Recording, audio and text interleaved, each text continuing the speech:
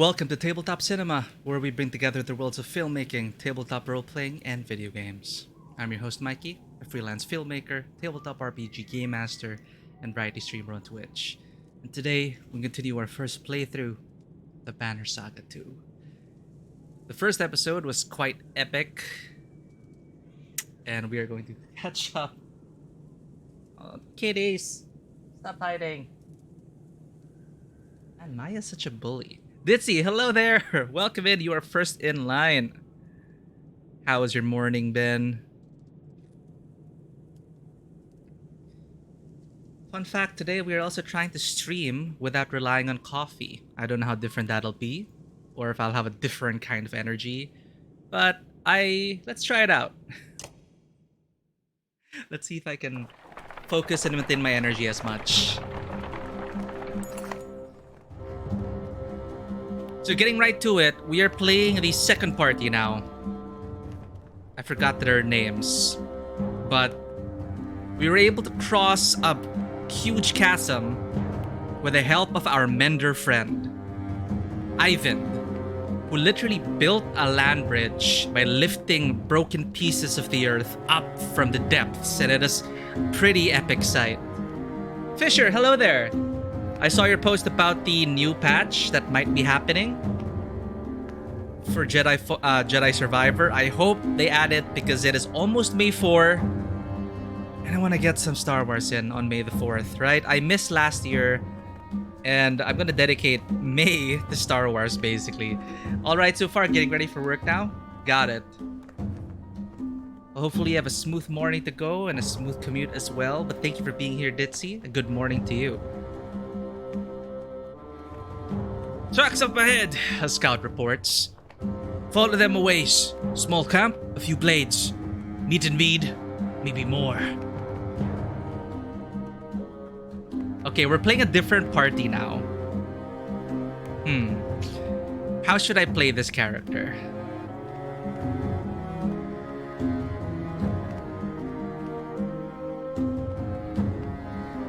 The Ravens, huh?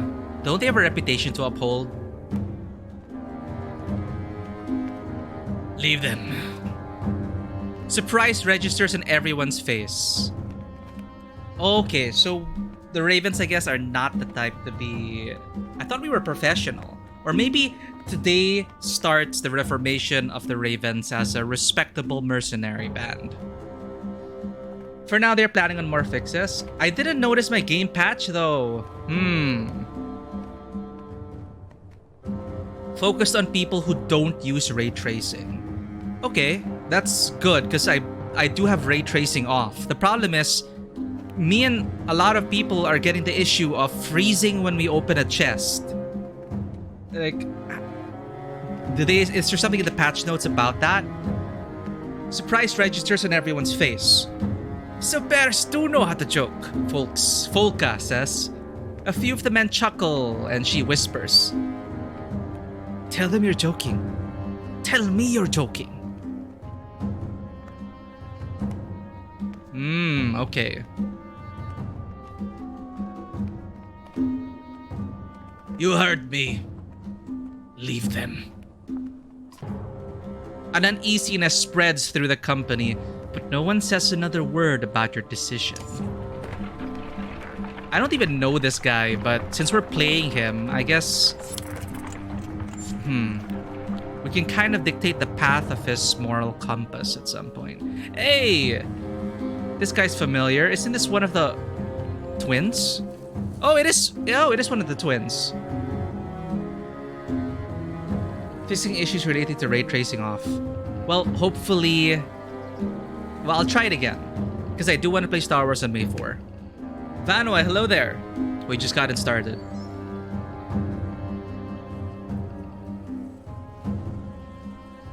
PC updates, please, please. A group of new recruits from Borsgard and the previous caravan are loosely gathered behind Mogun, a skilled thrasher with a scar across his face. Felt like a good time to introduce myself. Mogun. Thought you were Rook's man. A good man, Rook. Too good, though. He couldn't enjoy the lack of gods and rules, the chance for fighting. There's a few rules to being a raven. Most important is following my orders. Of course, yeah. But what about this giant cart that Valka has us lugging around? Something in his tone signals a primal warning inside you. That has nothing to do with you. Well, the way we see it, he motions to the fighters around him. She is no longer around. Let's break it open and look at our riches.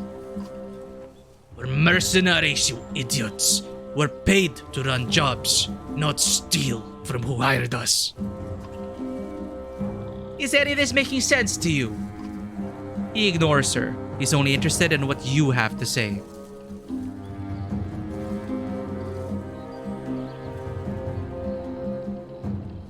The cart stays closed. Or...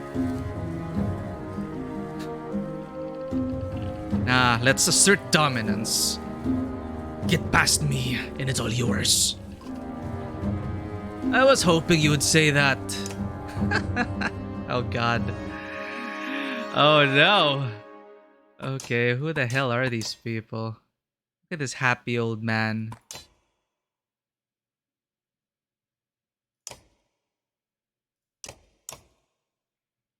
Yeah, I am feeling the lack of coffee.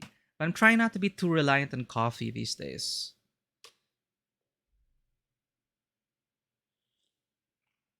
Hopefully it still makes for an enjoyable show. We'll try again, we're trying today without coffee. Because ever since I started streaming, I've been having coffee every time. Time for some behavioral training. I guess, coffee is okay. I only drink it for stream. I don't drink it any other time. I only drink it for the stream out of necessity. But I'd rather not it become a necessity. But it does help. For those who do have ADD or ADHD, coffee is actually proven to help with your focus and clarity of mind. Like if you don't want to take meds for ADD, coffee is an okay substitute. It works for some people, and I realized that it does work for me. But today I was thinking, hey, I'll just have some tea today and see how it goes. I don't want to rely on coffee as a crutch. We'll see. Oh, sorry. I thought you were talking about not having coffee. But it also does apply for the punk in the game, right? Mogan is one of the people of Rook, and we gotta... Okay, so we've been playing Rook too nicely, but I don't know now if Bulwark...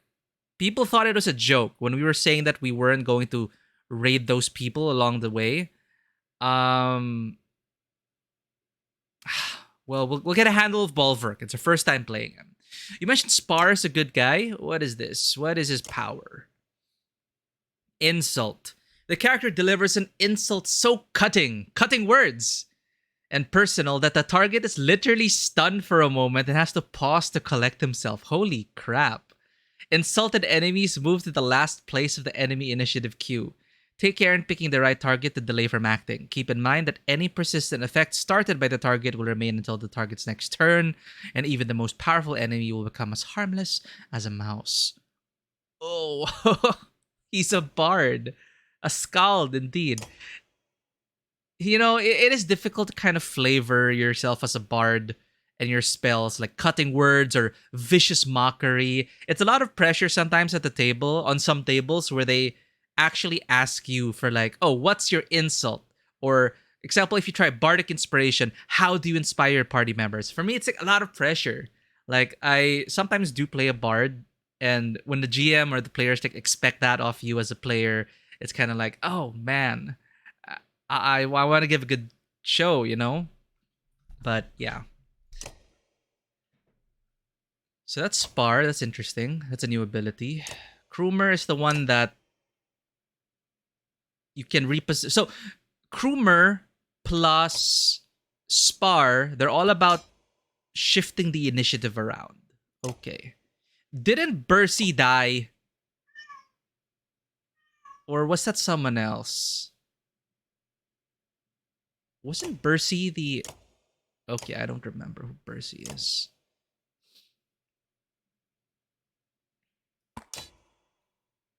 Folkas is what? Champion. The character stands ready to insert herself between her allies and any attacking enemy. Adjacent allies have all damage from attacks against them halved. Shield Maiden.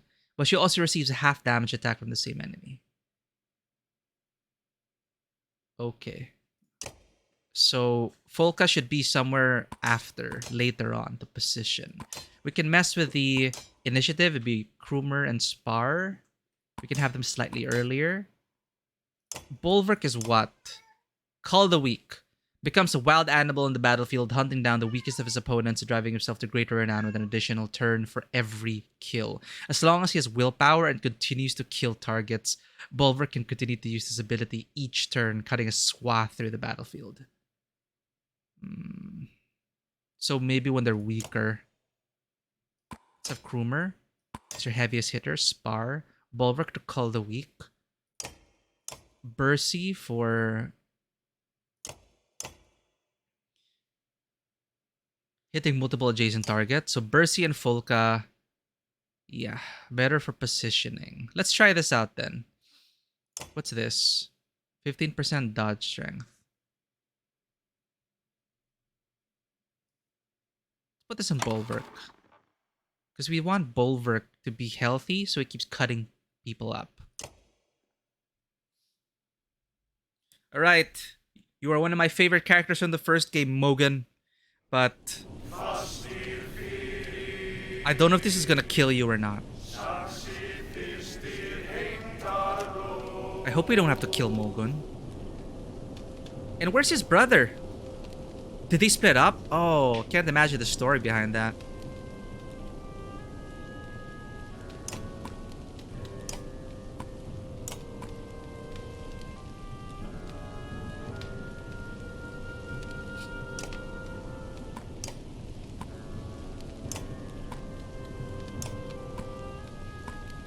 Take him from that flank. Let's go. Andy Raven gets knocked something. I don't know. Bonebreaker, hello there. Gonna shout you out as well. Haven't been able to catch your streams lately. But I do notice that you've been collabing a lot with Denma. And there's something about Mayden Fair. Well, that's some fair that's happening on Denma the Replace. Right off the bat, let's take this person out of the board. Goodbye, lady. Where's your brother? Ow, ow, ow. Ow. I love the flailing though. Stabby, stabby. Actually, insult. No, he just acted. Oh, he's acting again. I insult you!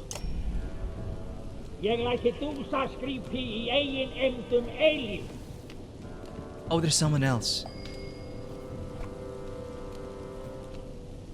Call the Weak.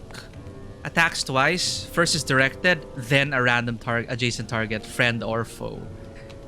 So you don't want to be near Bulwark. Which is interesting because Falca is all about being next to your teammates.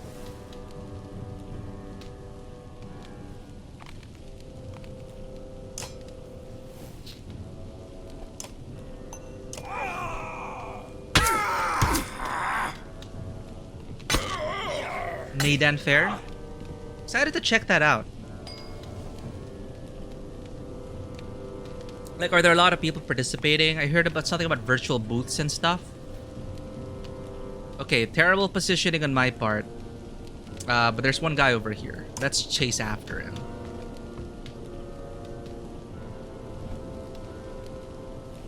Oh, you're on vacation this week. I see, I see.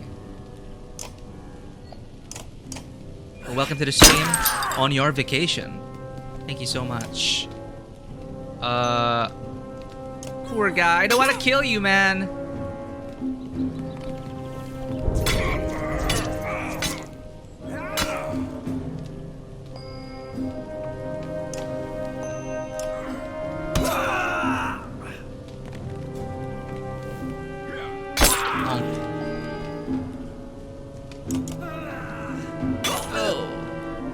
I got his item.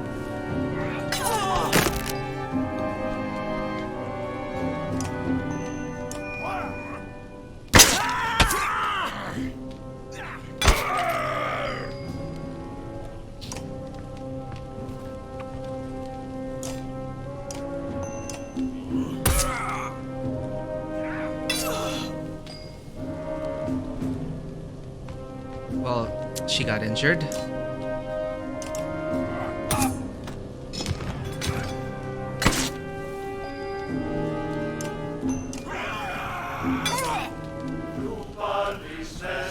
Oh shoot, water damage incident. Ooh, that sounds pretty serious, Bonebreaker. I hope you'll be able to clean that up fairly efficiently. And it's a good thing you caught it before things started collapsing.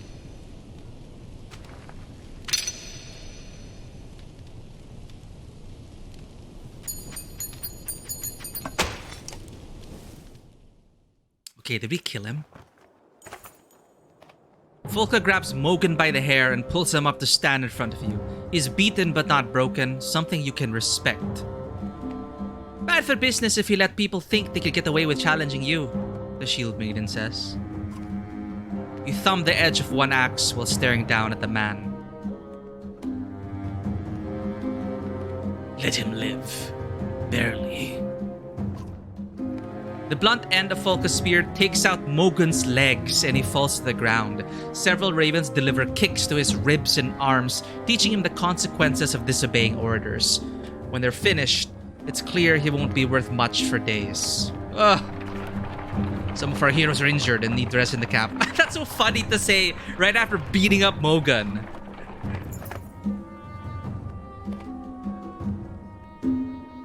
Take some of the cupboards off the wall and have to wait until it's dry again. Alright, so it's just a matter of patience and perseverance. A commotion draws your attention into the nearby woods.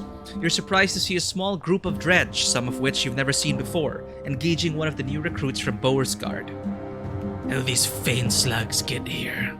You ask, though no one has an answer. The tattooed fighter is noticeably drunk, but he lobs two black axes in quick succession at an approaching scourge. The axes find their mark, shattering stone armor. Continue watching the man's performance. The man throws another axe, again scoring a hit. His confidence is bolstered to the point of muttering a victory chant. With his last axe in hand, he heaves the weapon, but it goes wide. Oops. The scourge closes the distance and slashes the man across the chest before signaling for reinforcements.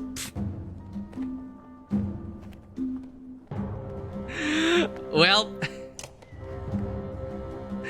this is a good start.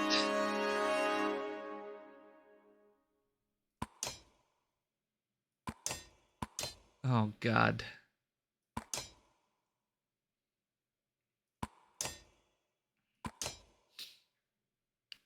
Krumer goes first. Bercy and Spar. Bulwark for culling the weak. Mogan for flailing. Volka for reinforcing the front lines. Okay. Was he just injured or did we lose someone we could have recruited? Oh, he dead. Well. Oh, great.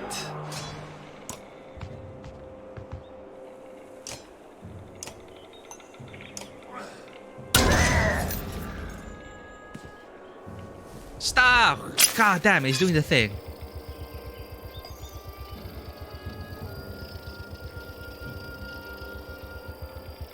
How do I insult? Okay, 1, 2. Move 2 steps.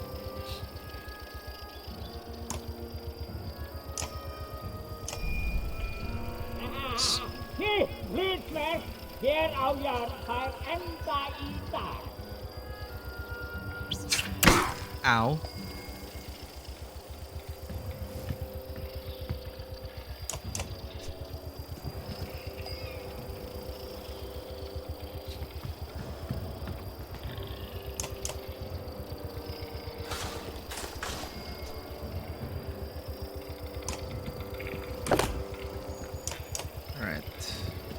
It's gonna hurt.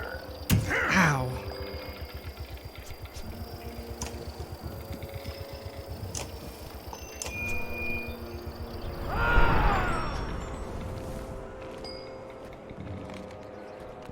What happened? Oh, he called someone else. Never mind.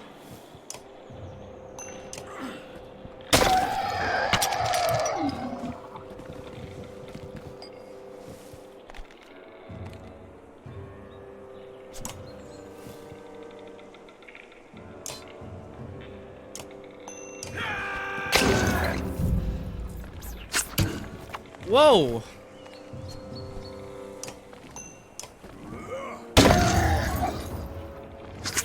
That is heavy.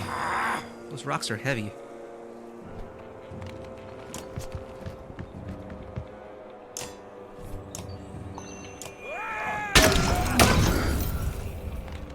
At least he attacks twice, so that's good.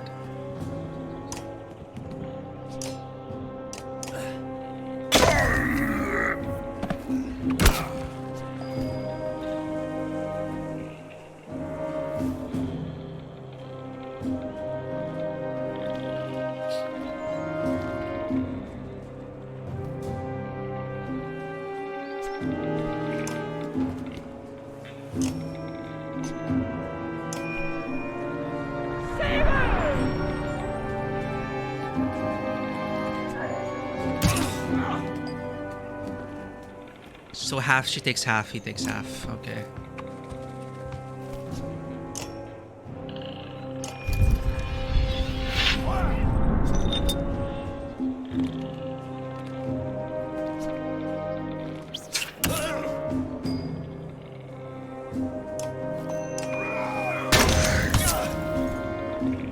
Huh?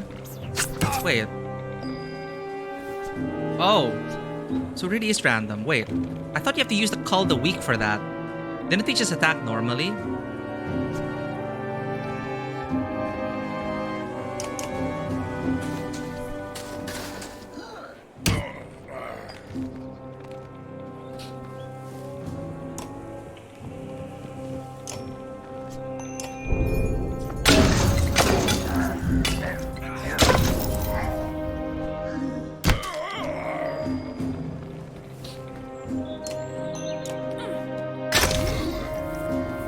Oh, okay, so it's a passive.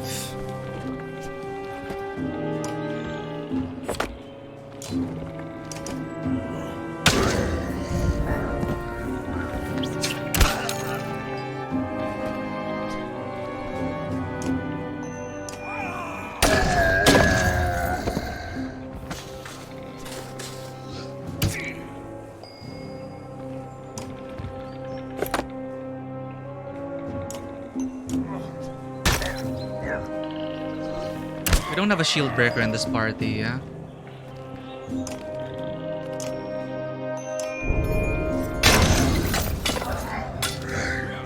Well, I guess Mogun could be if you roll well.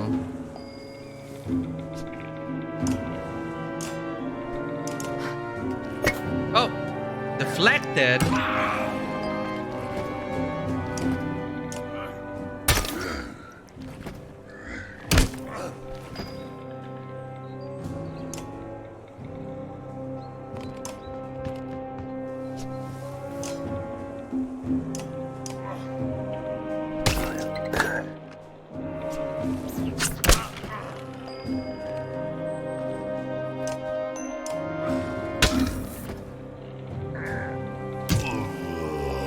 Yeah, Fisher, that makes total sense. Just being recklessly today.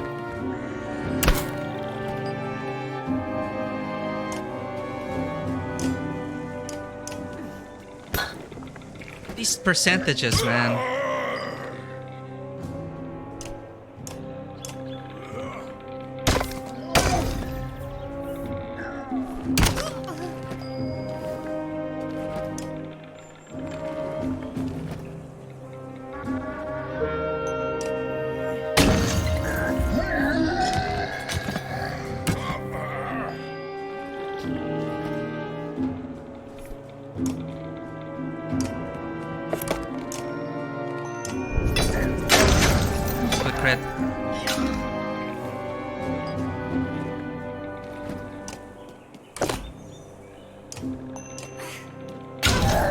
the weak gives him an extra attack. I believe you get a kill with it. Got it. So it's a passive.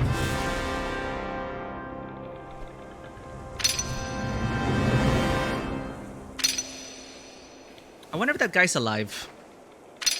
The one who got slashed across the chest. Thank you. That was pretty rough, but thank you. Oh, he is alive. The axe-throwing mercenary slowly gets to his feet, gently rubbing his bruised chest.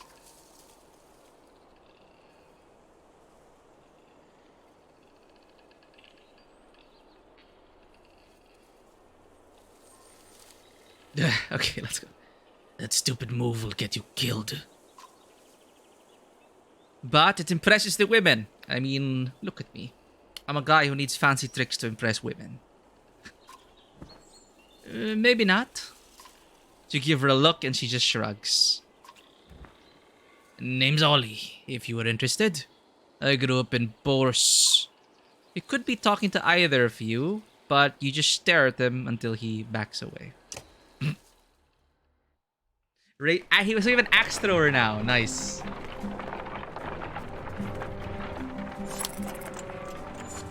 We need supplies. Ravens in the air as ravens approach. Ollie says with a slur.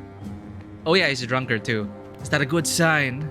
The small village ahead looks well fortified with a few bodies outside the fences being picked clean by the birds. Your caravan moves closer but stays out of the arrow range.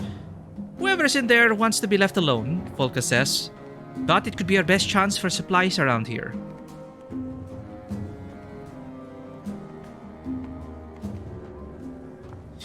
Approach the village stating your needs.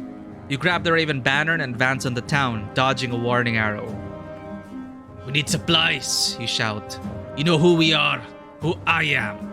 A few moments pass before several more arrows zip past you, one grazing your shoulder near an old scar. Begin the Raven song and charge. The Ravens pick up the song, crooning harmonies which unsettle the villagers as you all rush the barricades in a solid wall of shields and fury. Right, Bonebreaker, good luck with the water damage. Krumer's injured, -3. Oh no. Here's your heaviest hitter though.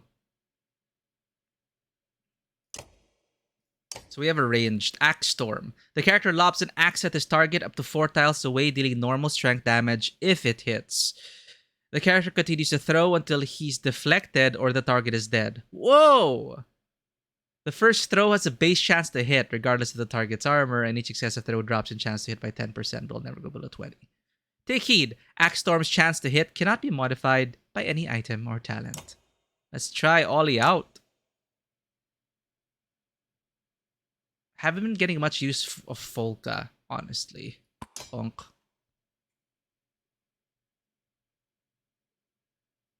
Actually, we should promote these characters. Wait, why does he have 2 items equipped? Eh?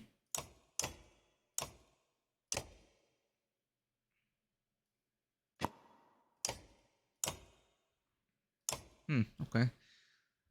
I think I want crit chance though. Oh wait. Okay, this is a bug. We have like a duplicate.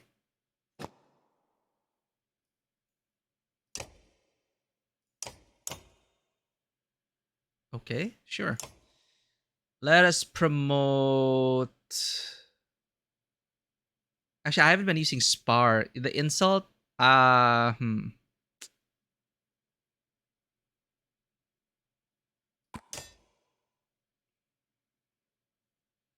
Percy and Spar, Bulwark, Krumer. Let's promote them.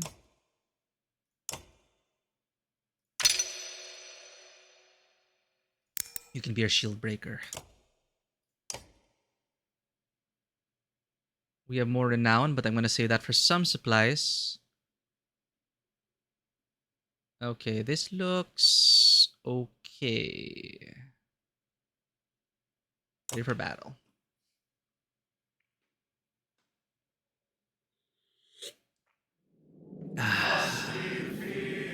Oh, obstacles.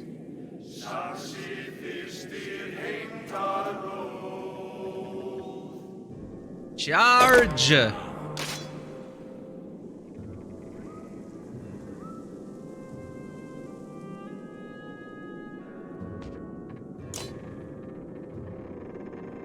This one.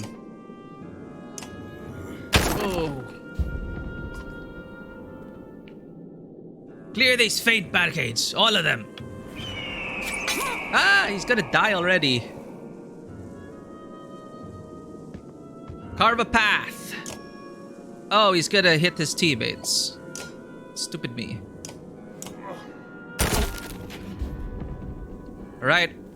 We have an open path.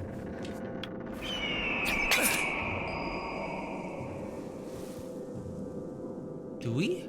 Or don't we?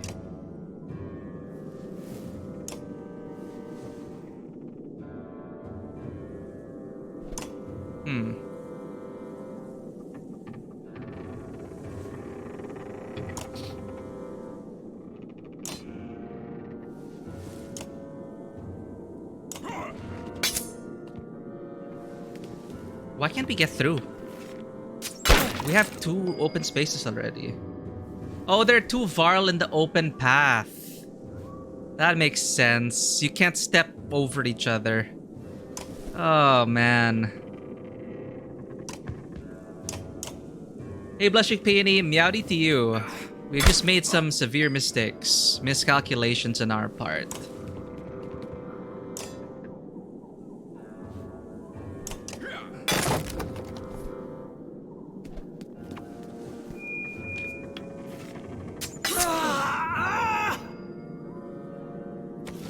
Shit, we're just getting picked off. Deflected?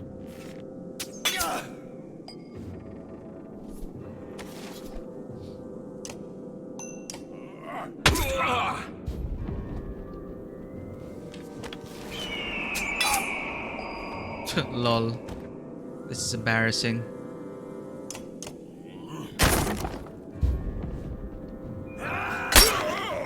We lost in the positioning.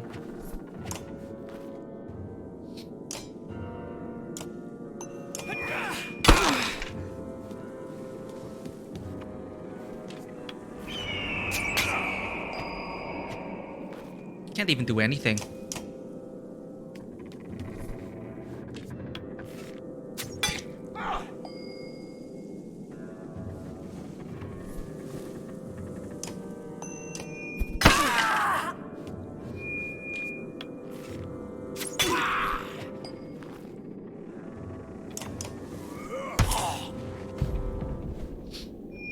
So embarrassing. Oh my god.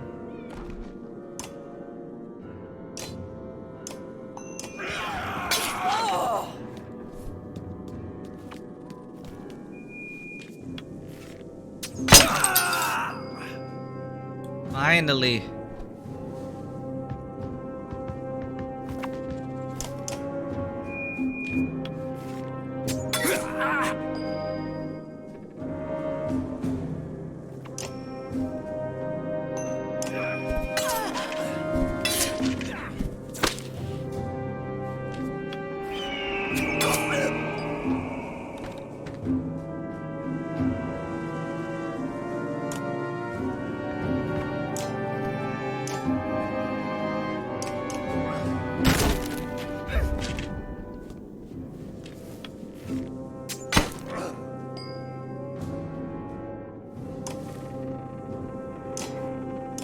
Definitely gonna have to get supplies after this. Yeah, with the barricades especially.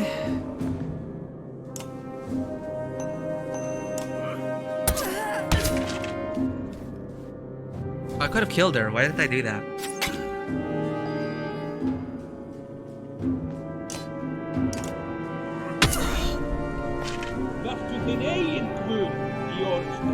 What?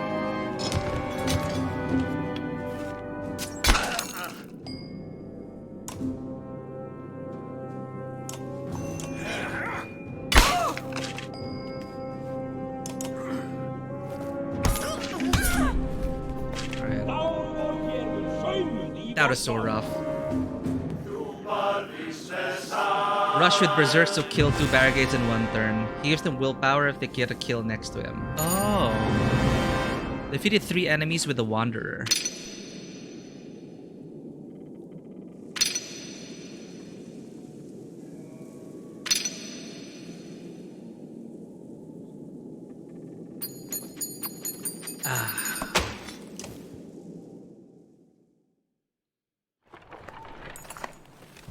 Kick down the last of the barricades to find a dozen or so remaining villagers huddled together. Some have bows but no arrows. The others have thrown their blades to the ground. A man steps forward. "I'm Friedrich, the oldest of us," he says. "We've been fighting off all types from Ormstalder for 2 weeks now, just trying to protect what's ours." He looks back at his people and says, "You won't find us begging for our lives." Volka pulls you aside and says, "They know how to put up a fight. They know how to fight, so we'd be stronger if they joined us." You pull at your beard. "Or I could make them gather food for us." We have so many fighters already. Bercy could use his ability to break them. What is his ability again? The Tempest thing.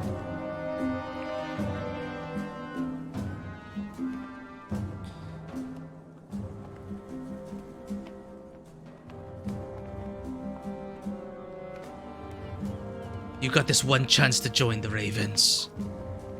Friedrich pauses only a moment to consider your offer. "I doubt you'd leave us with much to defend if I said no. You got no choice but to fight at your side." You grant your approval to Volka, and she takes over introductions. I need supplies. Spar, an old wanderer who joined the Ravens over half a century ago, points at the tents on the edge of the village. "Looks like the merchants are still here. Maybe they were being forced to stick around."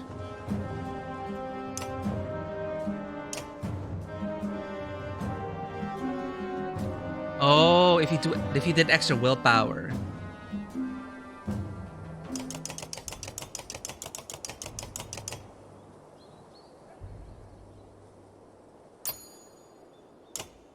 Rest. Heroes. How many more days do we have to rest? 2 days. Let's rest for 1 more day.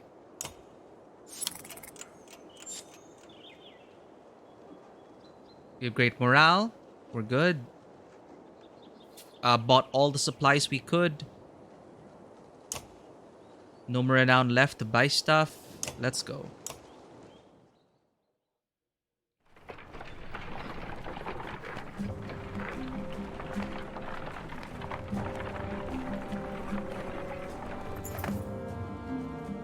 I noticed the others aren't so good at spotting food, Ollie slurs.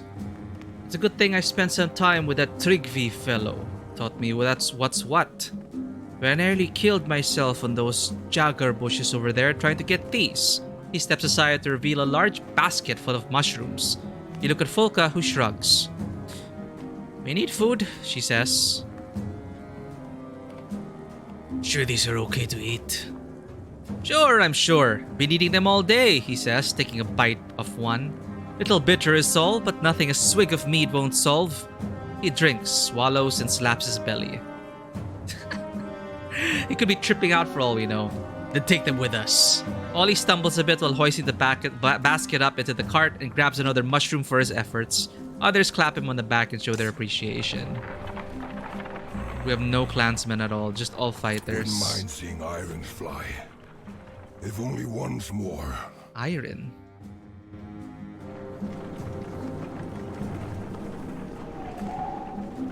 Do they really show you the actual number of fighters you have? Or like a close estimate to it? Another guardstone. Remember the last time we saw this foul, eh, Blood Axe? Shut up.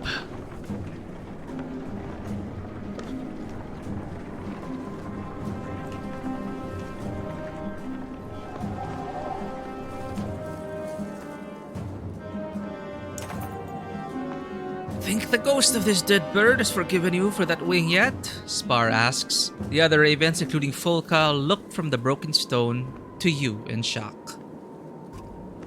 Aye, the old man says. We were here nearly 40 years ago, same spot as now. Only a dozen of us left to the unkindness then. Better men by twice than all of you. There's rumbling, but the ravens keep listening. We'd run a job for a man. Pfeffer or Feiner, more like, he says, spitting at the memory. He set us up to take the fall for some of his other deals gone bad. We got surrounded here, and this bear of a var loses his mind, grabs a tree, a whole tree, and starts swinging. Spar starts coughing but recovers. Nearly killed us all, but old Iron took a hit like no other, and there you have it. The excited ravens start asking you questions, but Spar is all too happy to answer. Inspect the damage you once caused. Others leave you alone as you near the giant stone, placing a hand on the broken wing. It was an accident. You know that.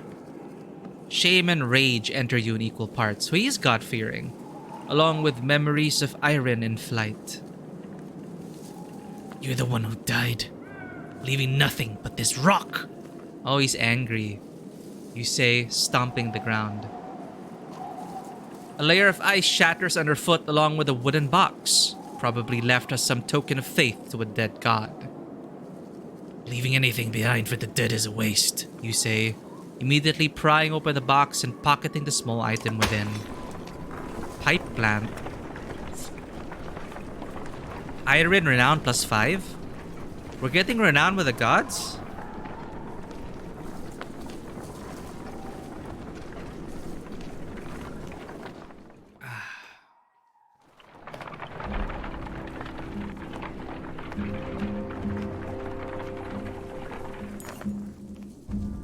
Cold creeps under cloaks and forces the ravens to huddle together as wind whips around you. Snow begins to blot out the worm-scale mountains in the distance, and you're forced to call for an early camp. Rising from your sleep, you begin pacing, occasionally drumming your fingers in the top of the large cart. A motion in camp draws your attention. Walking towards it, you hear groans and see Folka's shield rising and falling erratically among some furs. Humans, you snort, but the shield flips away, revealing a dredge grunt staring up at you. Stepping back, you bump into another dredge. Looking around, the entire raven camp is a swarm of stone-armored bodies desperately reaching for you. When your axe lashes out through nothing, you realize you were dreaming. An unexpected sadness swells in you, like you've let everyone down. A few of your ravens are watching you, smirking, but your growl makes them look away. You decide to walk the perimeter alone while everyone else slowly awakens. Hey Fisher, oh, we did... Speaking of challenges, there's training now. We did one. I should check. Here for another pissing match? Holfie, your quartermaster asks. Or are you begging me to show you how to really carve up some foes? What can you show me? Lots of neat little deadly tricks, Holfie says, walking into the large tent. Try to keep up. You're berserk, and they're all impressed, Holfie says before spitting. But if you lose it out there in a fight and start killing your own, well, then you're just a pain in the ass. So, let's start with you and the Shield Maiden. You consider what he's saying. You feel up to the challenge? I'm ready. Then start swinging, Holfie barks. Yeah, I noticed like the renown reward, so it's like making you do training. So it's like, okay, let's try it. Use Bulwark's Frenzy to kill 2 enemies with one attack. Use a champion to protect an ally from attack.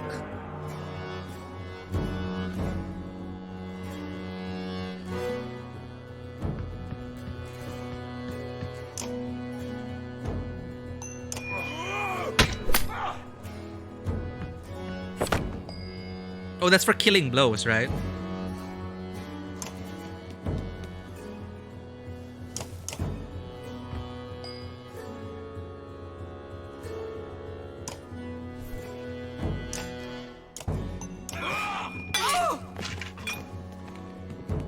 Bulwark, you must drop your first target with a single hit.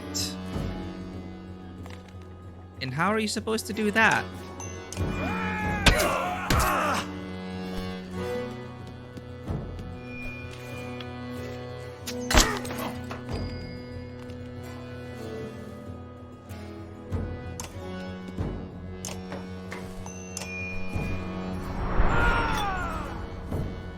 One ally is protected by Folka's champion.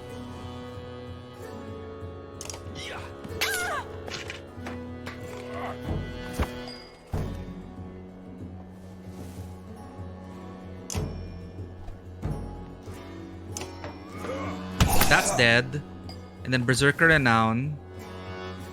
And then I get to do act again.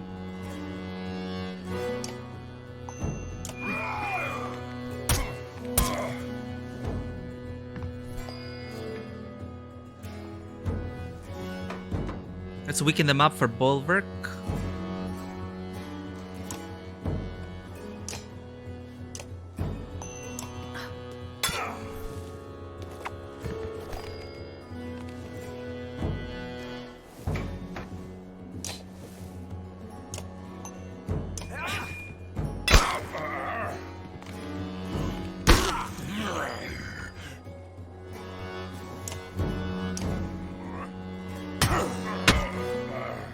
Alright, we should be able to... Uh-oh. That's not good. You broke the armor first and then attacked them when I could one-shot them. To do armor breaking stuff. Got it. Alright, Bulwark, do your thing. They're 1-1. But he's 1-1 also. So they got a chance for deflect.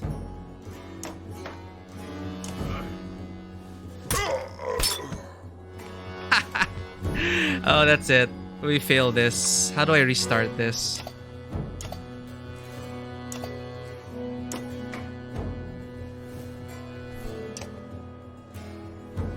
Let's keep trying.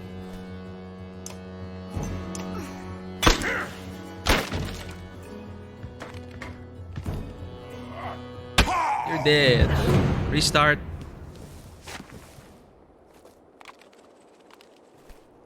Wait, we got Renown still?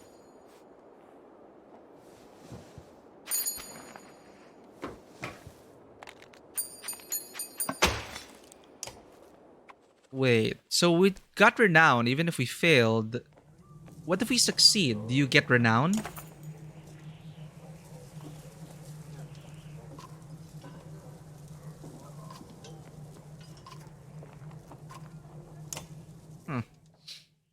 Okay. So let's get the... So we got the Renown already for one of the achievements. So... Oh, it's randomized.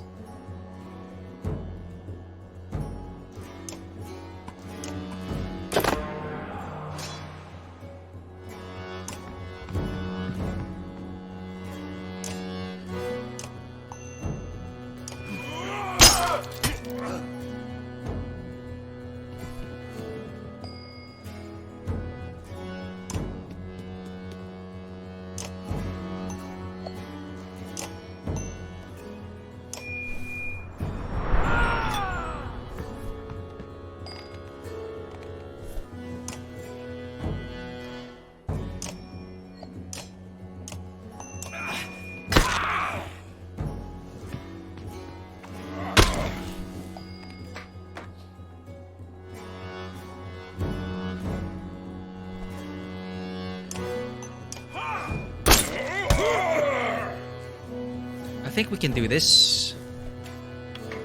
But you need Folka to get out of the way, right?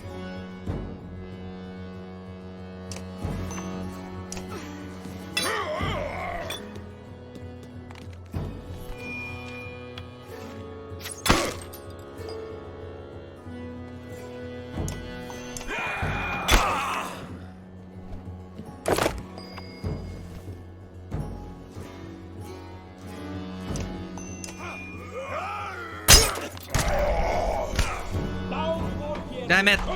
Because there are 3 targets around.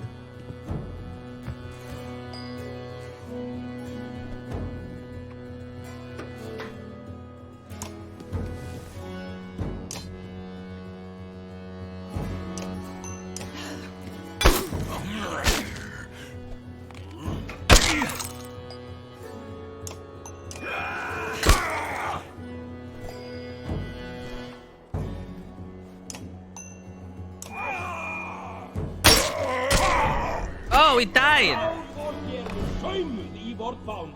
Stop it, Bulwark! You gotta kill 2 enemies with 1 attack.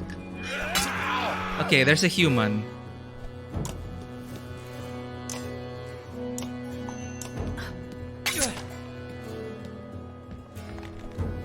Have fun making food, Fisher. Oh, he died. God damn it. Okay, we just need to get that frenzy objective.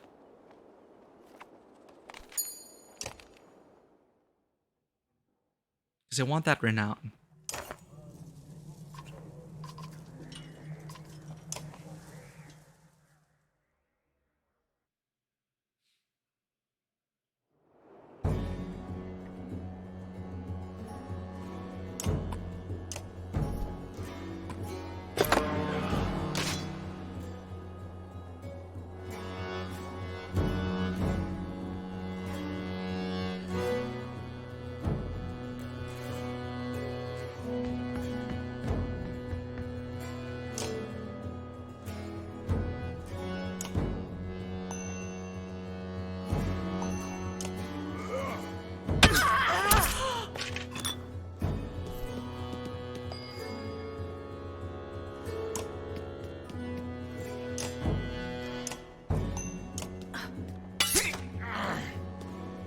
I should get the humans. Archer's gonna be a problem though.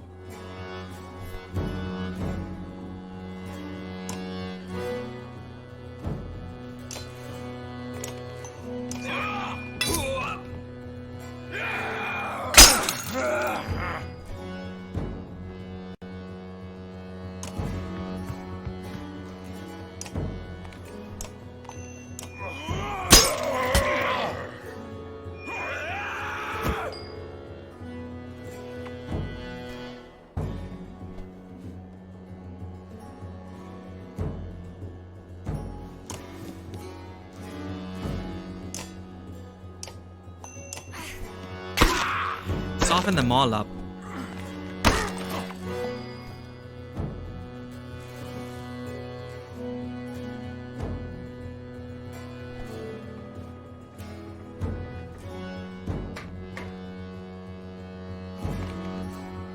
I think Bulwark can already take out these 2 enemies.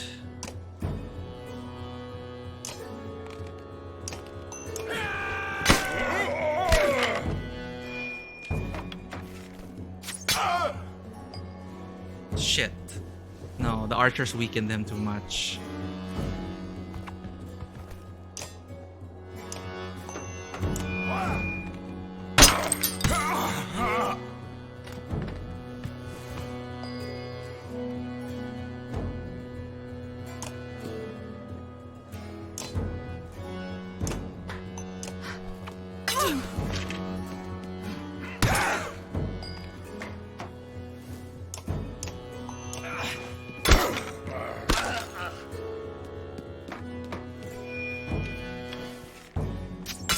Damn it.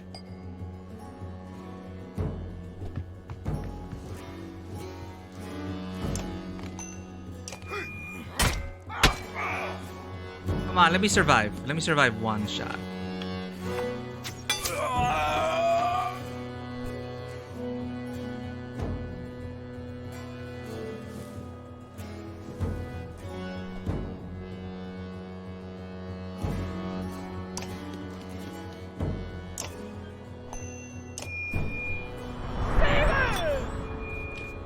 Oh, he's dead. Fuck!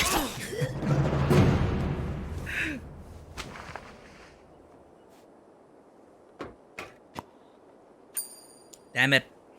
This frenzy objective is so annoying.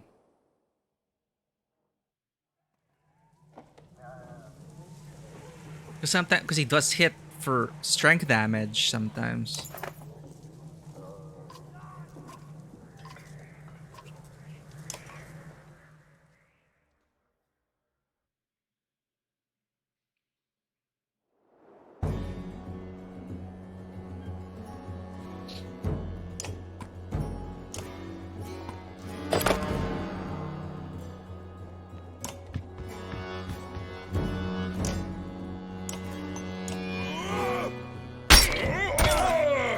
Jesus.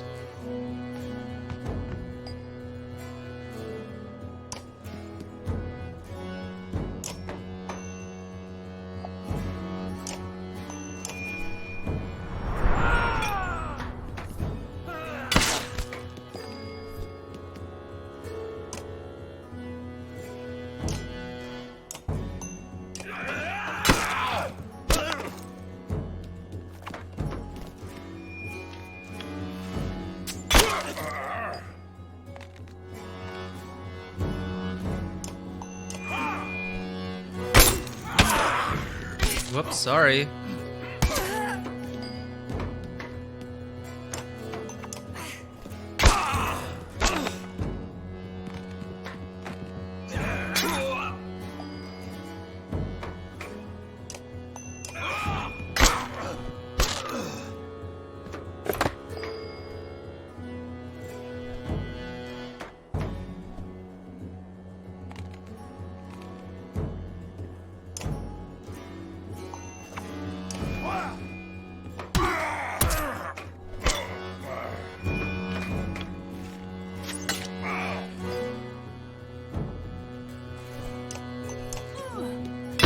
Come on, set him up.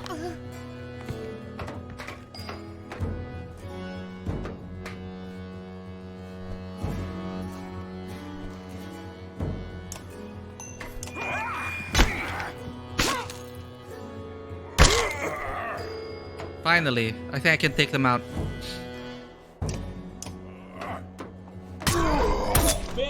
Oh, you asshole! There's a freaking enemy. I didn't. That guy was adjacent.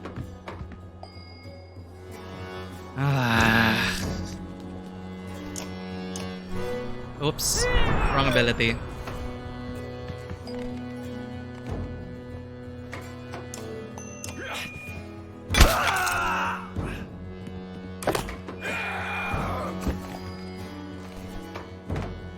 And now another adjacent guy. Okay, I see what they're doing with this.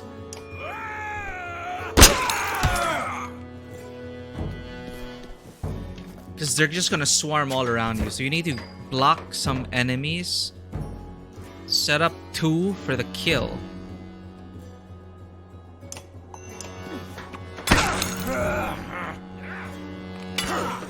Well, he can't anymore.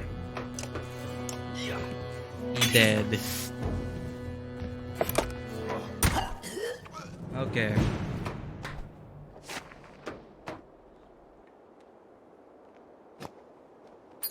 I don't like these challenge battles. I just want to play the story. But I need my renown.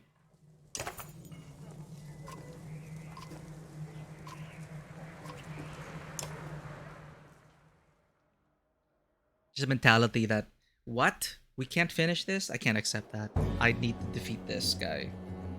This challenge.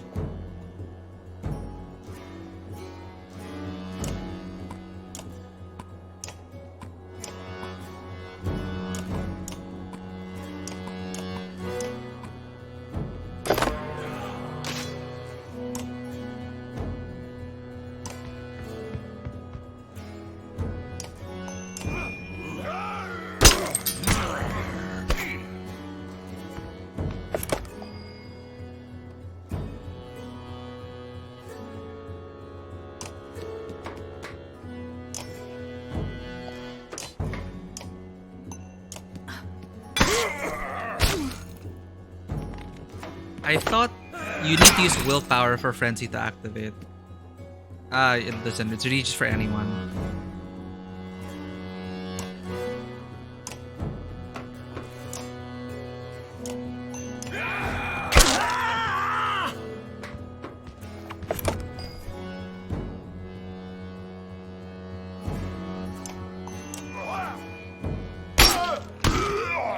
Well, he died! Come on!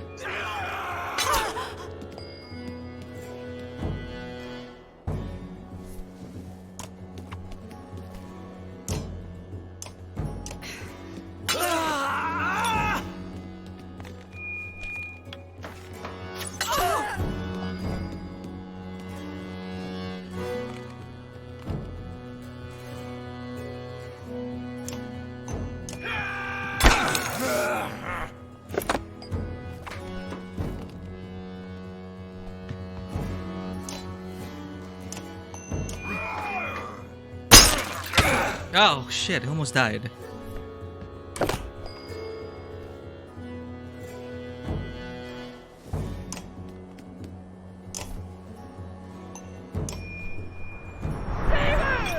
Got one.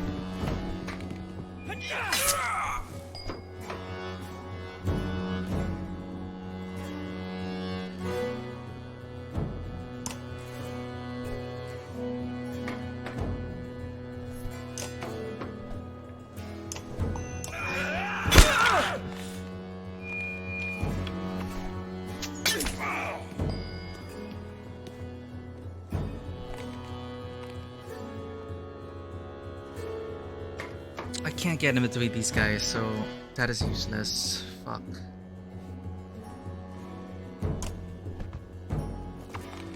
What's called a week?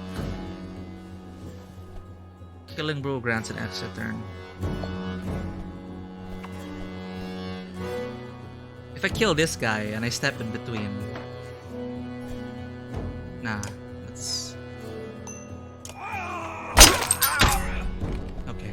I dag skal varin heiður ætta vorra.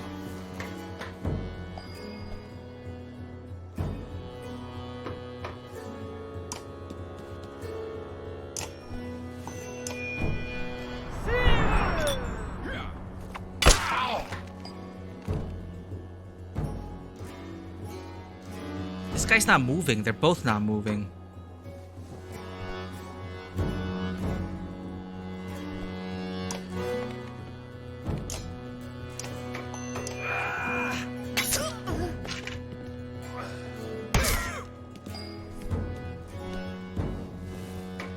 Can you move here, please?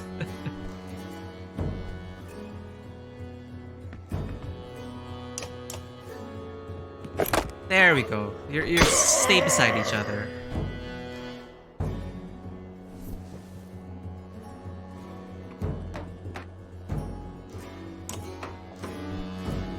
But this guy might also be a target.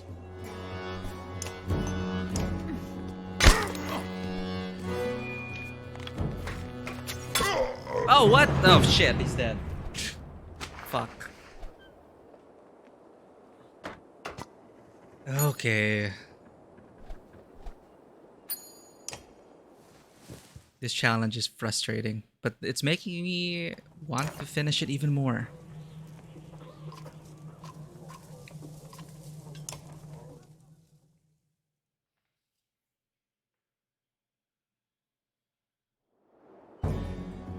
Okay, the archers, the humans, easier to kill.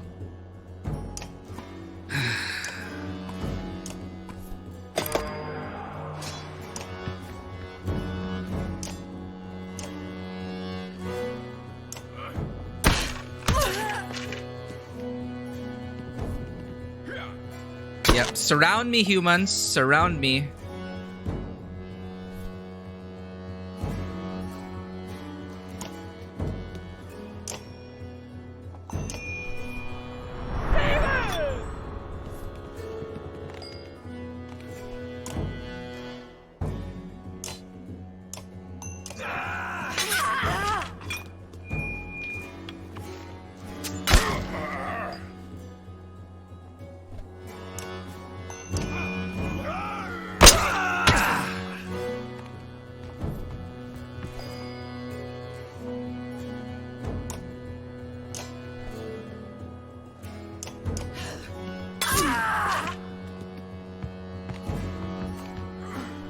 Shit.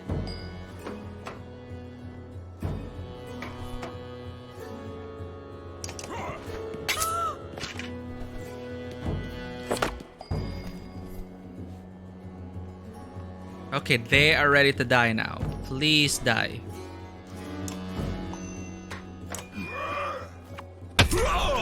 Yes, finally. Oh, so annoying. You can finally continue with the story. Give me my renown.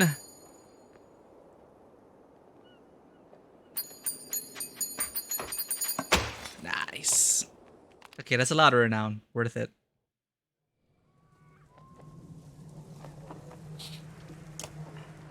Anyone injured? One day. And we can promote Krumer.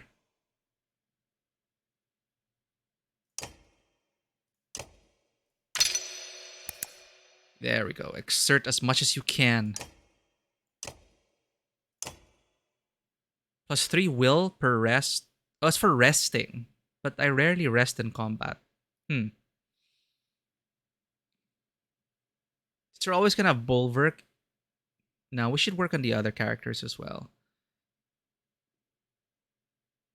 Who needs a buff? Spar, maybe? Spar could also be a shield breaker.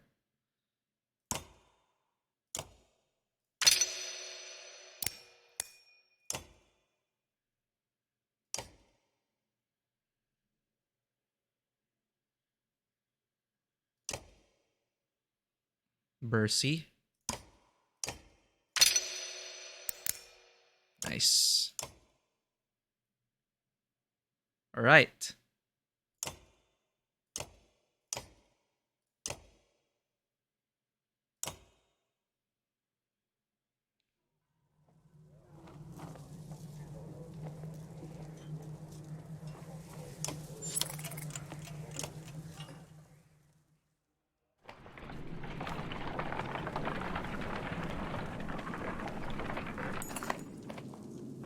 Around to hear you yelling. A harsh voice reaches your ears, followed by the laughter of several others. Your abrupt halt alerts Falca, who immediately signals the ravens to fan out and draw their weapons. Investigate. Over the next rise, a group of 10 haggard fighters and a few Varl surround half a dozen peasants in a broken wagon. A woman spots you and shouts, "Help us!" But a punch to the stomach drops her to the snow. The fighters turn, ready to fight. Supplies, fighters, clansmen. We need people to forage for food. Charge! The man's confidence melts away and he and all his fighters flee from your assault. You give chase for a time but soon return to the wagon and peasants. "Thank you," the woman who was punched earlier says. "I'm Sefa. I know you don't want us around, but if you're headed toward Bindal, we'll follow your path." "Fine, but your food is ours." "Payment for saving you," you say. "Payment for saving you," you say. The woman nods her understanding, but to your surprise, the wagon is nearly empty. "We'll keep our distance," Sefa says, "but we'll be behind you." You grunt and walk off. One supply, and they didn't join as clansmen. A couple of Raven scouts take off to check out the cluster of tents ahead. "Refugees from Ormsdollar," one of them says upon returning. "They've got a sizable camp and seem disciplined. They know we're here," the scout adds. "No sense in trying to avoid them." We take the lead and approach the refugees. A hooded man with a red spear greets you. "My name's Bak, and this is Lofun, your bulwark of the ravens, and... is this your wife?" You're confused as much by his question as by the fact that no one is with the man. What?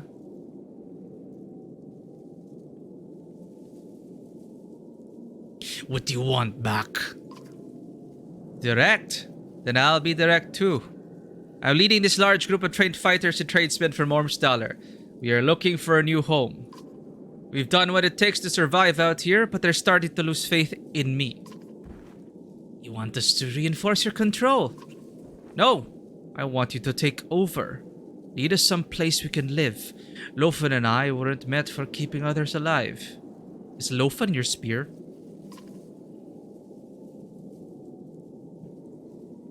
"What do I get in return?" "For one, we won't kill you." "Oh, I don't like that, Bak." Bak smiles, but there's no humor in his eyes. "We'll share the food we've collected and fight alongside you should there be a need." He stops and confers with his spear. It is Lofen. "Spoiling you, Lofen is. We'll even spread the word of how great the ravens are." "We'll take you as far as Bindal." Back kisses the metal of his spear and smiles. You have my thanks. Oh, Lofun thanks you as well. Yeah, we got clansmen temporarily.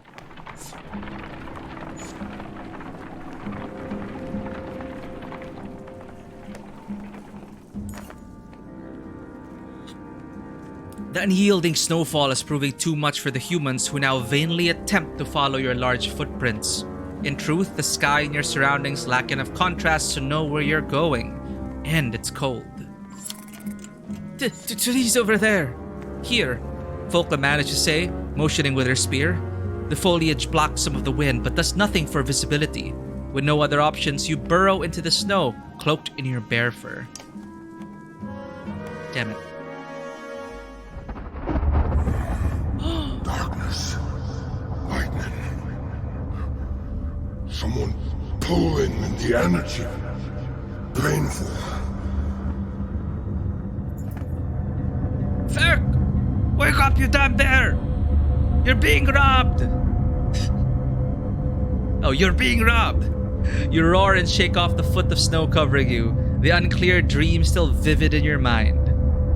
Back uses his spear, Lofun, to point east. Those clansmen you saved! They killed your guards and they're taking everything. Why do I not believe him? Folka is by your side in seconds, followed by the spearman. You sprint along the snowy path of the stolen supplies straight into an ambush by the bandits originally harassing the clansmen. Sefa turns and smirks. Oh. Well, this is what we get, right? We're not Rook. Why are we trying to be like Rook? Stealing from the ravens? You must have a death wish. Ah, we're ambushed, so we can't deploy. Nice touch.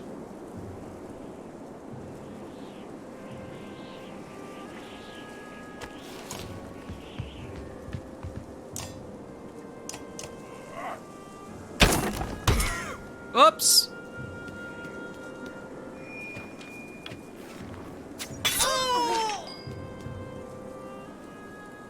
Hold up, that is one of our own.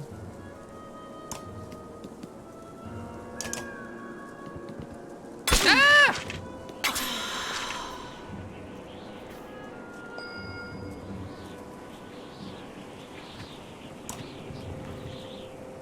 Pig sticker. Plus 10% critical chance per adjacent ally. Oh.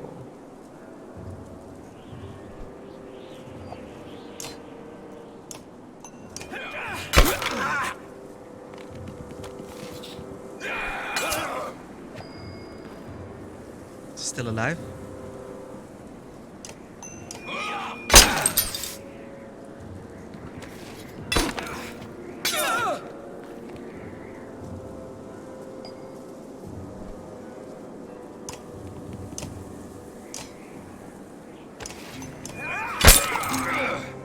Soften them up for bulwark at least.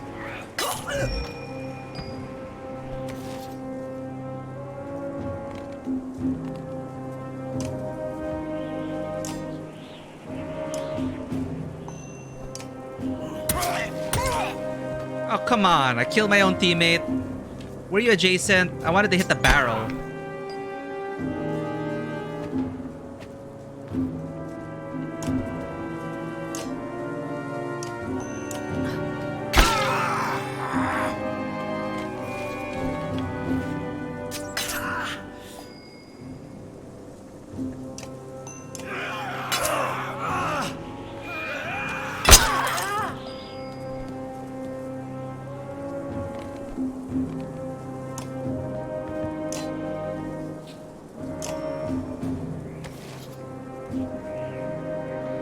How do I know if I'll kill her? Strength damage minus rank 1, rank 2, strength damage minus 1, 10.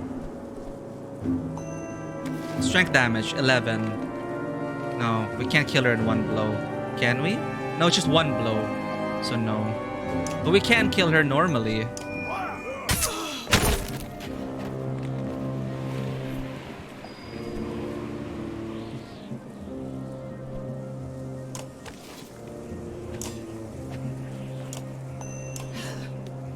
It's a tough archer.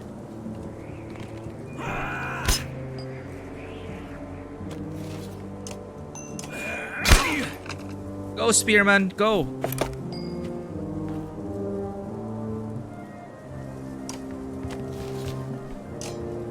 Call the weak. So I have to do some calculations here. 11, 10, 9, 9, 8, 7, 6, 5. Okay, we're good.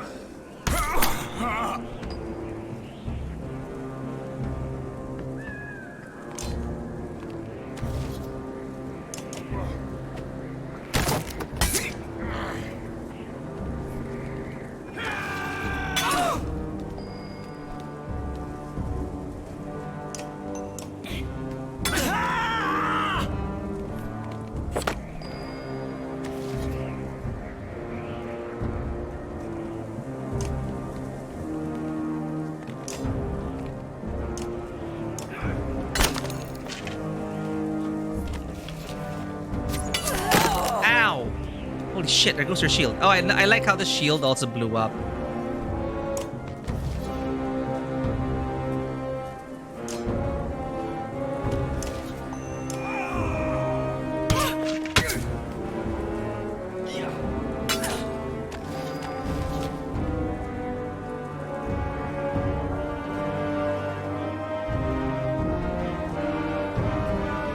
Who am I controlling?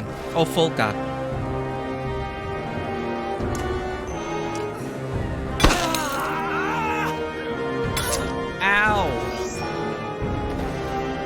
She's down.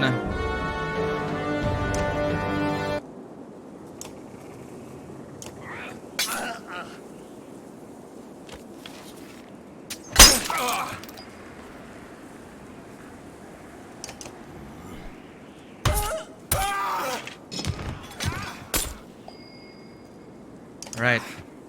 No stealing from the Ravens.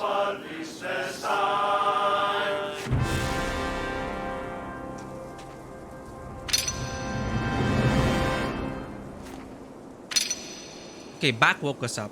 Good, good. I kind of trust them. Ish.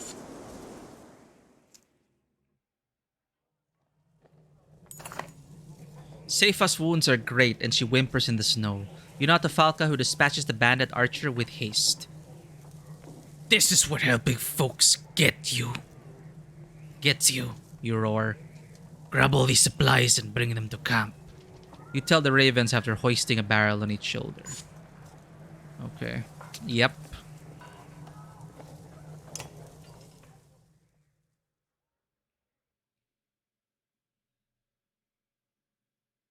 Back. What are you? Yeah, the pig sticker things. You want to be adjacent. So Back plus Folka, I guess.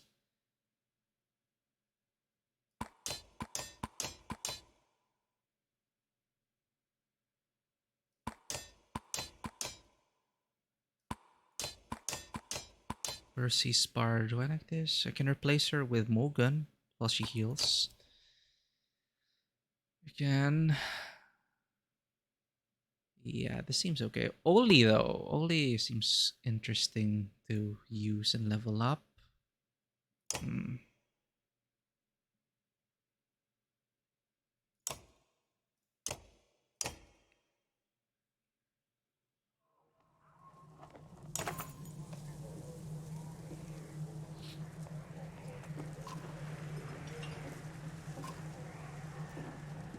Okay, new character. Let's see if you know what to do with that ugly drunk and the old man, Holfi says. Oli, Svar! Yan in here or I'll have you cleaning your own blood, yeah? Your own blood off my axe. You consider what he's saying. You feel up to the challenge? We get so much renown from these challenges, so worth doing. Alright, what do we have to do now? Axe Storm 3 hits. Insult Bulwark. Prevent Bulwark from taking a turn. How do you prevent it from taking a turn?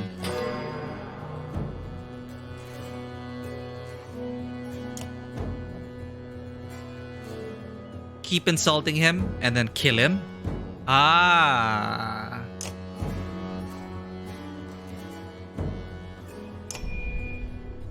Ég læsi dúsa skrifi í eigin emdum eilíf.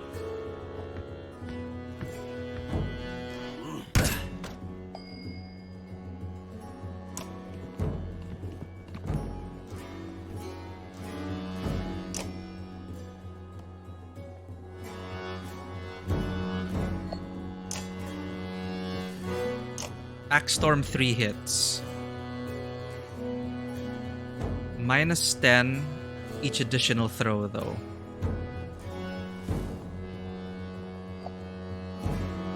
Nah, let's work on this guy first. Oh no.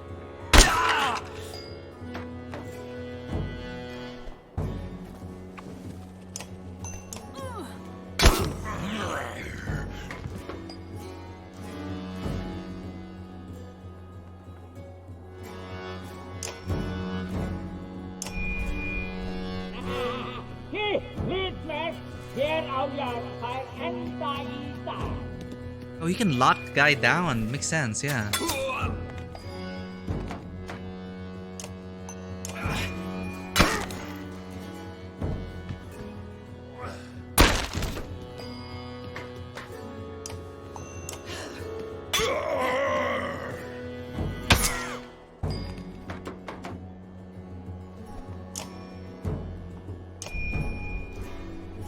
Þú verður aldrei hálfur maður á við mömmu þína.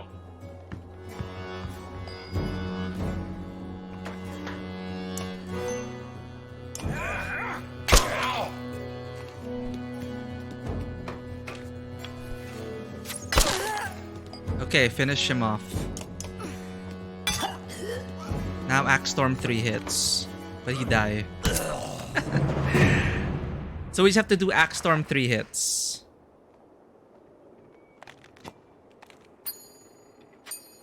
But we got already for that. So we just have to... Okay.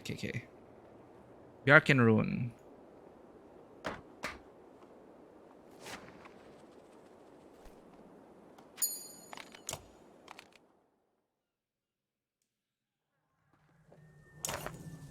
Wait, did we get Renown?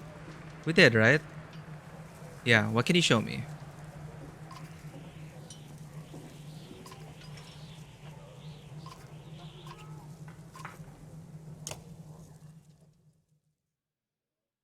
So you either kill everyone or do all the objectives.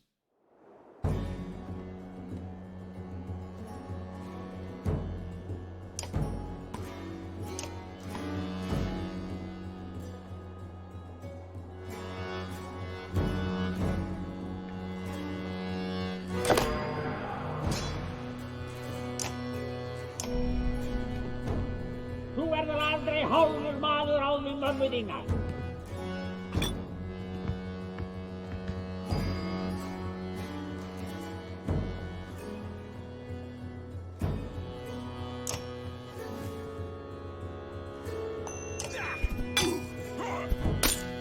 Deflect. Annoying.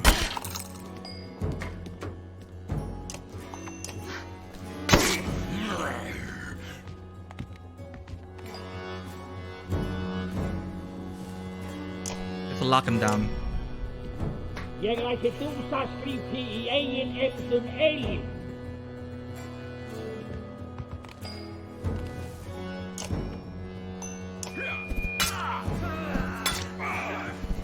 Yeah! Now we just have to kill him. Oof.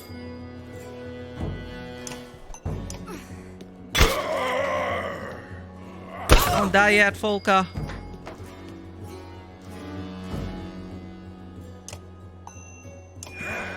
Stabby. Dodged! Dodged! What? Oh, you gotta be kidding me.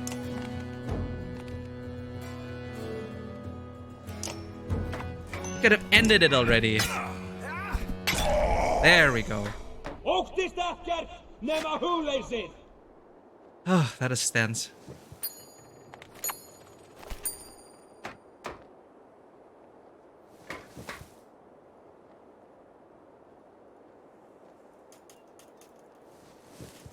Crude medallion. Another one. Always ready for promotion. Thank you, Vanua. Yep. Worth it. So much for now, and you get to level up your party. Which we will do. What are these items? Plus 15% dodge strength. So that's why I was able to dodge, because we gave him that. 15% to dodge. My god. Yeah, I am bugged out. It's like there are duplicates in my items. Let's bring everyone to 5.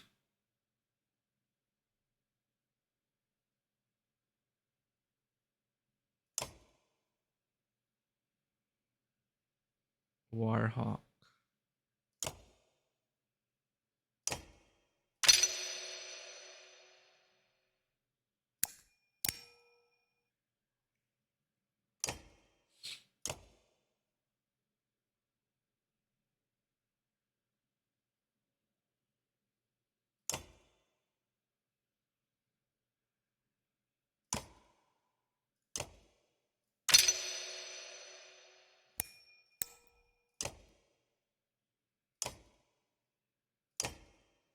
Mogun. What else can we give him? Nah, I think Mogun's okay as he is. Because he already maxed out effort, exploit, exertion, and break. It's maxed out. Does he need more defense? As a thrasher, maybe it's not as important. This guy you promote because you saved my life ish. Yeah, he did save my life. He woke us up. He could have like shanked us, but he didn't. Or could be the long game.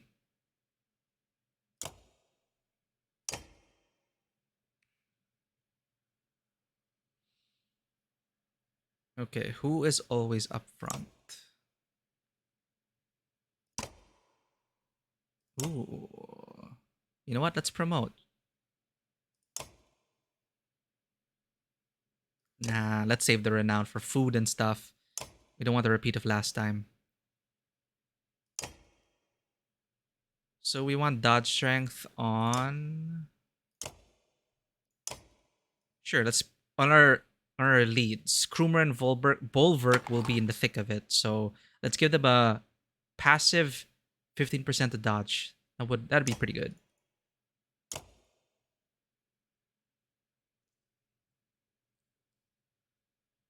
Spark and lock down an enemy at the beginning, though.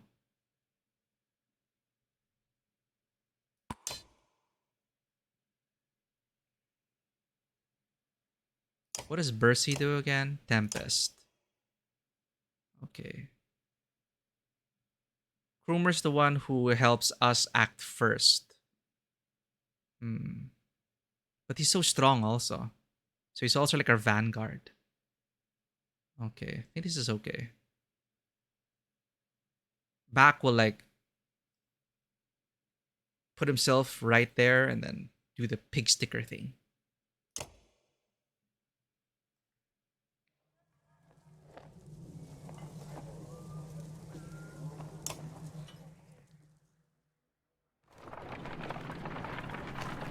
Some of our heroes are injured and need to rest in camp.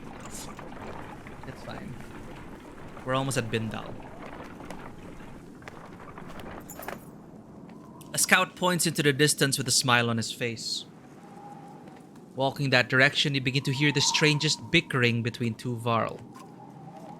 Now you've done it, Yut, says one Varl with a large shield and spear. Kept on until others heard and came nosing about. The other Varl glances your way, nods politely, and walks toward you while shouldering his axe. Don't mind my brother, Noka. He's a warrior. Noka? How do you pronounce that? Noka steps closer and shoves the other Varl with his shield. Yut Varl don't have brothers. And it's warrior. Warrior. Okay, another set of two brothers, quote unquote. You don't need to be blood to be brothers. Folka looks at you with amusement and confusion. None of the other ravens seem to know how to react to each other. Are you too addled? Not the nicest way to say hello, Noka says, extending his hand in greeting. And if we're addled, Jut says, stepping forward and swatting Nock's hand. Would we even know it? Noka says, well, you wouldn't, Jut, but I'd know. The spectacle continues and most of the ravens are now laughing at the absurdity. Kill them! They could be lowering our guard. Flush painting, it looks like Switzerland. You're right, it does. Well, this is very Norse inspired, so the terrain is very much Nordic inspired. I'm not sure what you're after, but we're not sharing food. Jut shakes his head. We're not after food, are we, Nock? Nock says, no. Well, yes and no. Jut agrees. Yes and no, that's right. We'd fight with you. Nock interrupts. For you, he means. With you. For you, he means. Jut looks annoyed. Nock, we'd fight for food, but we'd fight with this lot. What?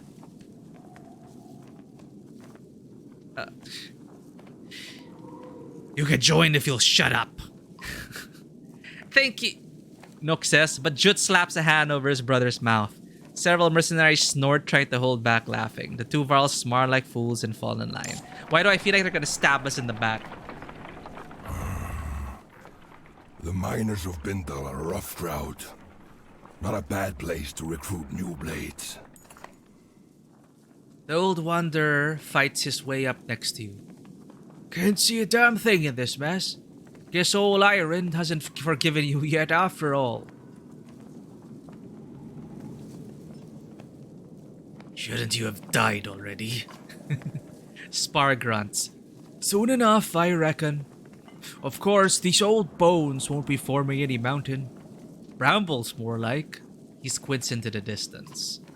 There's bound to be more people from Ormsdaler trying to find a new home in Bindal, Spar says. Crowded towns haven't always been good for us. What got you worried, old man?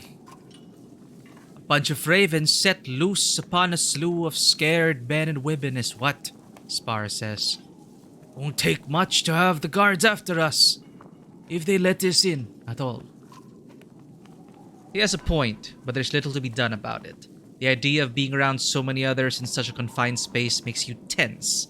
You crave a long hunt and sleep in solitude. Time to buy supplies. Wait, well, we used up most of it for a noun, right? Hey, look at the watchtower.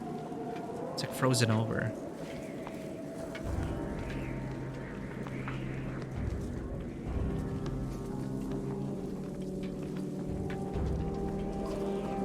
All of these people are looking for food and a home.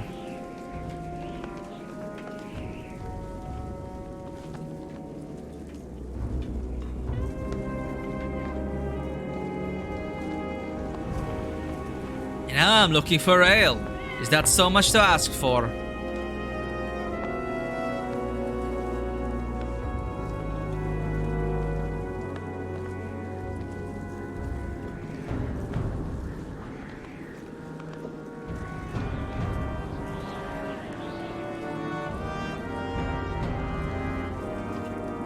I bet that Scat Tower already sent word of us being here.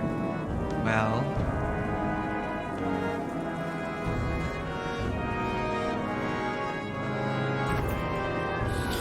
The snowstorm is worse than ever as you arrive at the walls of the mining town of Bindal. The gates are closed and you beat a fist against them. Open the Fane gates, you shout. From the wall, two menders look down on you, then recede. Menders? Soon, the gates open enough for half a dozen well-trained guards to greet you. Your one-eyed captain points and says, "Just you." Folka steps to your side. "Not alone," she says.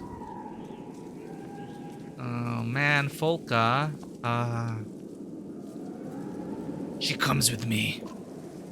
The captain takes a moment to assess the situation and nods. Before following through the gates, you bark commands to other ravens to stay close and vigilant.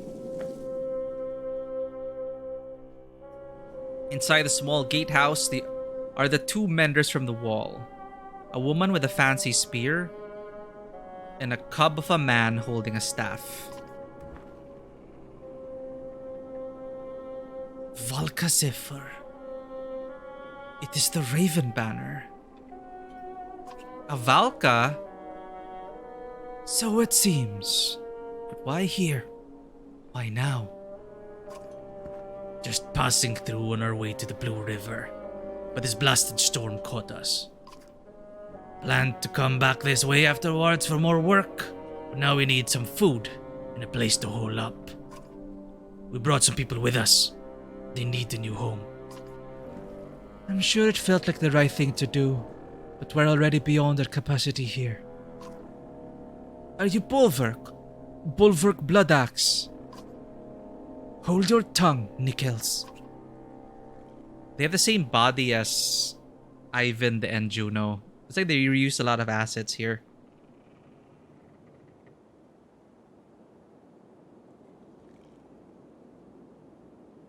What do you know about me, boy? I've heard all your tales.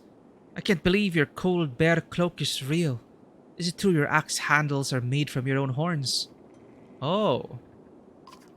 The older mender places a hand on the young man's shoulder. Wow. I never knew I was traveling with such a legend. You ignore her. Are you in charge here? Where is the governor? The governor left for Arberang a while back with most of the fighters to settle a dispute. The Mender Council sent me to bring the people of Bindal west, as we've heard too many rumors of Dredge. More than rumors. We were in Bosgard. Saw Bellower. The immortal Sunder. How did you escape? Immortal was a joke. He's dead.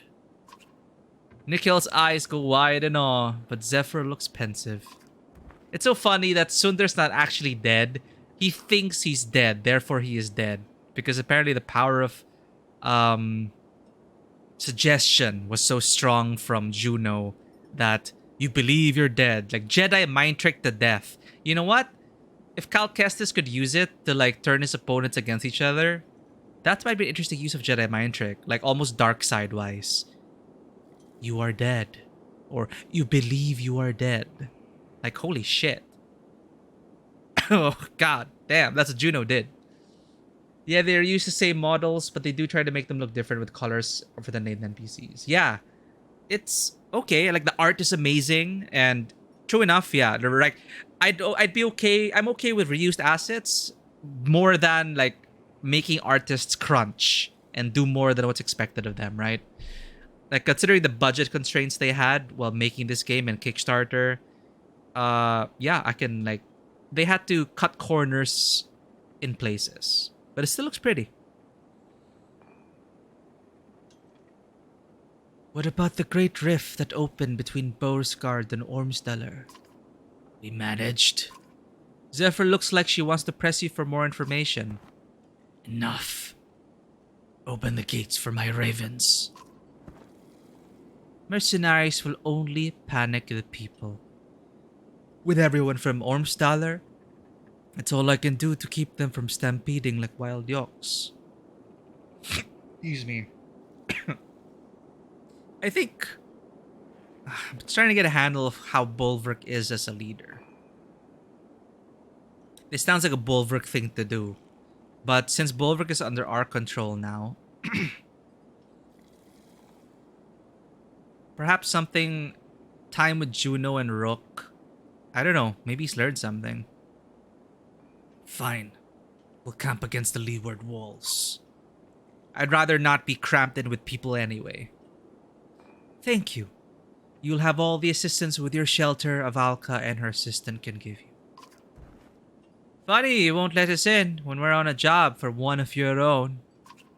You snarl at Folka for saying too much. She shrugs in response. I'm not aware of another Valka being out this direction. Who has tasked you? Oh, no choice but to say, Juno. Zephyr steps back at the name and studies your face for a moment.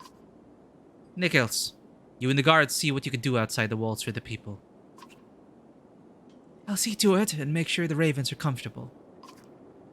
The young mender nods respectfully to Zephyr and grins at you, and Folka, before leading the guards to the gate. Ooh.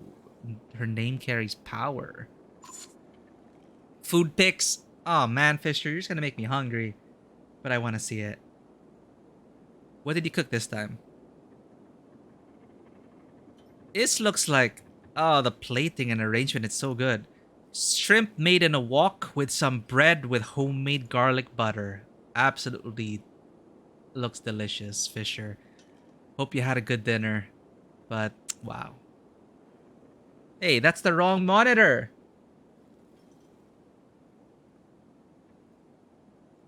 That's the food I was looking at. Oh, it's too big. Ah. Thank you for sharing these food pics, Fisher. Always looks delicious, without fail. Yum. Alright.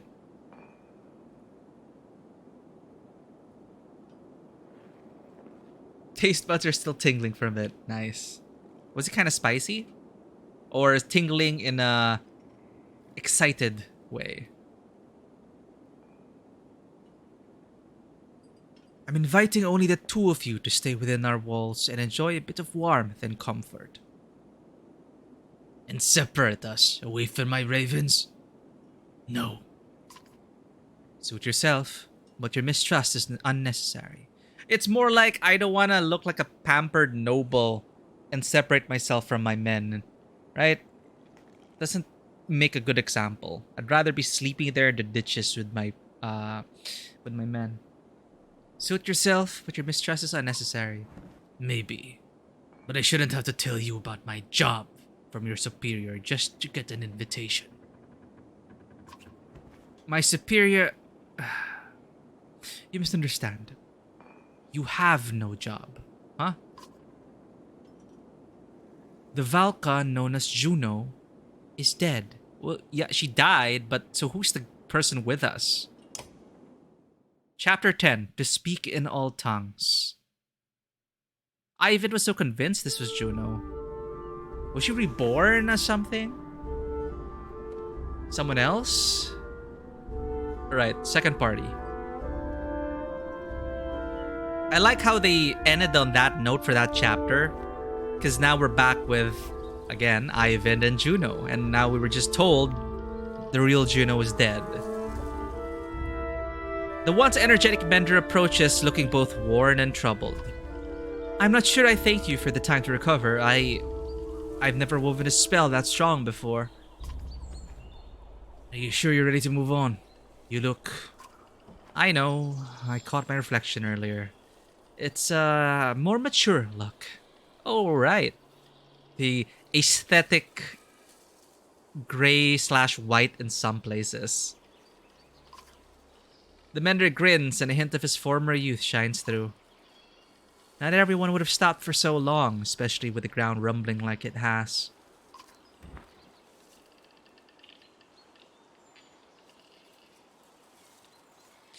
Tell me what you know about the ground shaking. You were there at Einar Toft when the giant serpent appeared. It feels pretty similar. But why would it be here now? You think it's following us? Ivan shrugs again, but does not meet your eyes. Is there something you're not telling me? The Mender's eyes flash with unexpected anger. I'll tell you what you need to know and nothing more. Are we clear? Whoa. Before you can respond, Ivan sags a bit and grips his staff for support. I apologize. It seems I haven't fully recovered. Excuse me. You tried to figure out what that was all about as he walks away. Yeah, what's going on, man? 6 supplies. A group of 24 humans, thin and dirty, step off the rough path to let the caravan pass. Please, a young girl says. Anything to eat? Her mother, eyes averted, pulls the girl by the arm to silence her. Okay, we're Rook now.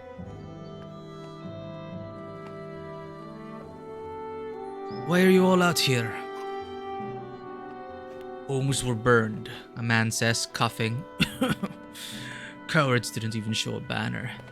Now we're just trying to get somewhere safe to start over.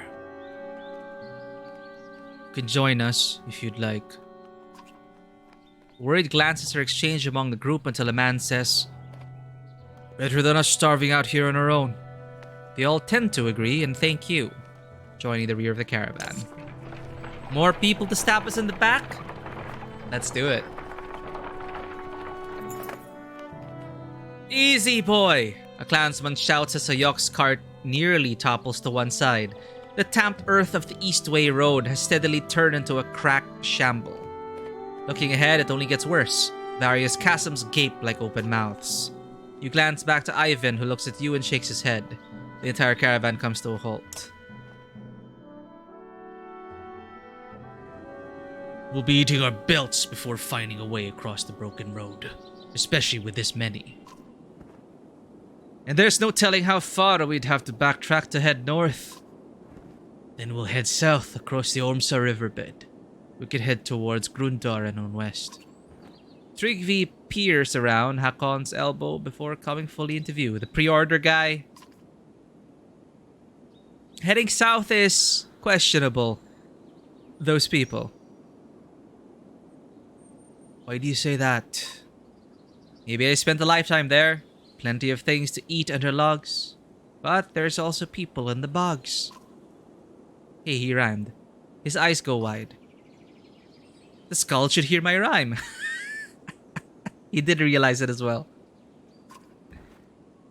Yeah, the pre-order guy just had a conversation for us to say that if you supported us, you wouldn't have known who I was. Damn. But what's wrong with heading south? Different ways of living. Old ways. Stick to the mud and cragsmen are less bothersome. I think he's talking about the boggers. The rough, backward people of Schwarzbog. Trickery frowns at Ivor. Words like that can find you swollen, filled with poison. He puffs out his cheeks and stares at Ivor. This is why Varl tend to keep to themselves. Each human is crazy in their own way. Trigvi hunches over with laughter until he suddenly stops, sniffs the air, and marches away. Strange, but it's a fair warning. We're crossing over into lands most of us have never seen. Just because we left those dredge behind doesn't mean we won't have more wars ahead of us.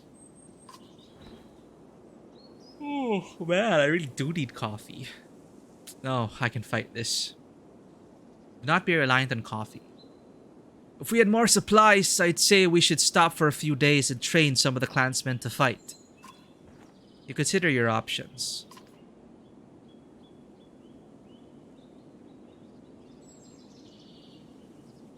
We need to keep the few remaining clansmen moving. What did he say again?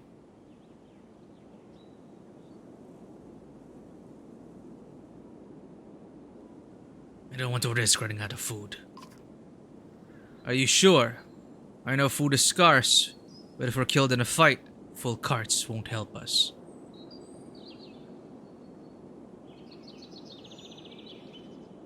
Fair point.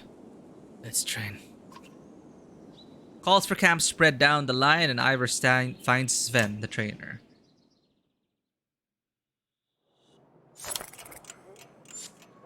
Well, they're not the hardened guards or fighters who trained in Skogar, Ivor says.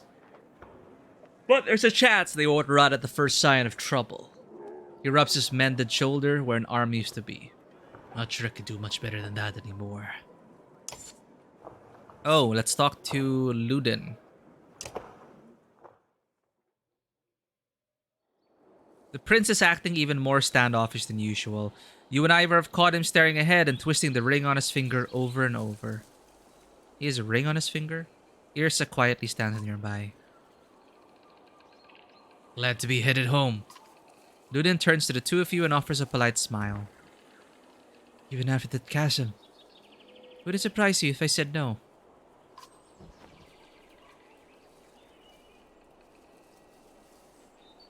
I thought you hated being so far from Arbaram. Life on the trail hasn't won me over, but it's not all bad. It's even possible that I've learned a few things about leading people while out here. You, Ivor, and Irsa are stunned to hear the prince talk this way. Even Irsa. I've grown up in comfort and trained with scholars and fighters. I've never known anything else. Saying stuff like that won't make you any friends in this caravan. But that's just it. Among these clansmen, I've seen the differences. Think I understand them a bit more. That's great, Prince Luden. No. Oh yeah? What exactly do you understand? It seems they know just as little about the things I know as I do about the things they know. Well, they know just about as little about the things I know as I do about the things they know. Yeah, okay, yeah.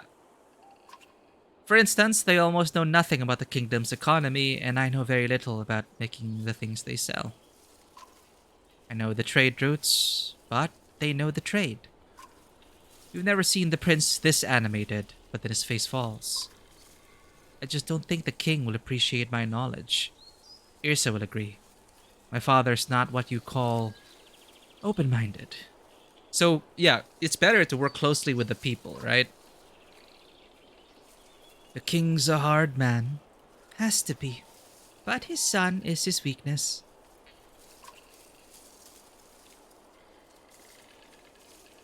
Can you tell me about King Meinolf? I suppose, but there's not much to him. He's king. He draws a hard line on nearly every topic. Talking to him is much like being told what to do. In fact, it's exactly that. Alette said that about me at times. Aww, Alette. This isn't about being his son. You'll see. Kings usually have to make tough decisions and stick with them. Maybe someday you'll see why. I know, I just don't think he'll care for my ideas in treating with peasant commoners. What would you like to be called? We're all people, Prince. Even you. Perhaps you're right. Just keep an open mind about your father, the way you'd like him to have toward your Just keep an open mind about your father, the way you'd like him to have toward your ideas. That's something I've never considered before. I'll think on it. As Prince Luden and Irsa walk away, you feel Ivor watching you.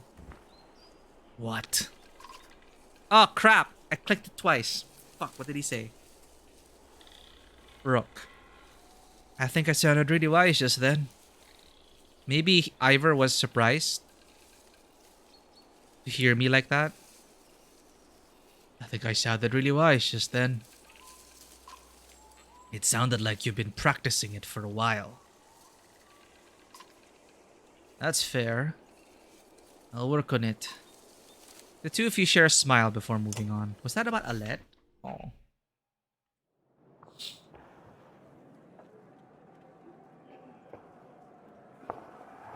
Alright, let's see what we got for training. Well, come on in and let's have a look at you, Sven the trainer says. Just wanted to swing at each other, Sven asks. Or are you here to actually learn something that could save your life at the battlefield? Patui. What can you show me? Plenty. Okay, there's more. Knowing how to not hurt yourself. Children can do that, Sven says. Show me you can actively mark prey. You think about what he's saying. Sure. Give me renown.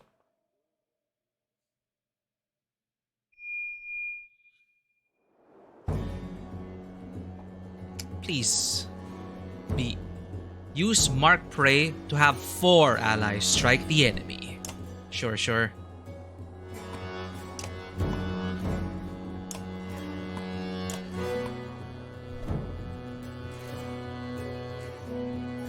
The archers are gonna act first. Charge!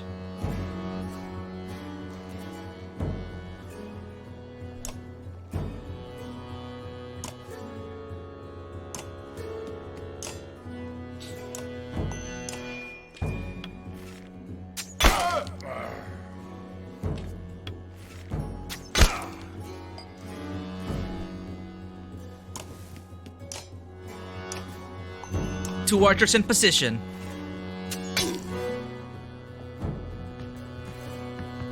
Yep, surround 1 enemy, have Rook do his thing. We got blocked!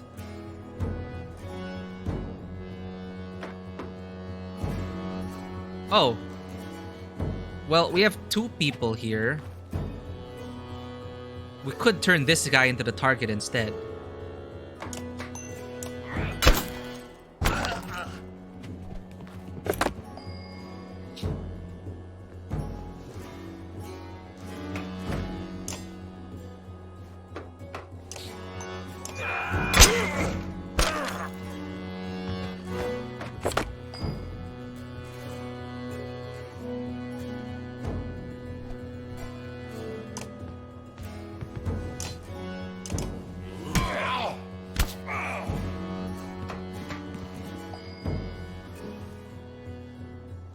Oh, crap.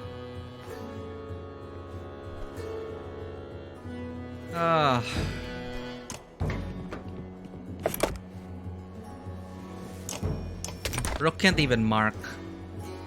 My mistake. Okay, well, let's do it again. And training, right?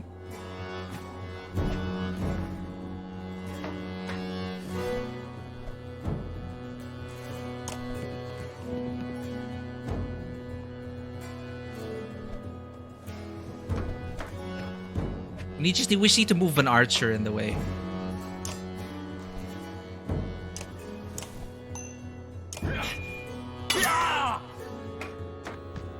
Come on, get an archer in range.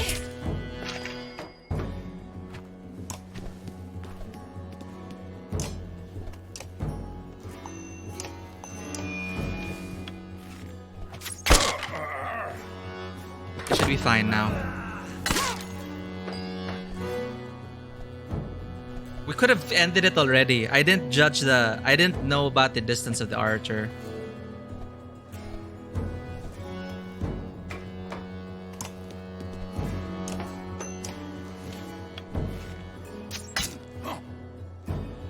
Just gotta survive and wait for Rook's turn then.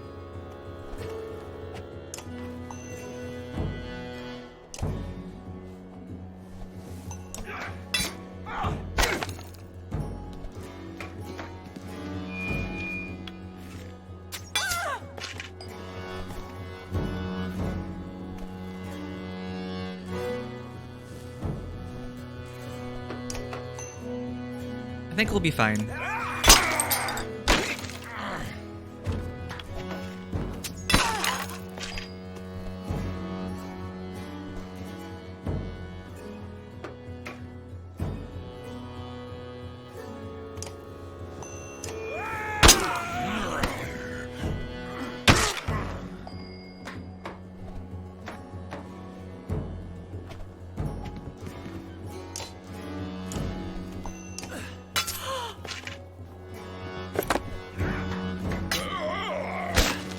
Come on, Rook.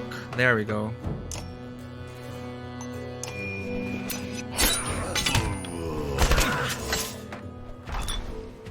Finally.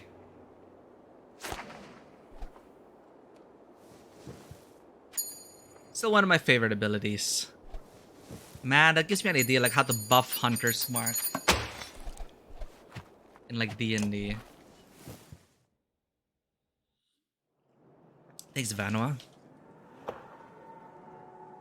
Positive reinforcement is great.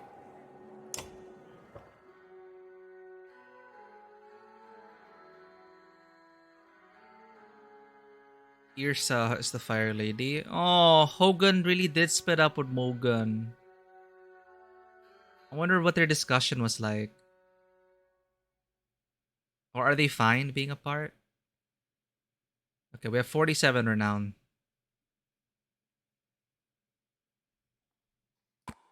Ivan's okay. Let's get another archer. Irsa's though is the slag and burn.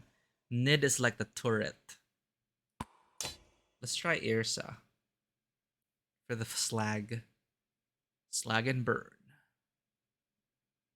What's Ludens again? Ah, yeah, impale and then bleed the move when they move.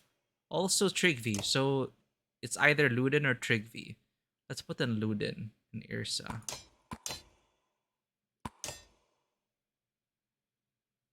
Oddly, if in case, you know, opener with an arrow shower, Hakon, strongest character we have.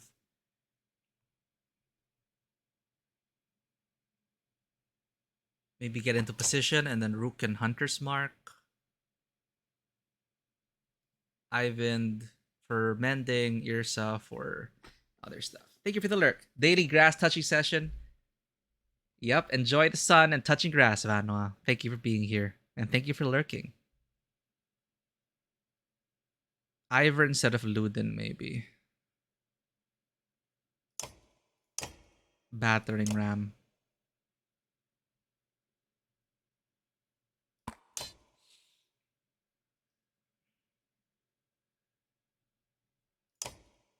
Alright. Damn, yours is 7 only? Okay, you could be a shield breaker then. Oh, I can't promote her, right. But she does have points to spend.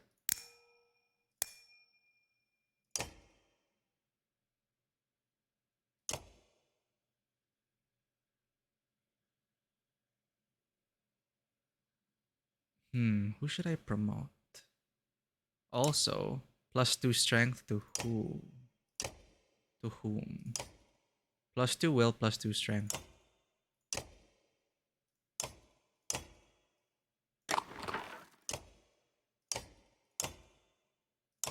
Dunder's hand. +2 strength. +3 strength.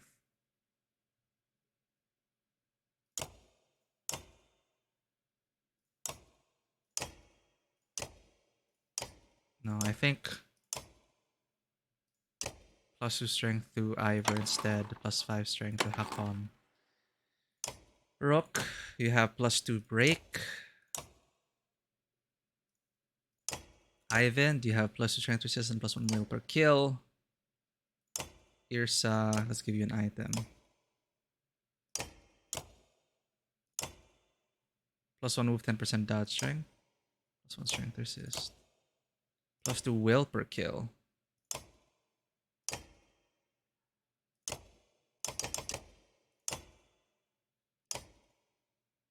Not very good items.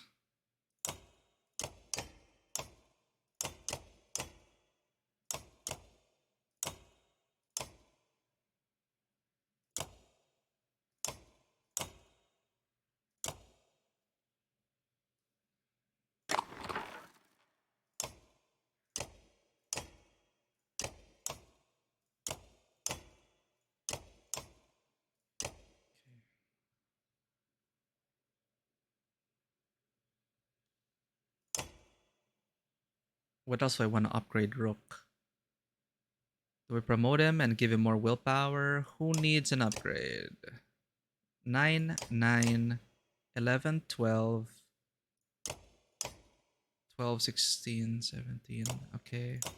I think Rook is kind of okay where he is. Or okay, it's just racing strength. It's just racing defense now.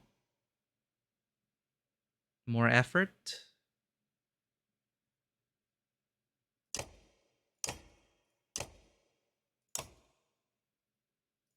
Okay, I think I'll get more out of...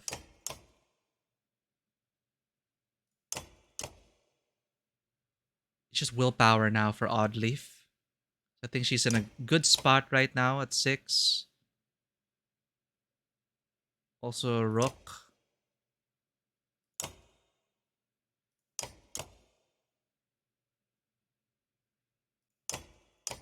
So are the big boys. Let's give them more defense. No, actually, we should be buffing our defenses. Rook's always going to be in our party, so... Oh, what's this? Choose ability.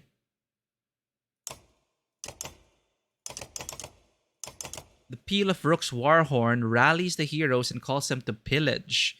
During pillage, there are no more guaranteed turns. Killing an enemy gives the heroes 2 turns in a row, but the same holds true for the enemy. This calls for wisdom and timing. That seems... Huh.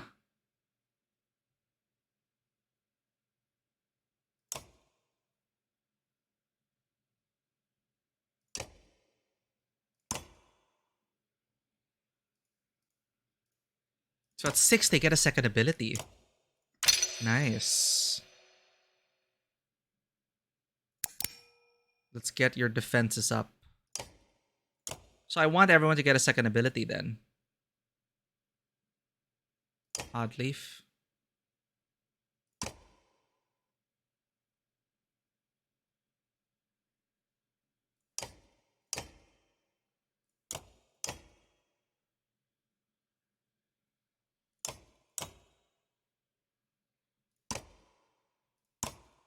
Forge ahead. The character uses experience in battle to issue commands to allies, moving them next in line. Oh, he has the thing the other character has. Slingshotting a powerful ally to the back lines. Huh. Archer's guerrilla tactics, triggering abilities earlier than usual, or slingshotting a powerful ally to the back lines. I wonder what synergizes well with Forge ahead. But I rarely use it. I'm just so simple in my tactics. Oh, there are two. I only had one choice with Rook.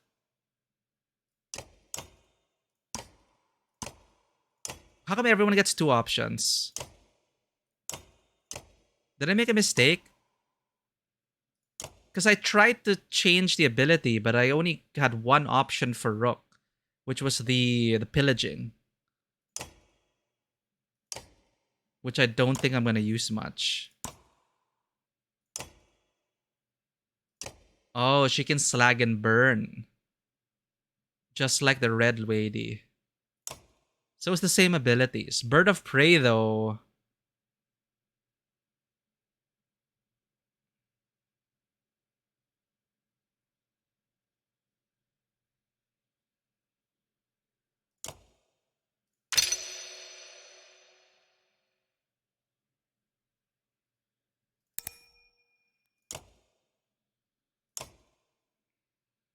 One more.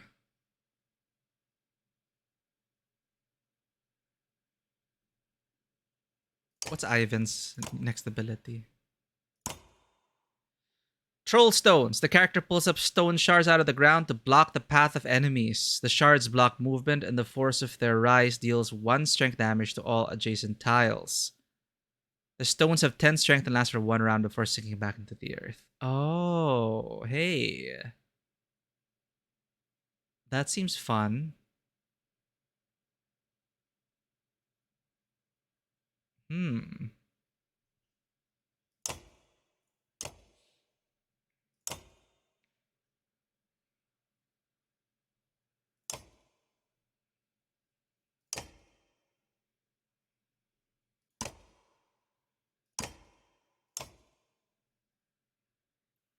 Man, I rarely use Forge Ahead. But it seems like more in character with Ivor. Forge Ahead. You should have gotten the Call to Arms ability. I didn't have an option for that. Here. Okay, it is Call to Arms. It's the only one I was able to get. Only option I had. I guess he's special. He gets unique abilities. And here, you're right. Rook has Light Step. He's able to pass through any allies.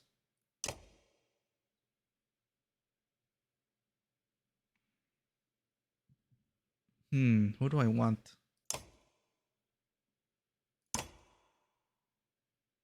I also rarely use Tempest.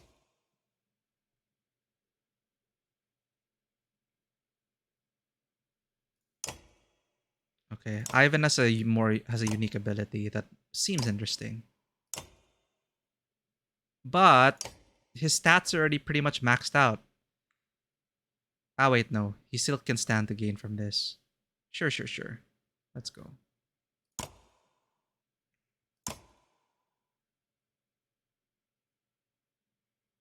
Oh, you're no, Alet. Still sad.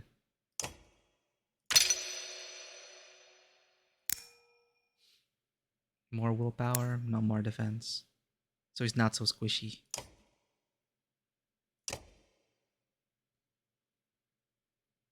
Okay.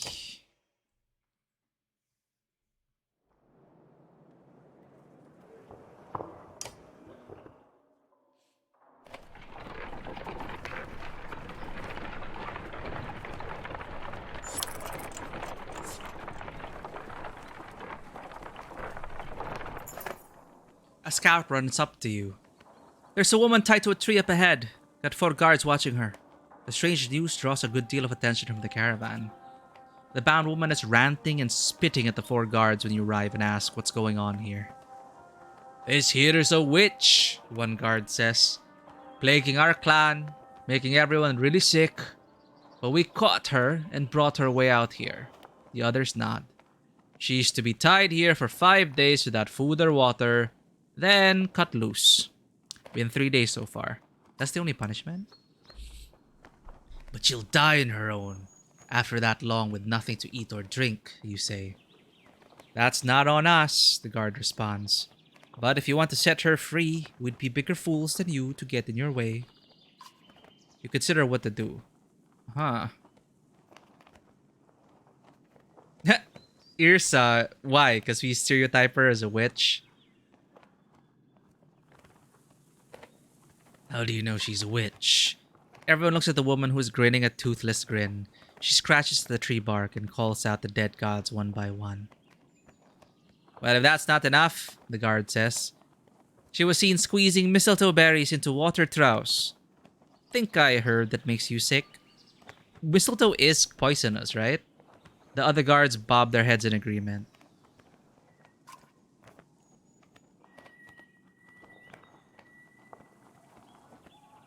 Irsa, any thoughts? Irsa smiles and saunters toward the tied woman. She says a few quiet words to the prisoner and looks her over before returning. My suggestion, she says. Burn her and the tree to the ground. What? Oh my god. Wanna know the ability she gets though? Huh. Oh, Alet? Sure.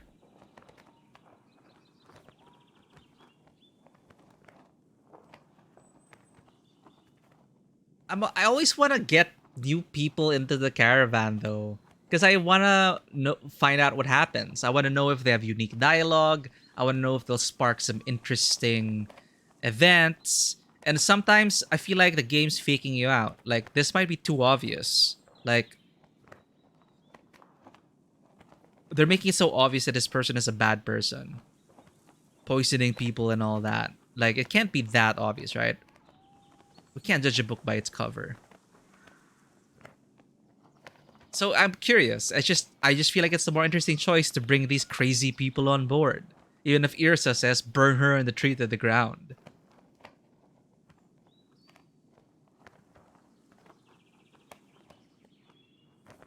The worst part is if I bring in these people and then they kill other characters. That's the worst.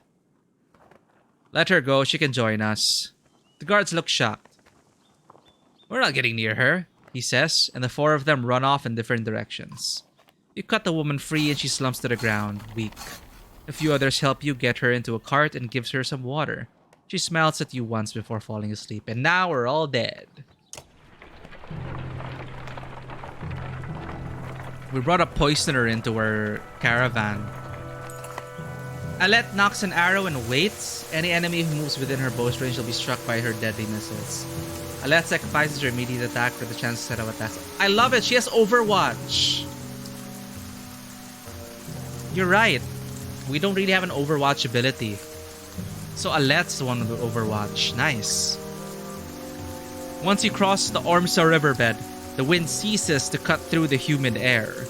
The darkening sky lets loose its rain, and soon, fat drops of water turn the dirt path to sucking mud, slowing the caravan.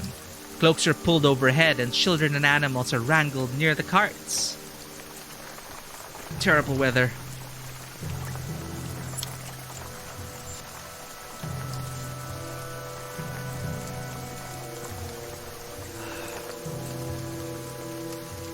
I was hoping to avoid visiting this part of the kingdom for at least a few more years, Prince Luden says.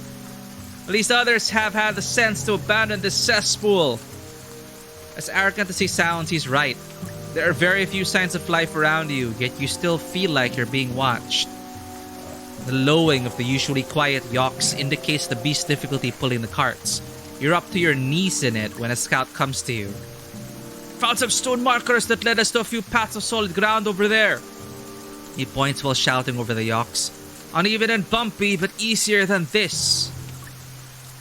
I feel like it's a trap. Stone markers. Yeah, the man says. Don't look natural. Don't look like much of anything else either. Just some stones marking a path through this place is all I can figure. You would ask Trigby, but he's nowhere around. Probably out gathering mushrooms. Lead the way! See, it just seems more interesting to do this. The caravan changes course slowly, but you soon see the low stone markers, some with sticks tied around them. The caravan picks up speed over the lumps of packed ground until a child screams. You rush back to see the boy being pulled out of a hole in one of the mounds you crossed. Inside, you see blackened, wrapped bodies buried only inches beneath the bog.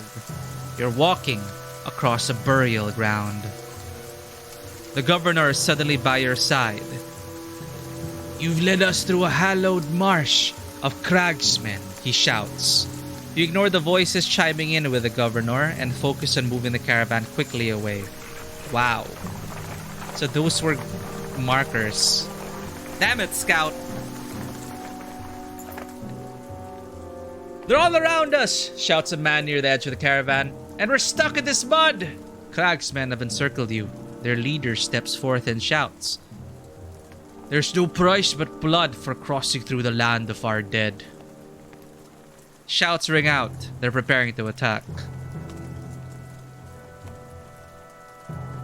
Try to talk the cracksmen down. No, form a perimeter. You shout orders and fighters and Varl form up as quickly as they can. Unfortunately, the cragsmen move through the mud without hindrance, and some lives are lost before your army's even ready. It looks like the force you trained is roughly the size of the enemies. This could go either way, but a victory here will protect most of your clansmen.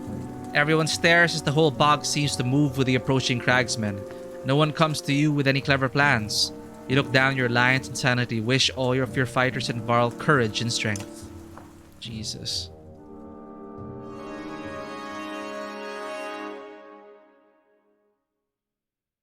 Who do we want? I don't feel like Irsa will be of help here. Maybe Hogan. Nah, you know what? Let's go. Boom.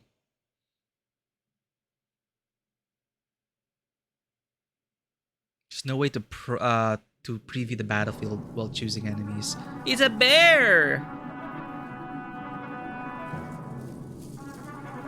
Huh.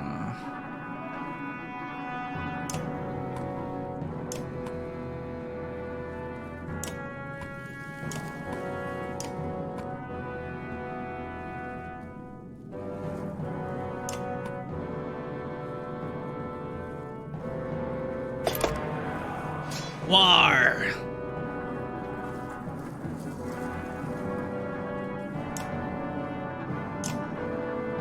1, 2, 3, 4, 5, 6. So 6. I want to mark this. 1, 2, 3, 4, 5, 6.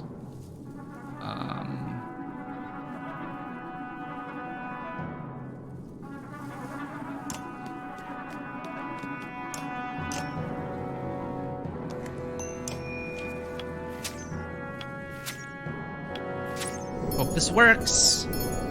Bear! Absorbed, absorbed, and absorbed. But no more shield. I'm sorry, Bear.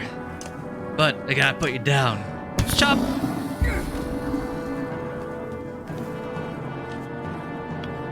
Doing the thing! Did he get us? No.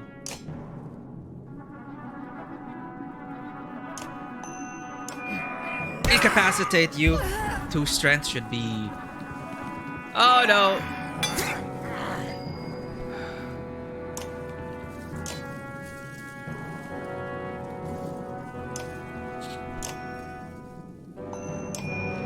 Shoot and stab.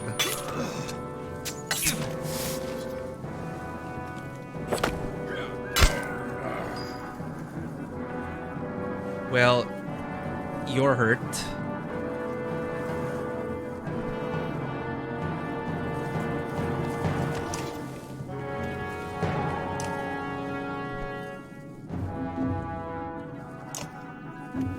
Is it gonna go diagonal and hit Ivor? I think it will.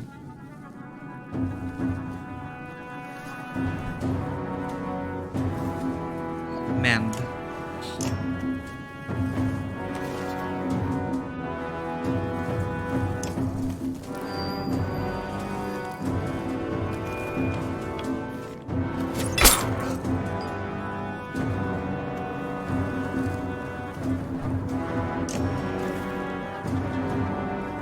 Slag and burn is 1, 2, 3, 4, 5. Just have to move once.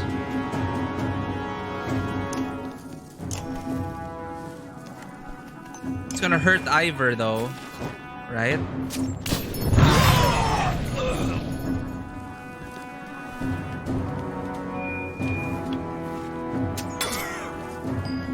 If you click it, it will highlight any who will get hit. Sorry, click what?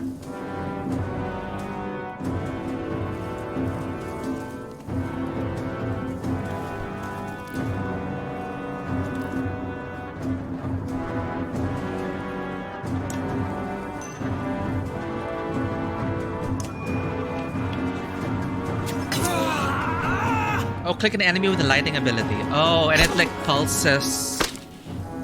Got it.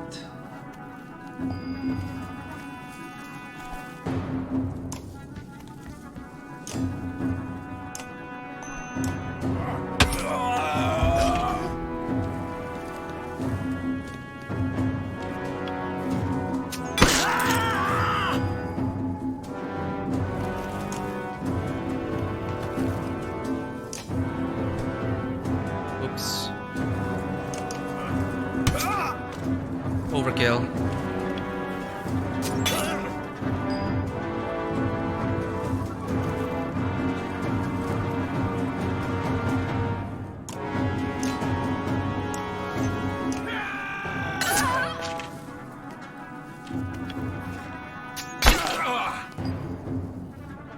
Run!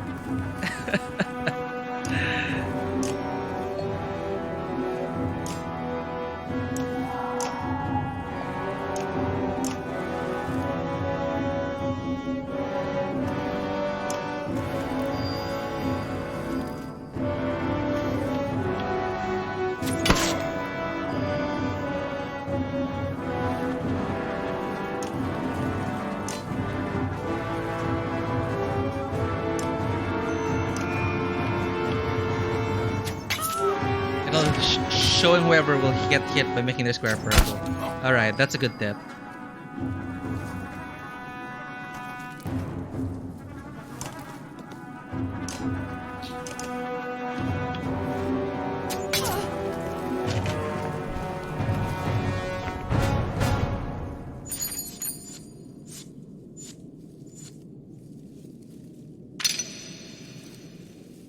+3 renown. Okay, Iris is ready for promotion. I don't feel very renowned after accidentally walking through hallowed ground. Baldringer's flame welcomes endless war. But why?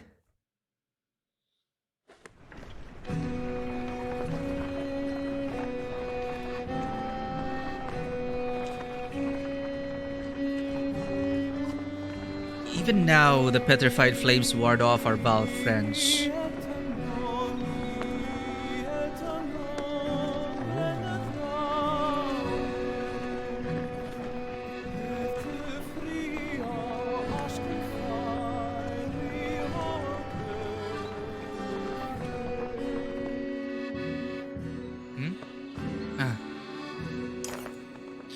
Placed upside down on the ground, the petrified roots of a giant tree reach towards the sky.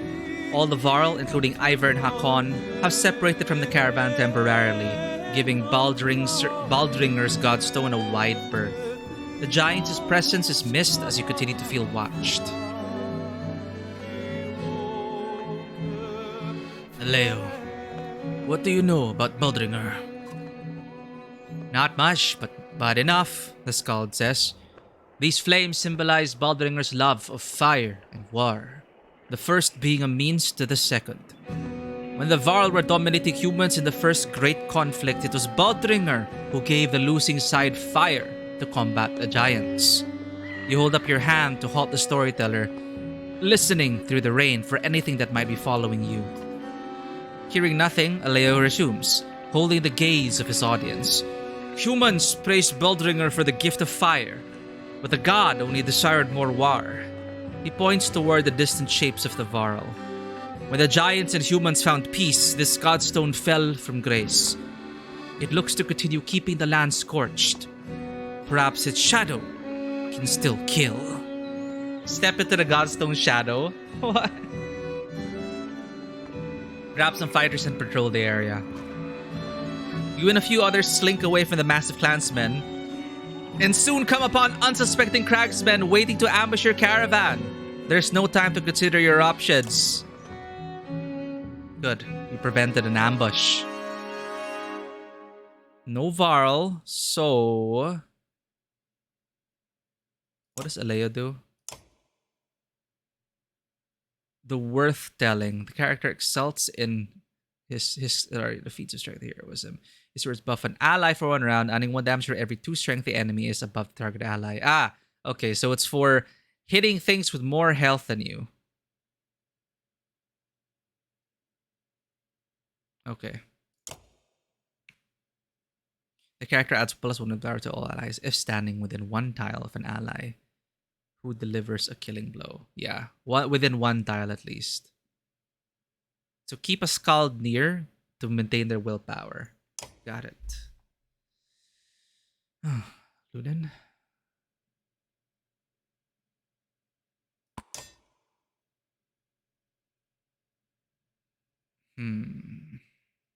Now we need damage. But Aleo's pretty strong as well.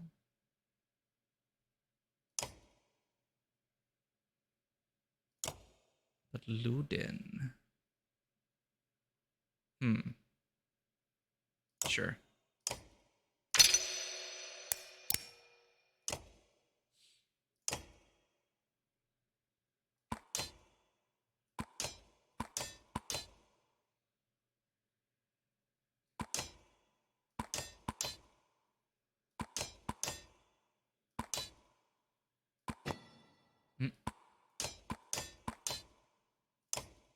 Promote you, Irsa?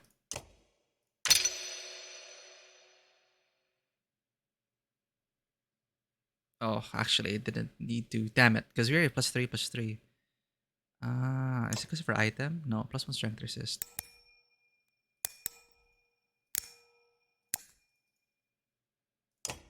Right. Siege Archer, hold in place. Make sure you maximize your strength so you don't get hurt.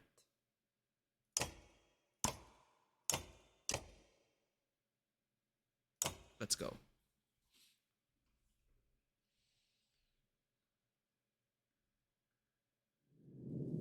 Interesting. Okay, we ambush them.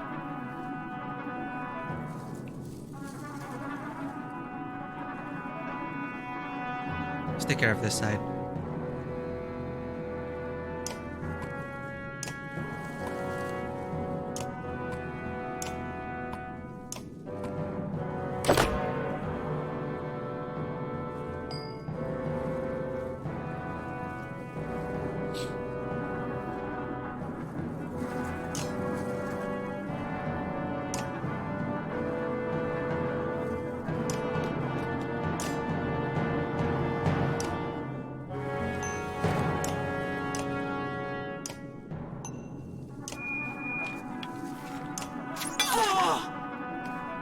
Yep, you're gonna take some time to get here.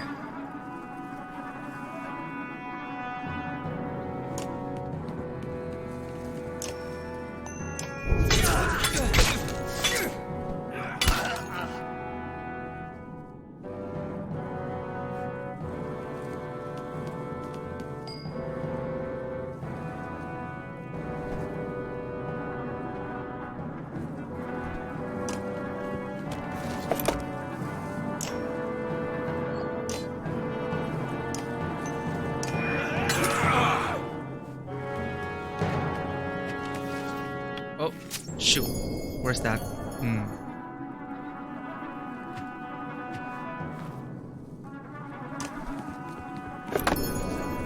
Ah, it got us. It got us.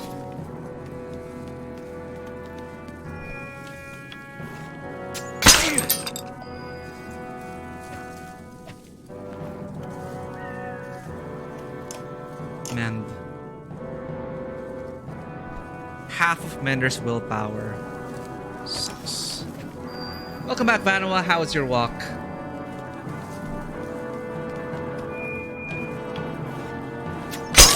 Ow. 80% chance to kill.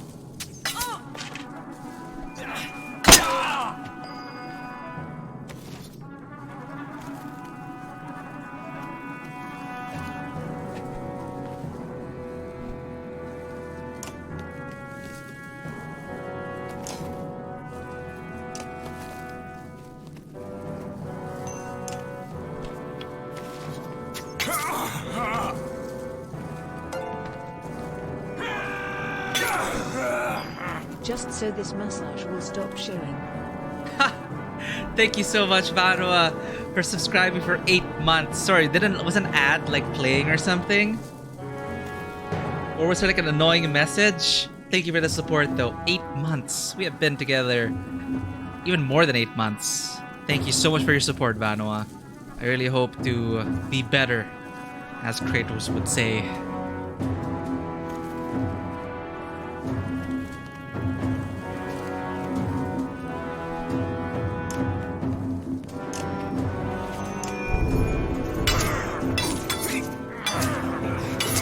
There's a share this reminder. Oh. Ah, it's gonna burn. You're killing your buddy.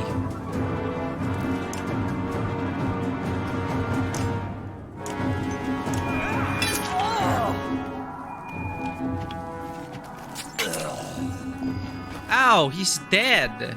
Rook died. I didn't even realize.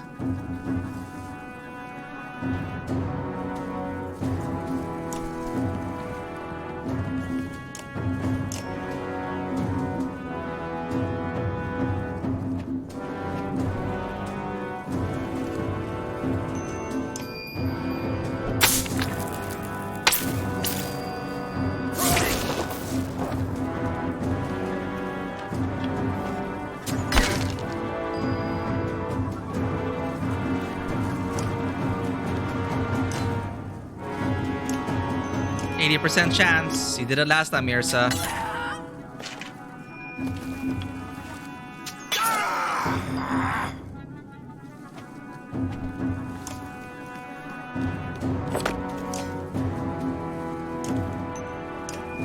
These archers are strong.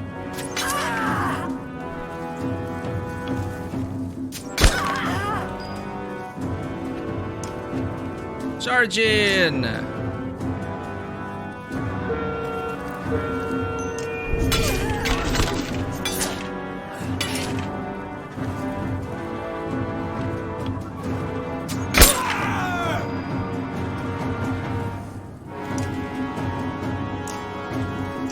Causing us enough trouble.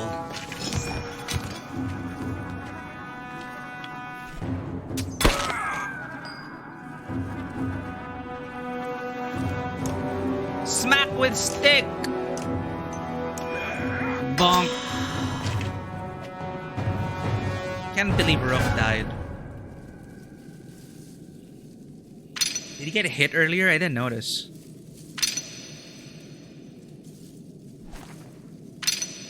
The thing is, you also have to pay attention of with the killing blow, because the killing blow is the one that gives XP. Gives them the chance to promote. Having killed or run off the Cragsmen, you return to the remaining clansmen at the Godstone. Grabbing your belongings, your foot hits something in the mud.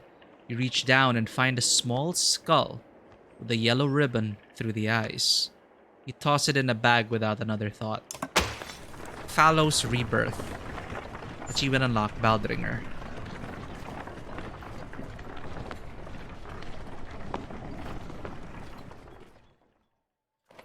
What? Oh, kills in training? Even if it's not a challenge, lets you promote? Holy crap. Well, I don't want to grind. The rain finally ceases. I just want to play the story. Like, the challenges is something I'd rather not do, but they give so much renown that I feel like I have to. The rain finally ceases, but the wind picks up.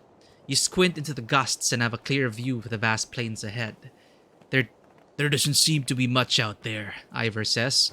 His tone conveys wonder and concern in equal measure. That's a good tip, though, Vanua, if you do want them to promote. No renown. I mean, you still need renown to promote, but to get them eligible for promotion. The ground shakes again, enough to cause the yaks to strain at their leads in panic. Out here in the plains with nothing but open sky above, you feel remarkably vulnerable. Only a few trees around and no mountains, Hakon says in a wry tone. Looks like we only have to worry about the ground opening up beneath us. He shrugs at the look you give him. We're at Grundar. Almost looks forgotten by the rest of the world. Maybe those who live here have forgotten the rest of us too. Well, yeah, we should check our map. In a field just outside of Grundar, the caravan spots several creatures you assume were myth. I don't believe it. Are those? Two horseborn hold simple bronze weapons and stand guard over a few others who look wounded, unable to rise. The size of the caravan makes them nervous. I have to get a closer look. Me too. The two of you advance 100 yards, showing every sign of respect and peace. A number of clansmen push closer too. The male horseborn stomps a hoof repeatedly. The female, tail whipping, brandishes a javelin. Damn, the caravan is scaring them. Go tell the archers to put down their bows. Oddleaf looks irritated at having to leave the horseborn, but she does what you say. You slowly advance and point. Wait, I thought we just lowered the bow, not... I'm Rook. What's wrong with your friends? The two standing horseborn exchange a look, the female snorting and shaking her mane. You... help? His voice sounds strained and his mouth moves uncomfortably around the foreign words. Yes. Help. You wave to Ivan, who approaches slowly but confidently. The female looks agitated and speaks in a long stream of consonants. Consonants? How does that sound like? Like... I don't know. What's a T-R-L-D. Trlde. No vowels. The male responds to her, then turns to you. Help. Roek and others.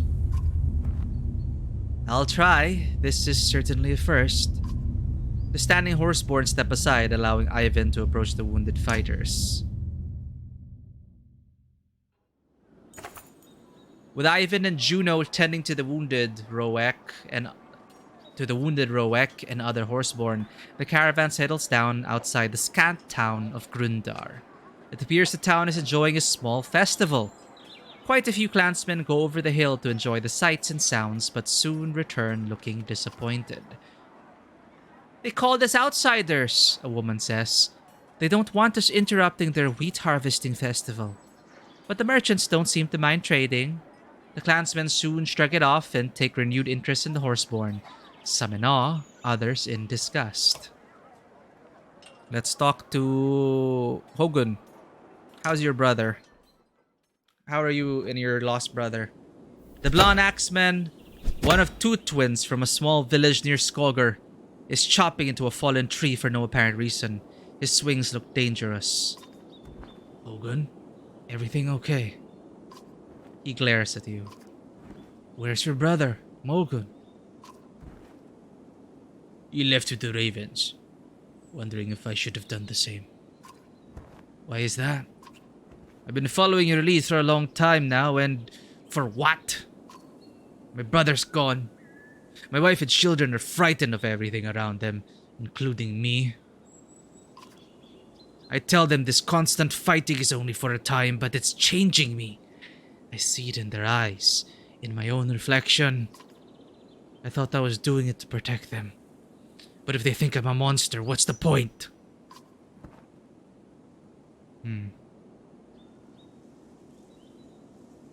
What do you want to do?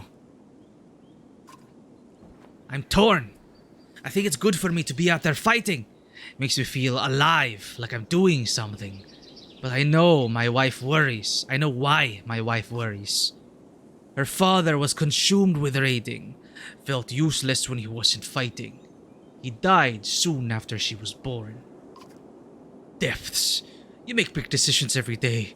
Just make this one for me, will you? Huh.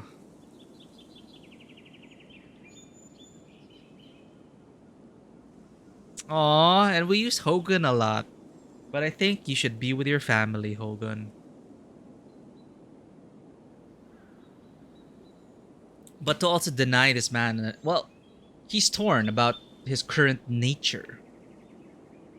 He has a family to worry about. He relishes in the combat. He sees himself, how that could turn, how that's a slippery slope.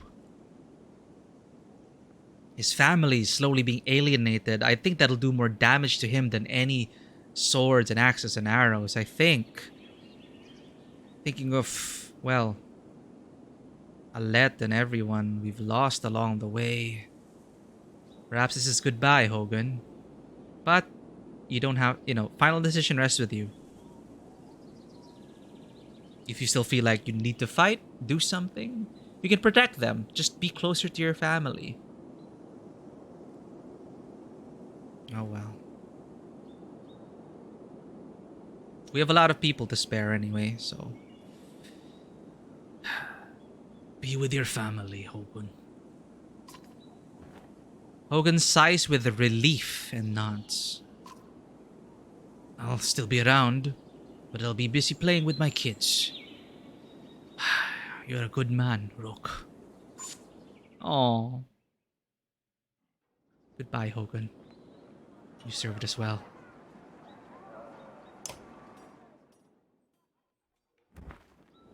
Skathak. Think. You glance at Ubin, who snorts and smiles. Skathak's thanking you for helping his friend Roek.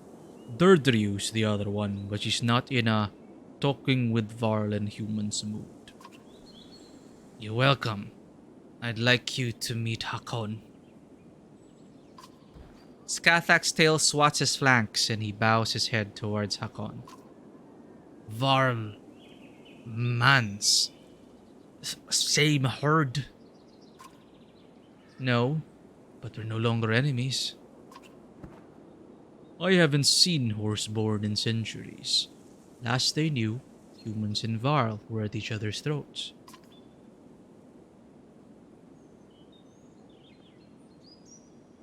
What brings you so far north? Skathak looks confused by the question, so Ubin shows him the map, pointing to Dalalond and Grundar. Food. Our plains. Break. Hakon snorts. Might be justice. Didn't they kill all the horses, Scrivener? Oh.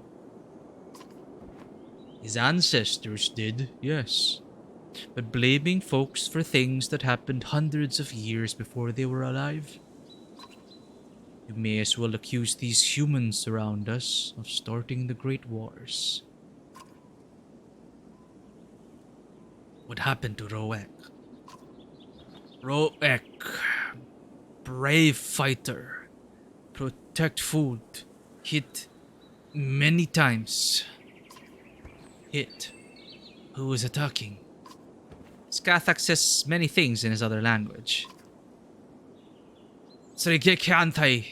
Oh, are they supposed to be like Celtic. What what do the Celts speak? Is there a Celtic language? Or is that Welsh? No, there are 6 living languages. The 4 continuously living languages: Breton, Irish, Scottish, Gaelic, and Welsh.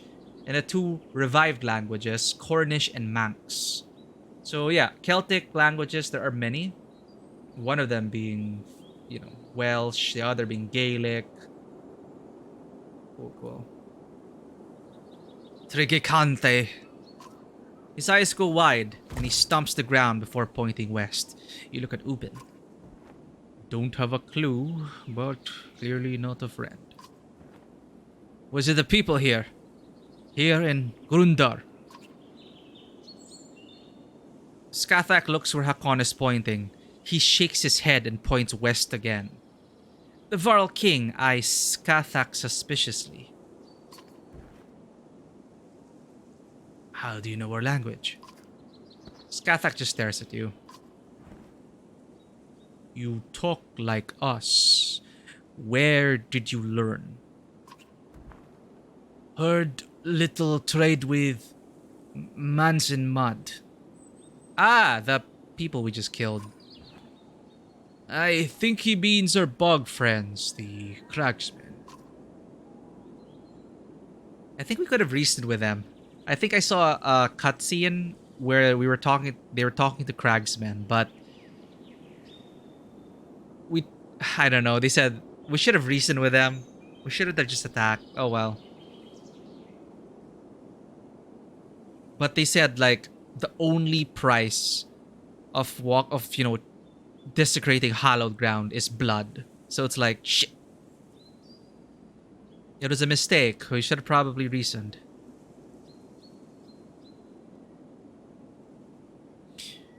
Have you found the food? Have you found the food you were asking? You were seeking? Enough for time, my guess. 2 others take to herd in south. Talk to herd in south? His hooves cuff the ground during certain words. Just those 2. What about you and the couple? Skathak, Roek, Derdriu, stay. This herd help. We help this herd.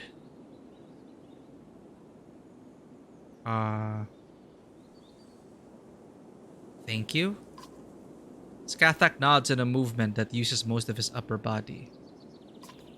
Man, Varl, Horseborn. Same herd. Funny. Ubin chuckles as the group separates. Yeah, the times we live in.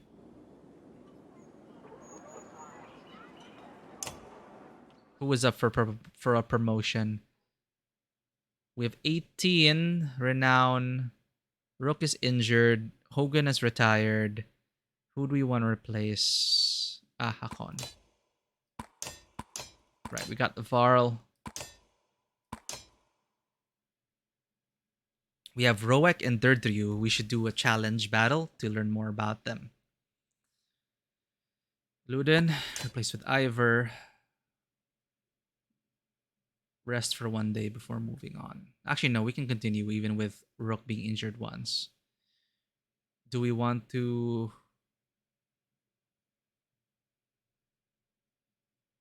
buff? Let's see. Can we promote? It takes 13 though. Sure. Tempest. I feel like that's more Hakon. Maximizes defenses. Give him more willpower. Ooh. Protects from death. Strength greater 1.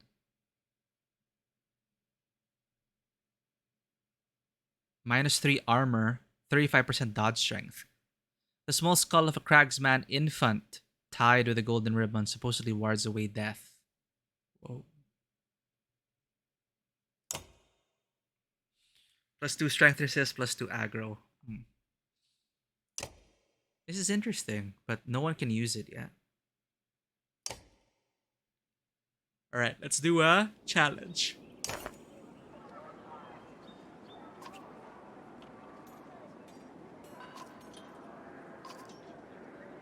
can handle yourself, but what about your other fighters? Sven says. Ever used a Varl and an archer to trap somebody? Huh. Okay, this is not about the horseborn, but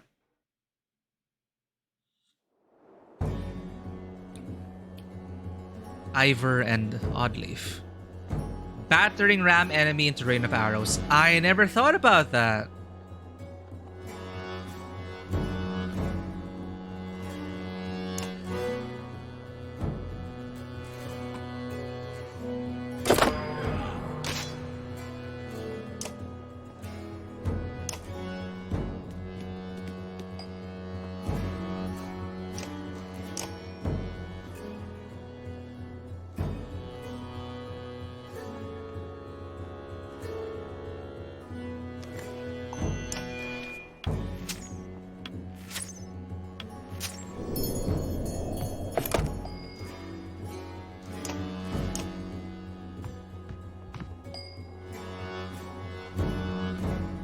Ah, it falls on nothing.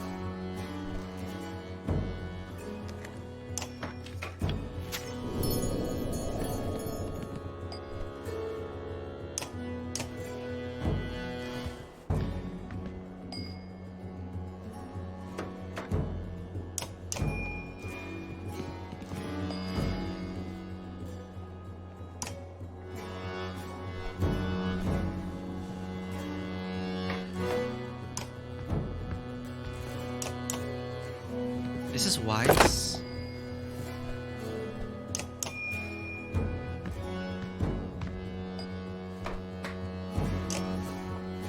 Four tiles is up to 4 breaks. 4 tiles. Okay. Battering ram, knock back up to 4 tiles.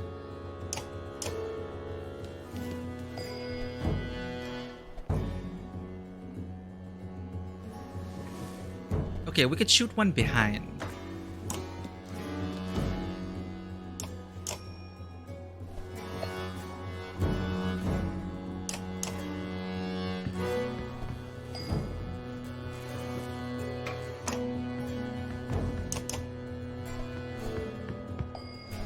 Okay. Okay, we can do this.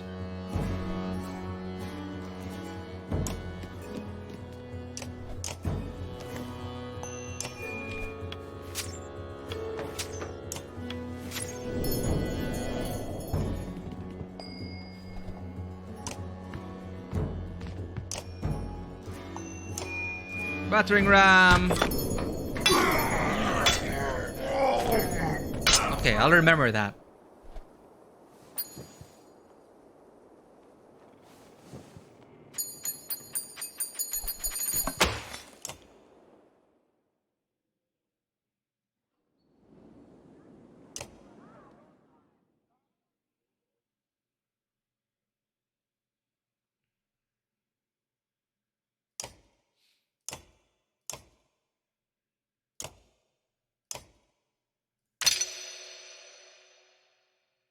Maximizes willpower or no? Maximizes defenses. Yeah.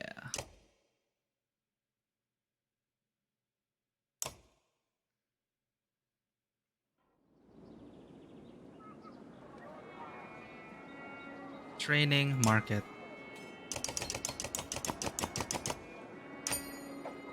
Oh wow, 170. There was so much. We should have saved the renown for more food.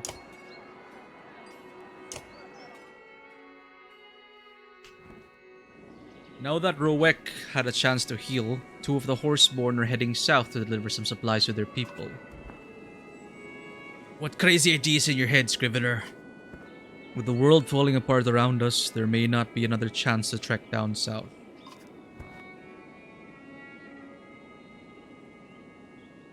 Oh, Ubin. Listen to yourself. The world is breaking. I don't expect a human to understand, but a Varl as old as me has more important goals than just staying alive. I thought that was you wanted to compete about being the oldest alive. Oh, here. What about that competition you Varl have for who lives the longest?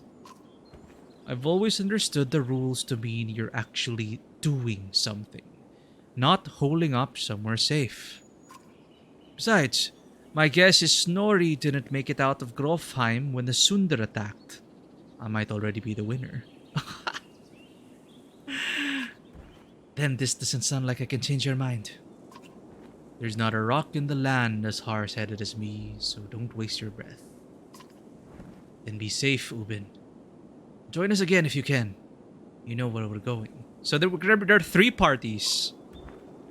Ubin and the Horseborn. Don't worry about me. Just make sure you're alive to see the thing through to Arberang. Farewell. Scrivener says a few more goodbyes before departing with the Horseborn. Aw, bye-bye, Ubin.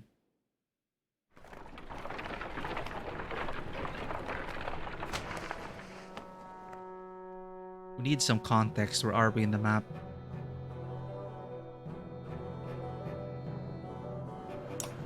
Grundar.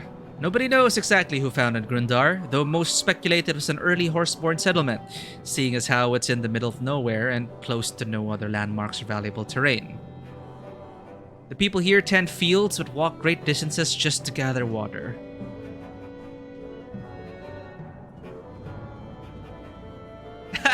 No problem, Fisher. I'm just glad you're here. Your presence makes this feel all the more less lonely.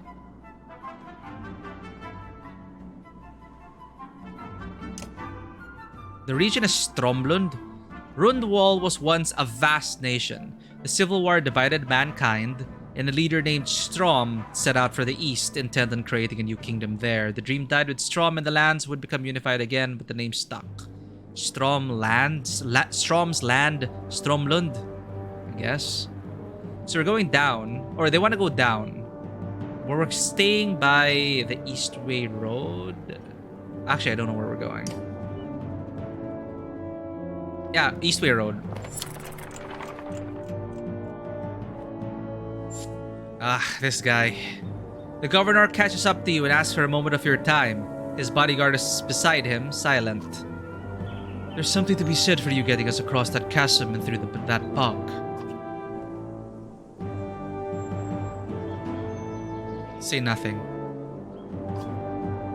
Too good to even speak to the people you lead. Seems like you're letting the power get to go to your head. His words are baited, but they just look at him without responding, which he doesn't seem to like. You'll still fail, and I'll be there to push your face in the dung. Stay quiet. This is absurd. I come over to offer a truce, but you're clearly not interested in peace. I screwed it up. I shouldn't have been petty. But is that a compliment? Sounds... What's the word? Condescending. Like, was that a compliment? Snicker, snicker. I felt like that would have been worse. This is absurd. Yeah, Arberang's the goal, but I don't know if we were gonna do a detour or not, or continue down the east way. Tell you what, if you get us through this absolute wasteland, I might actually be impressed. Oh, and try not to pick up any more strays on the way, okay? Ruga sneers in the direction of the Horseborn before walking away. What's his deal? It's like they're clearly making him the heel for something. Like maybe he's too obviously a bad guy. So he's probably a good guy.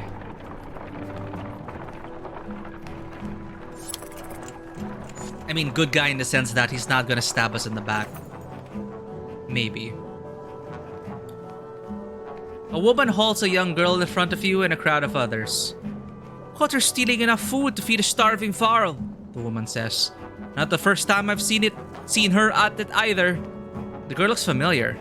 She's part of the thin group of humans you picked up on the trail. Why were you stealing? Never know when you'll get rid of us, the girl says. People always get rid of us, her mother bursts through the crowd. Stupid girl! These people were good to us, she says, but it's too late. Drifters! Come the angry shouts from the clansmen. Drifters are people without a banner. They are blamed for all sorts of woes, mostly undeserved. The Varl and clansmen alike run them off before you can make sense of it all, but you are left wondering what will become of them. Oh.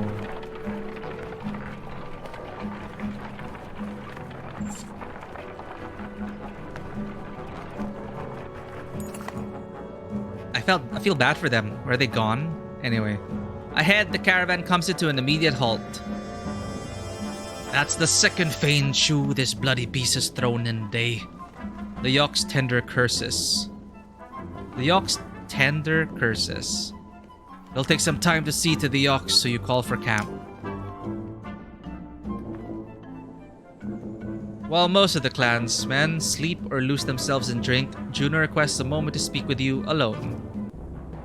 You are holding things together remarkably well. I don't feel that, but thank you, Juno. You sound surprised.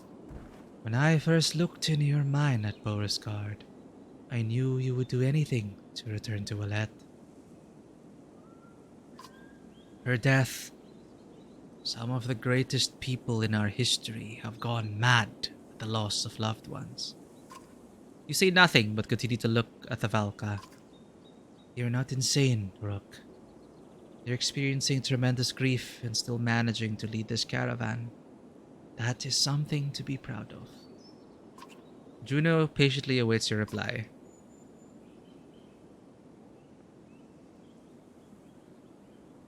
What is your part in all of this? The Valka grows silent, looking down for a long moment before answering. My role has many names. Instigator, Catalyst, Mistake. But you and I are both fledglings in what is required of us, what we must do.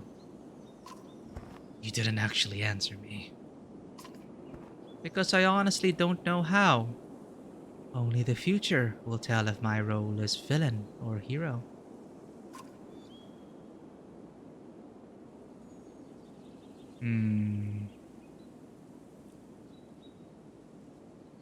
Thank you. I should get back to checking on the others. Before you go, there is one thing I must address with you. The serpent. I thought you needed some books in Banahar before knowing anything else about it. That is true, but the chasm in Ormstaller and the tremors in the ground concern me. Yeah, me too. Should that incredible creature ever resurface, do not attempt to stop it. It would take power unseen in ages to affect the serpent. If you see it, run. Her words chill you as you find yourself nodding to her command. Noted.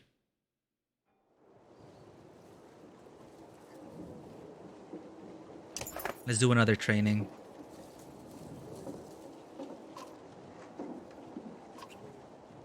So there's more? Never seen a mender with as much power as this, Eyvind, says Sven. But after watching him a while, bet I can show you how to really benefit from that lightning of his. You think about what he's saying. You feel up to the challenge? I am ready. Then we begin, Sven barks. Challenge this time is... I'll try to do one challenge each time we camp. Alright. Use Ivor to reposition. Arc lighting a chain of 3 or more enemies. Ivor acts first.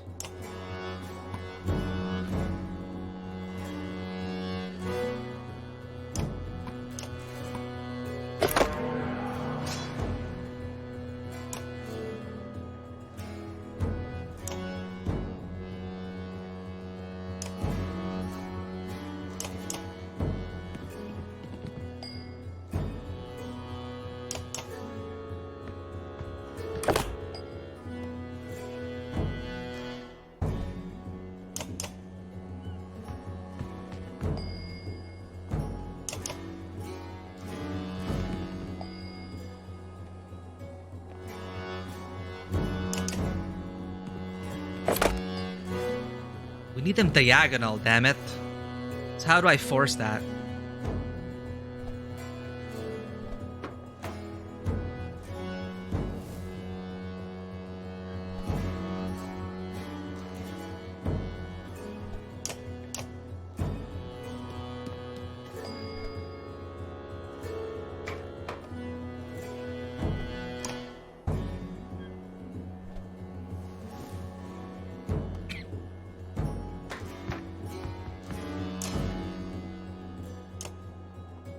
Kill him already or leave him at 10.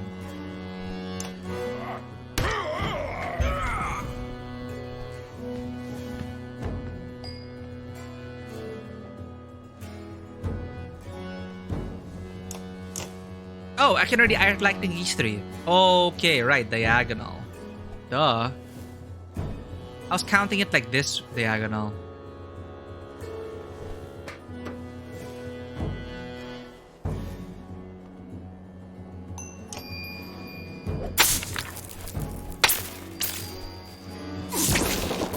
Hey, what?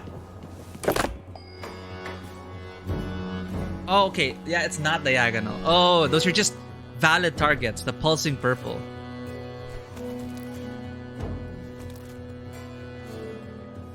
This is diagonal.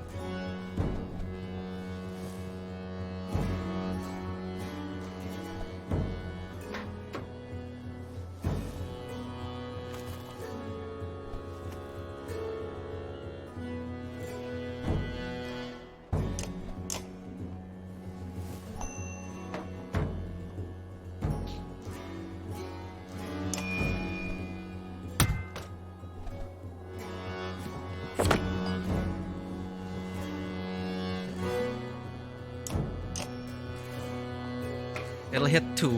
1, 2.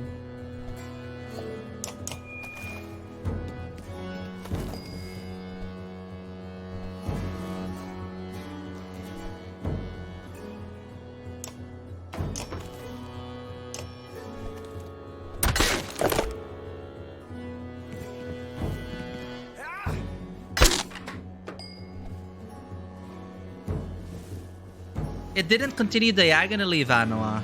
It just hit one target. Because I think diagonal is...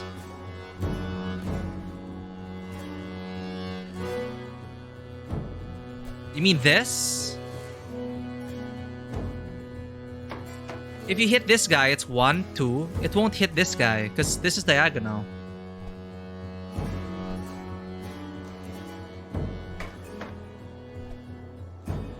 Anyway, whether it was actually there or not, I missed it. Sorry. Because for me, diagonal's like this, right? They were here. This isn't diagonal.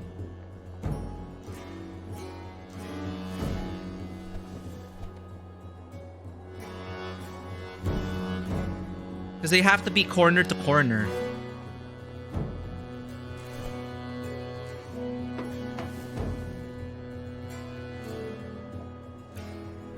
The other guy one spot away from Ivor. It'll hit both big guy and small guy.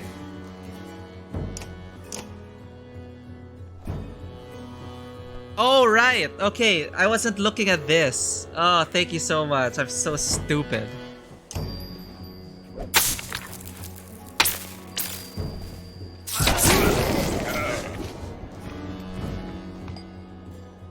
Wait. Huh? What? There's supposed to be 3 enemies.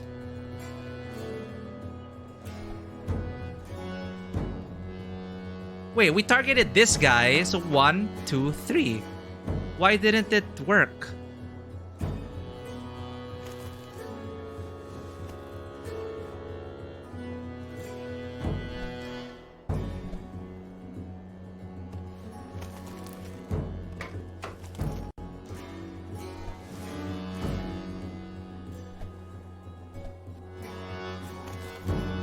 So 4 total. So hit 1 and then 1, 2, 3. Freaking annoying.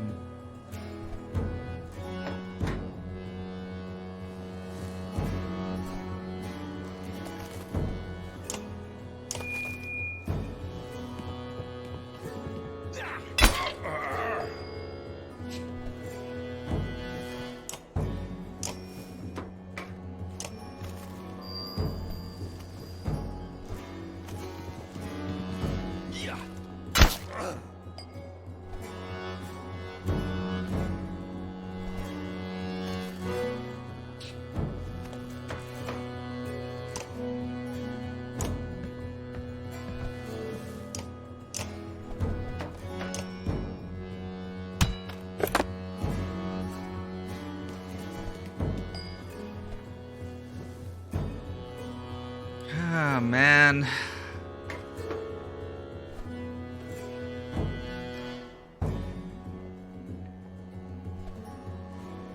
How can this be 3? If I hit this guy, it's gonna be 1, 2. So it's only 2 chains. Right?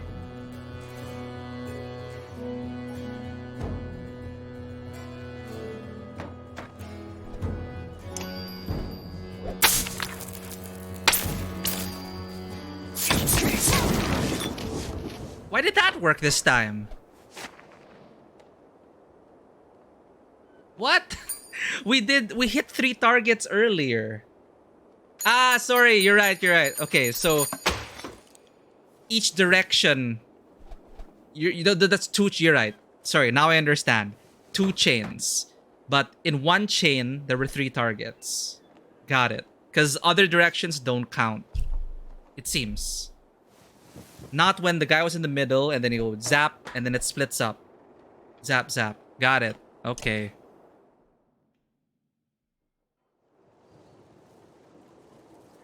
Well, that sucked.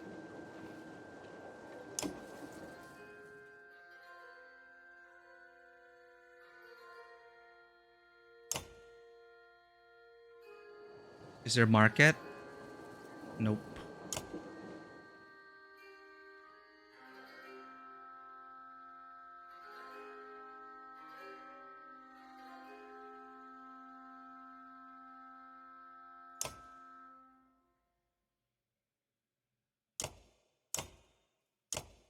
How much does it take to get someone to rank 7? 15.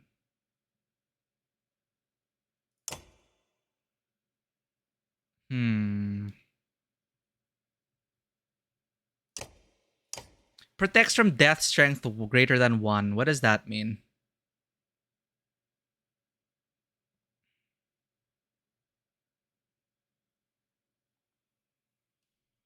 So as long as your strength is greater than 1, it protects from death? Like what?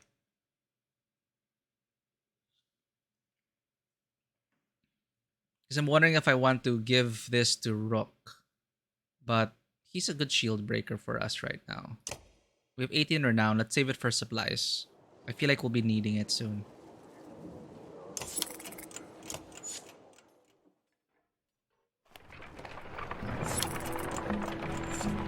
So they have to bring us to 1 health to actually kill us. Oh.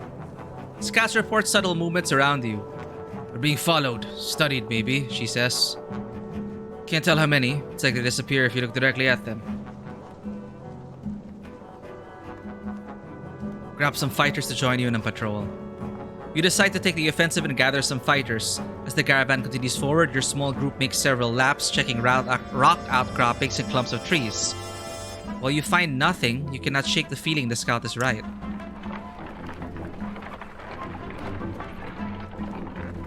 Got it. That seems like a pretty powerful item. You notice the archer, Nid, because she's standing perfectly still, looking out at the distance. Let me guess. You see more grass. When she turns to you, she's not smiling. Dredge, she says quietly. How is that possible? You ask, knowing better than to doubt her sight. I thought we lost them at the chasm. You can make out a dust cloud on the horizon, which means they can make out the one produced by the caravan. And it's heading the same direction as you, toward Lundar. The Valka walks to your side and says, I was afraid of this. The cracks in the ground along the Eastway Road. It's like that damn crevice at Sigerholm all over, Hakon says. The dreads were just pouring out of it. Does that mean they could... Juno finishes your question. Appear almost anywhere? Yes. But let's not panic the caravan. Let's keep moving. Uh-oh.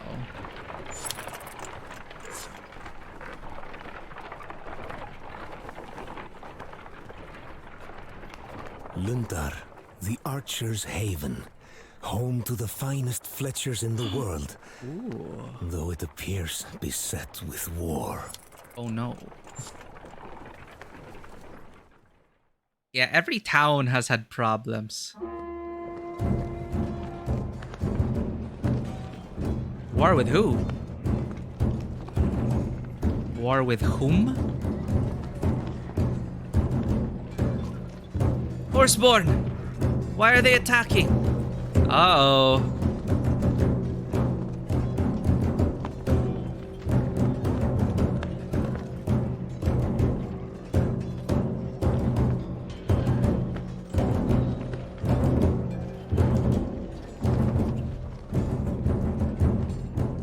Looks like the dreads are there too.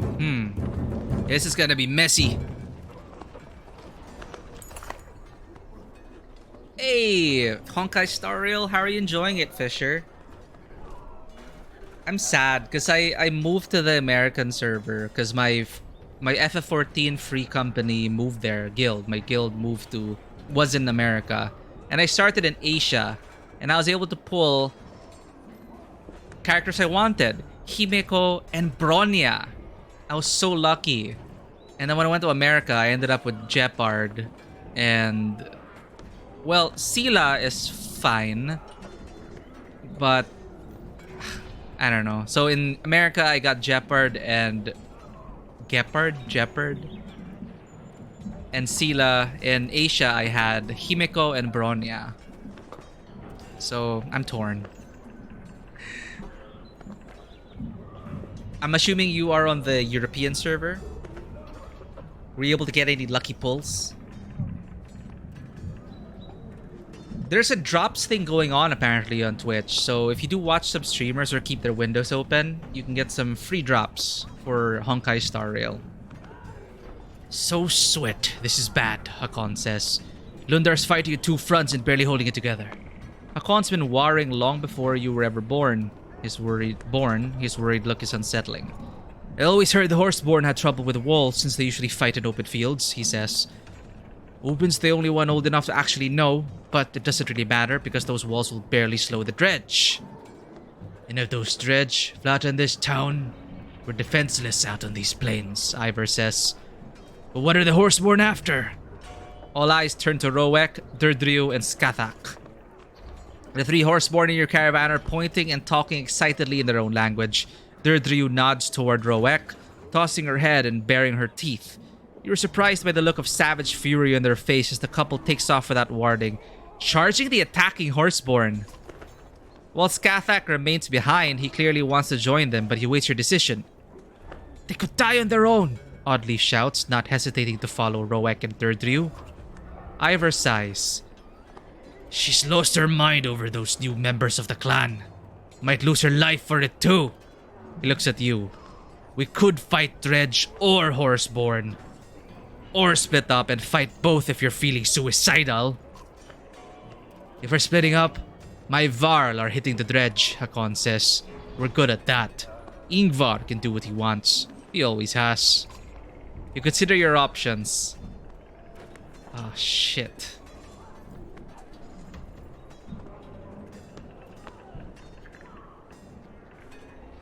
Splitting up's always a bad idea. You got Himiko from the confirmed 5-star though. I love Orbital Strike Coffee Lady.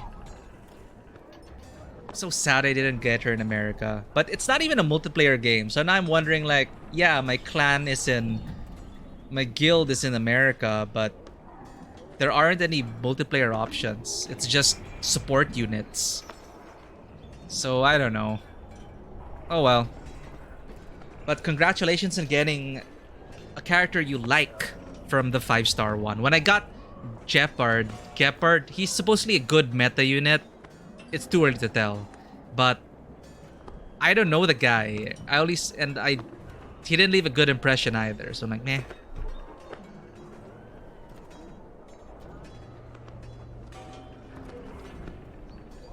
But at least I got Natasha. And even though Natasha's a 4-star unit, I wanted Natasha. So I got Natasha in America. And Sila. Sila reminds me of someone from Avalanche and FF7. They're kind of like pattern after Avalanche, I think. And the whole first planet is kind of like Midgar, actually. But I really wanted Natasha because she's a healer. She's not bad. And her English voice actor is Sei Nijima from Persona 5.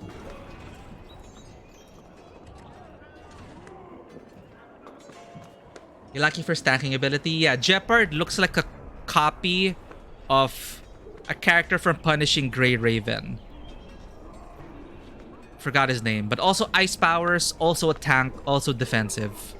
And they both have blonde hair and blue eyes. And they look... Their weapon also looks very similar. I wouldn't be surprised if they did take inspiration from that Punishing Grey Raven character. Chrome, I think, is his name.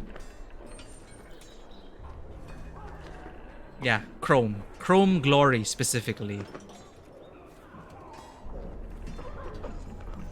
Your friend got Jeopard, yeah.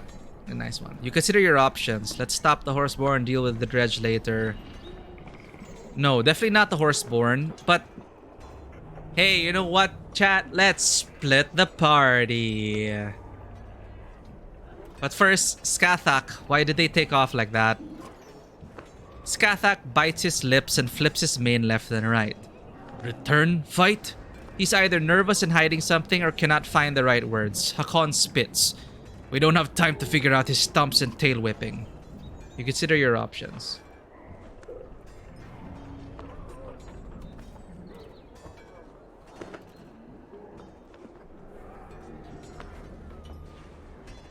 May 4, huh? So a new banner will be there. It'll be a wait for the next chapter, season, and the next month. Cool, cool. I should catch up on the story then. I do want to try to keep up with Honkai Star Rail, so... Because it is so hard to keep up with Genshin. And the story is interesting for me so far. So I'm going to stick with Star Rail for a while longer.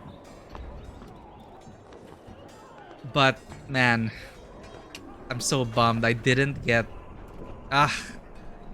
Maybe I should stick to Asia. I don't know. But I'm worried that they're gonna add like more multiplayer features. So your friends can be more beneficial. And it'll be good to be where my guild is. So... Well...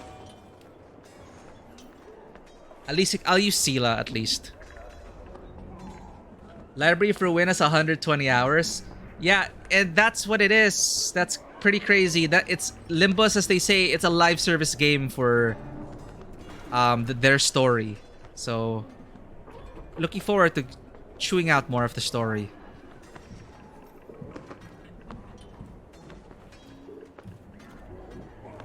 Split up and meet back in town. The governor steps forward. We're dividing our forces? Are you really that foolish?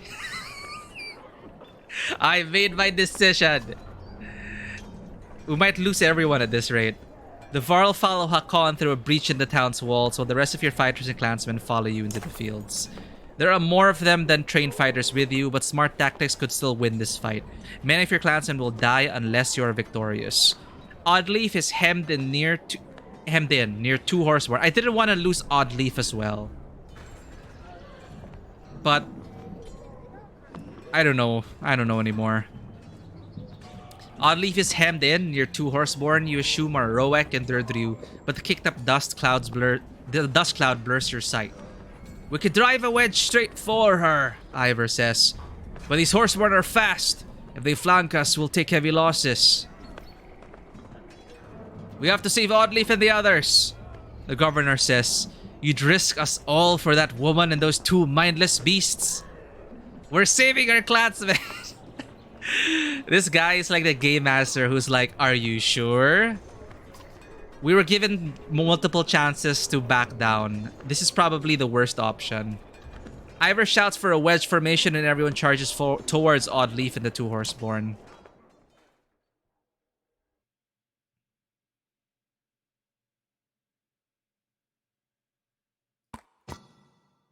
Okay, they're required to be in this party. Poison tipped. So these are new units we're not used to.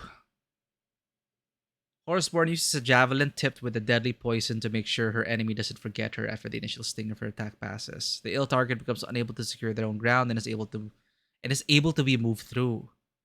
Poisons like this are often used against high-strength enemies to wear them down over time, or on a large unit that is blocking paths to other areas of the board. The doses do not stack together, but a second dose will serve to refresh the damage over time and keep the target afflicted. Nice. Free roam. While moving, each willpower the horseborn spends allows her to travel 2 tiles instead of 1. Very mobile. Roek is a fearless fighter. Almost never backs... Oh, this is the bio.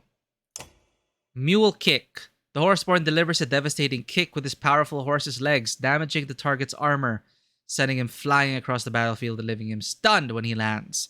Any other unit, unfortunate enough to be in the path of the flying enemy, suffers a violent hit as well.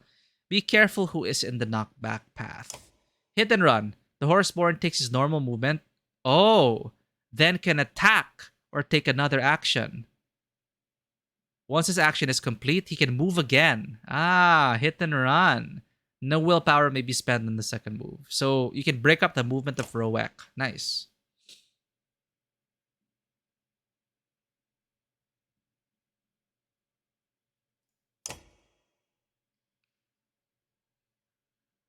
Hit and run, huh?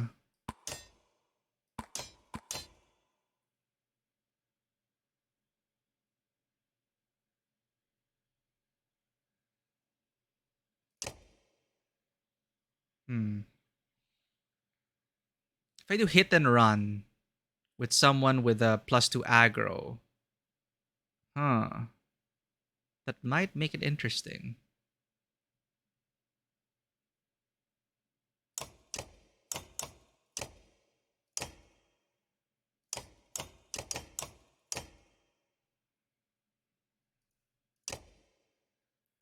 +1 armor, +1 strength, +1 will.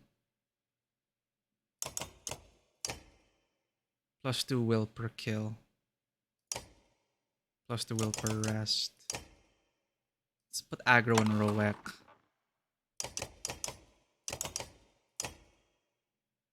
I'm gonna pretend this isn't a Let's Bracelet. It doesn't make sense to let someone wear a Let's Bracelet.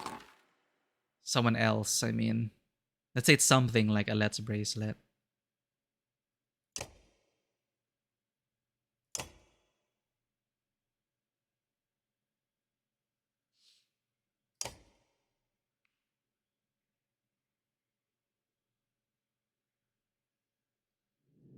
The battle pass is active for 110 days. Holy crap. Longest battle pass ever.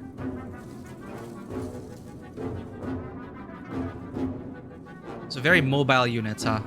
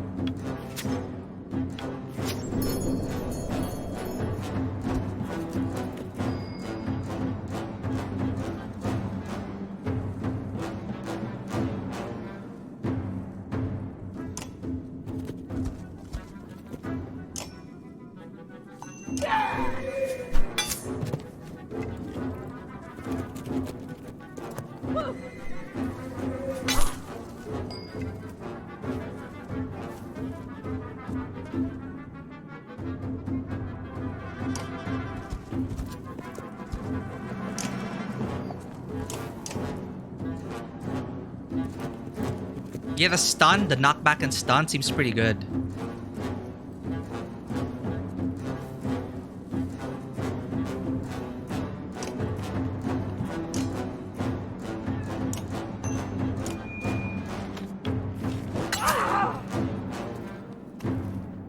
Come on, land on that thing, the rain of arrows.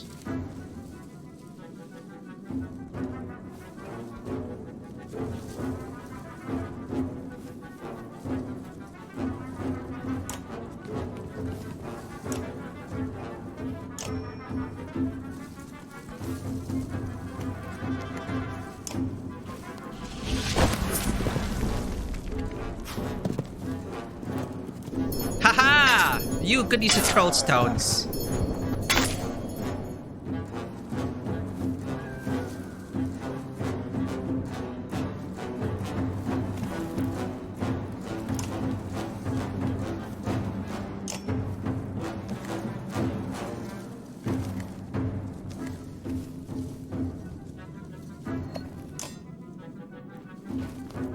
80%, huh? 80% to kill. Fudge.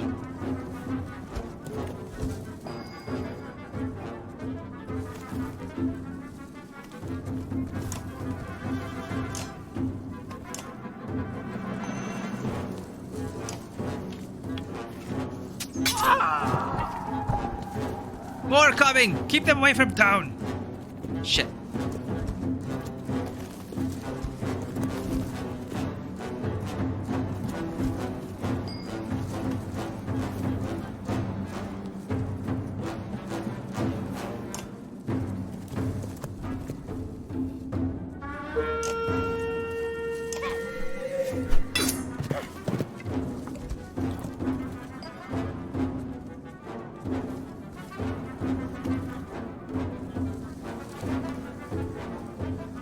Might be stretching yourself too thin. These two could like take you out immediately.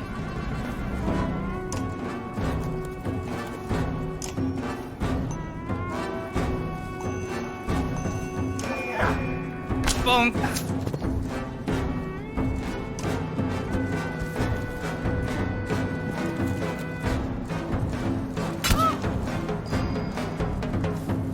Rook.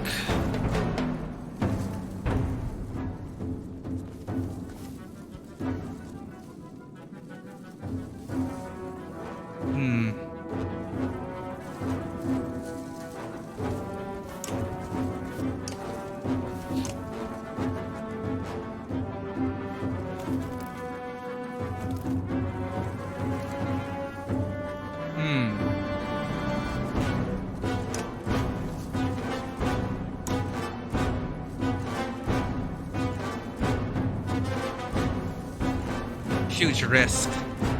I can weaken one of them.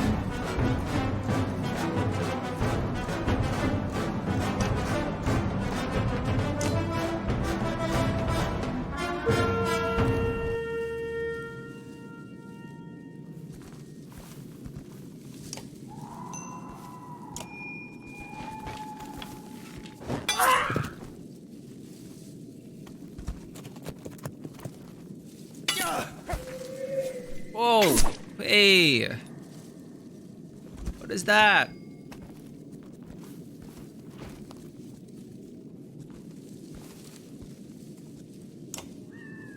I could. Okay, arc lightning is... What's the range of arc lightning? Diagonally, I mean. It's so hard to tell. I want to know if I'm within range of arc lightning. Wherever I move. 1, 2, 3. That's right. 1, 2, 3, 4, 5. It's 6 straight ahead, but...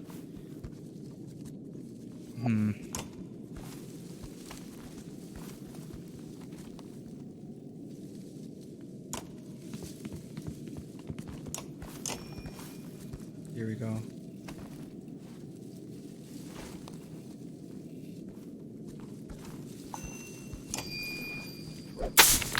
Where's my music? If we defeat enough, the rest will retreat. I hope so.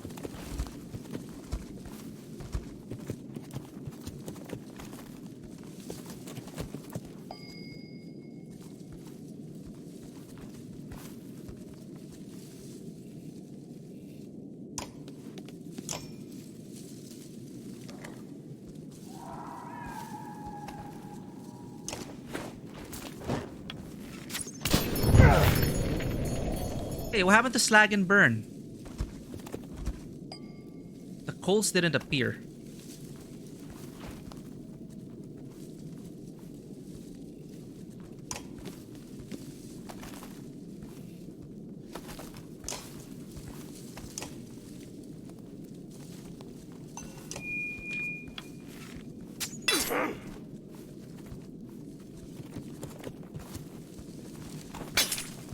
Resist. Nice one.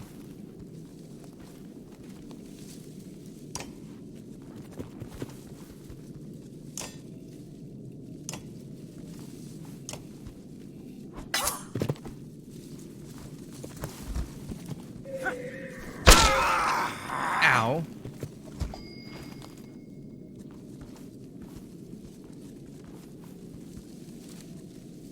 Oh, who's this? Okay, I can mule kick.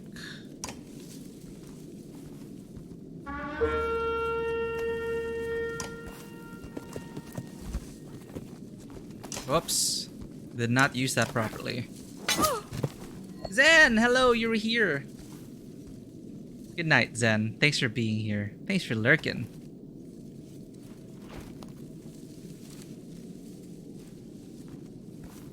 Who am I?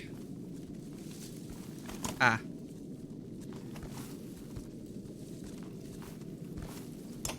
It's so quiet.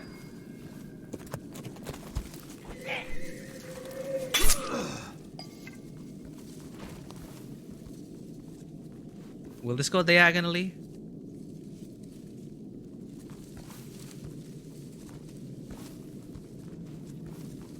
Oh, thank you for that care package.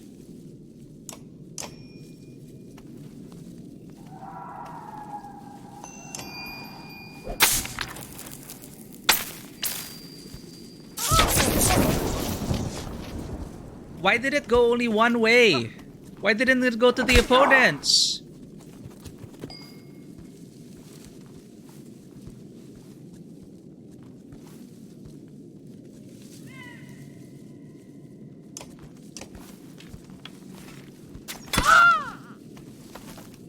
Good night, Zen.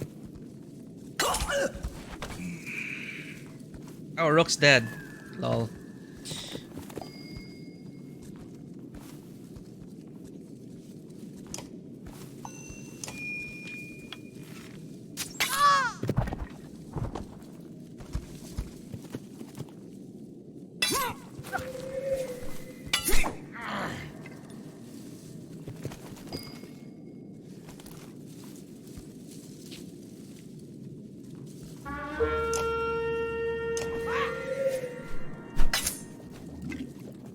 Okay, this is getting bad.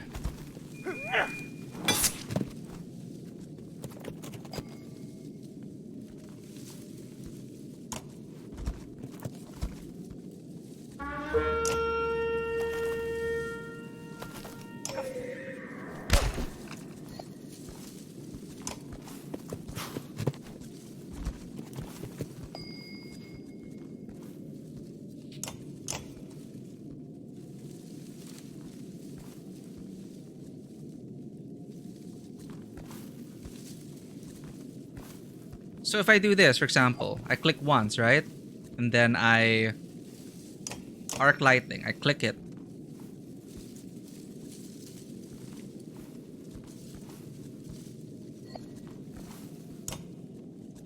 But this is not diagonal. Never mind. Mend. Corner to corner. So, for example, if I do arc lightning, for example,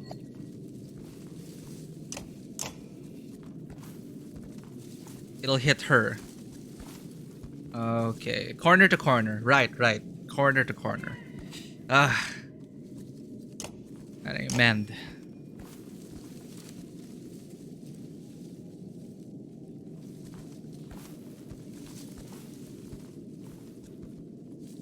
Restores armor up to half of the miner's current willpower plus 2.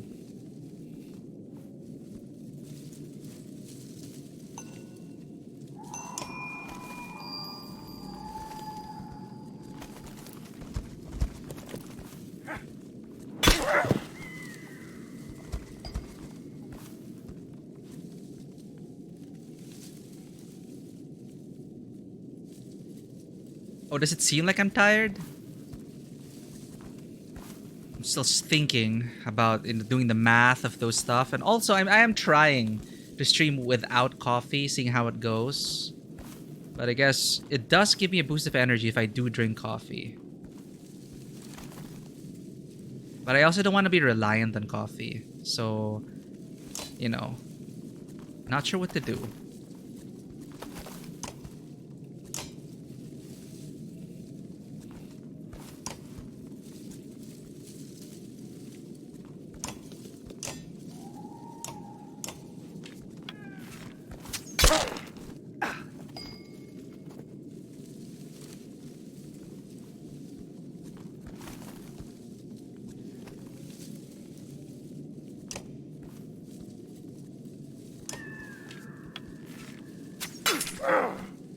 many more do we have to kill?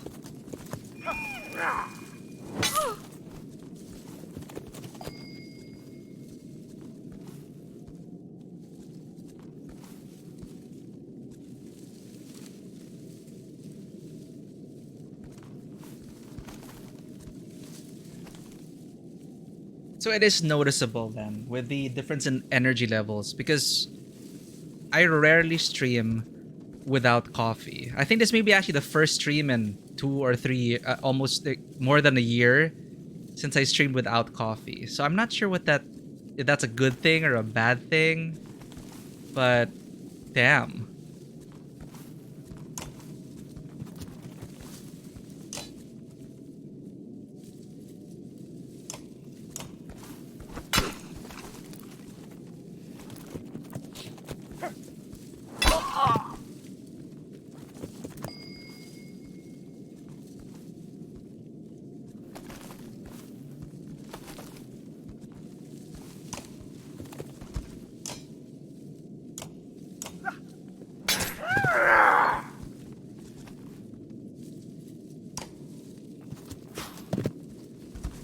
Why are they poisoned?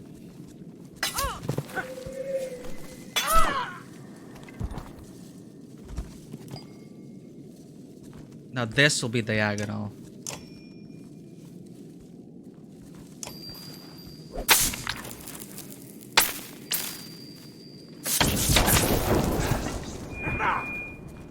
Not running yet.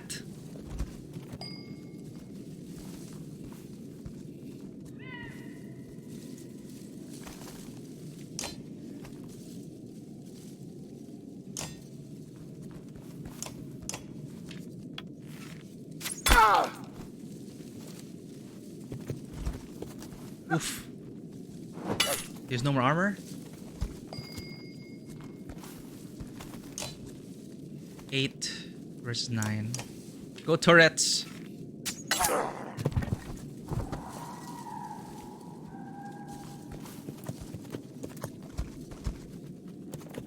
What? Oh no. Oh no.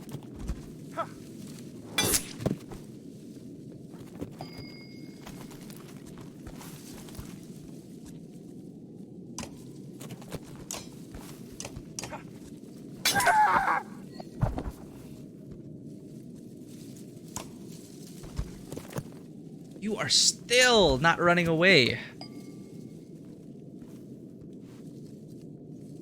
Alright then. Well. Bonk.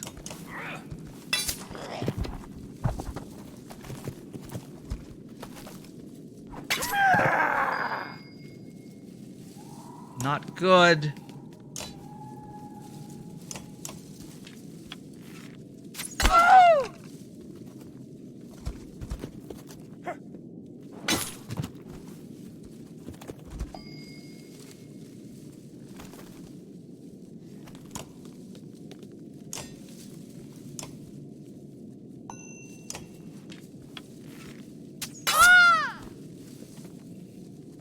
Or did they? Or is that just flavor text, and you actually do have to kill everyone?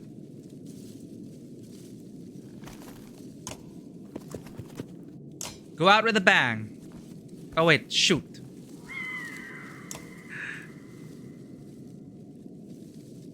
How much can I exert? He had so much armor.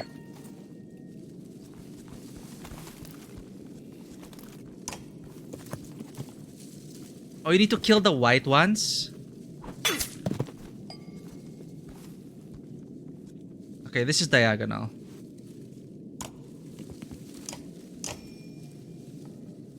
Sweet. 2 strength, so I wanted 3 strength, right? At rank 2.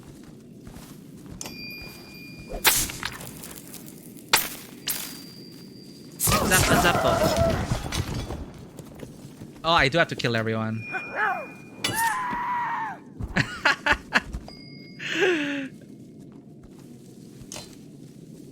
I was actually considering that. Like, I have to kill the white ones? I get what you mean.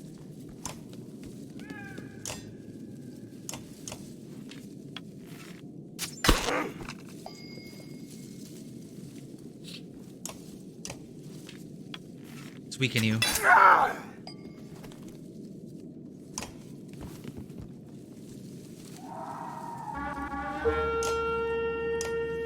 Bonk! Now you are totally useless. Ow! Finish it off, Irsa.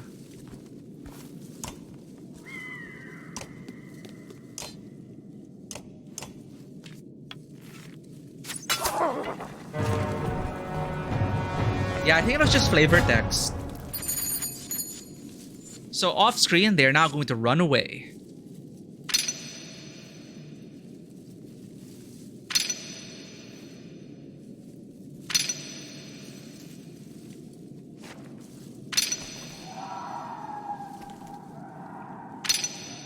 You finish... Oh, so you did finish it, just killing the white ones.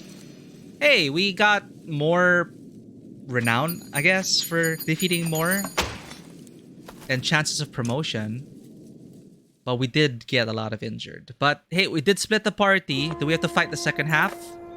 Just as quick as they try to flank you, the remaining horseborn scatter. Oddleif looks at you and smiles. You didn't have to come for us, but I'm glad you did. I feel like Oddleif would have died. Roek and Durdrio look excited, but you could be misreading them. I don't see any clouds of smoke, Aleo says. Perhaps the Varl are still the dredge killers of lore. Everyone makes their way into Lundar, where you were greeted by Hakon. We stopped a lot of them, but plenty made it through. You look at all the destruction around you, the loss of life, and try to find some meaning to it. Even before your breathing slows, an older townsman runs up shouting, Those dark spots of the depths are destroying everything! The dredge, you ask. Yes, the man shouts. They're everywhere! They're hitting the homes, the market, even the rich folk hiding out in the Great Hall! He spits at the last mention. After that last fight, we should stay together, Mogr says. We'll only be able to save one of those places, but that's better than nothing. You understand his caution and realize you can't be everywhere at once, but you might be able to save two places with two separate groups. We can split again? Before you respond, the old townsman says, The houses are full of families, and all our supplies are near the market, and I beg you to save the families. They are the heart of Lundar. You consider what to do. We already got many injured. Oh, man.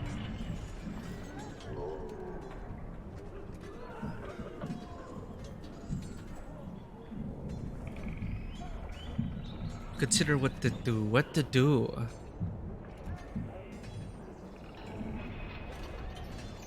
Because if you end up splitting up, you might save no one. We can't afford to split up. So, Ivor says, whose lucky day is it? The merchants, townsfolk, or those up in the Great Hall? Oh no.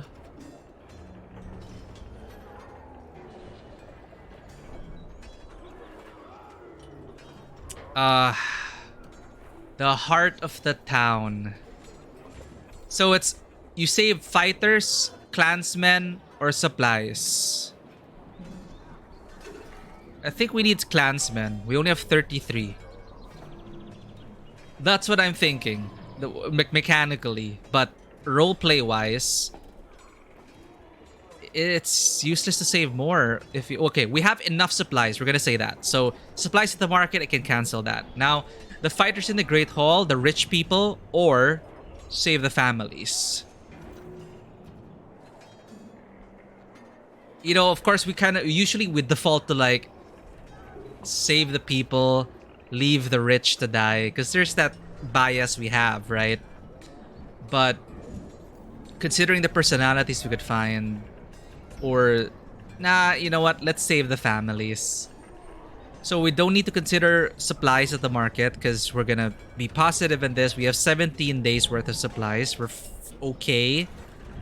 So let's save clansmen in the heart of the town.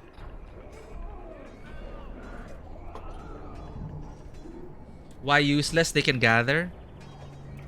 Yeah, I was thinking mechanically, clansmen they can gather, but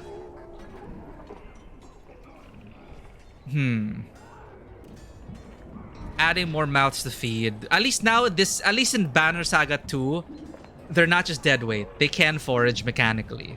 Roleplay wise, also. Huh. Yeah, roleplay wise, they can forage, they can repair, they can do other stuff. And we do have a terrible balance here. We have so few clansmen. So we'll save the families. I wanted to try it from an RP perspective how to really solve that. So do I want to keep these people? Nah. Well, the damage over time was interesting, actually. I could replace Irsa. Irsa hasn't really been pulling her weight. Sorry to say, Irsa. But Irsa as a shield breaker.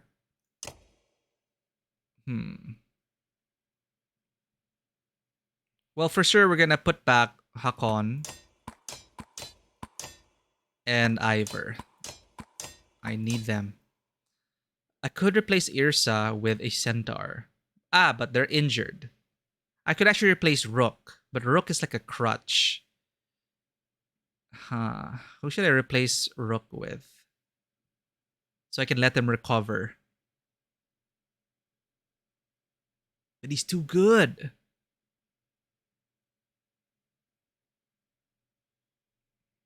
Let's go. It's okay. Hunter's Mark can make up for it. Hey, why do you crash, Banner Saga?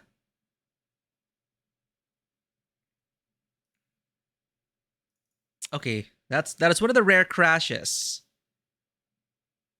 Game crashed on me. Welcome back, Bonebreaker. Were you the source of the crash? Perfect timing. Our game just crashed. All right, loading it again. Let's choose the same options. Hopefully, it quick saved before that decision. Really, Fisher? Maybe my PC's just weird. Banner Saga 1 also crashed on us a number of times.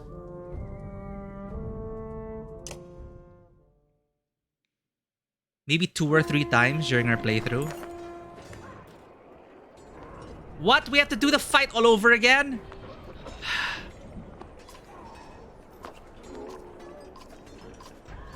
Oh, man. Well, that sucks. We're doing the same thing.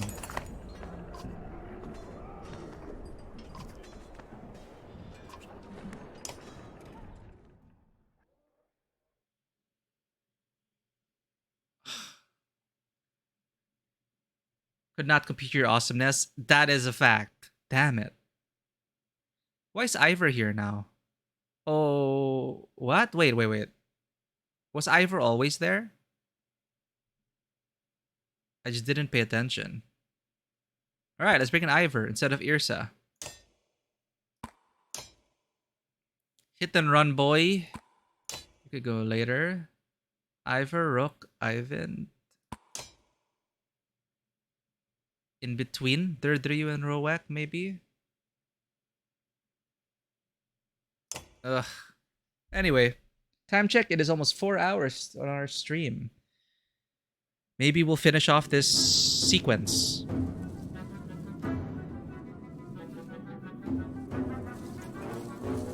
So you said rush the white ones, right?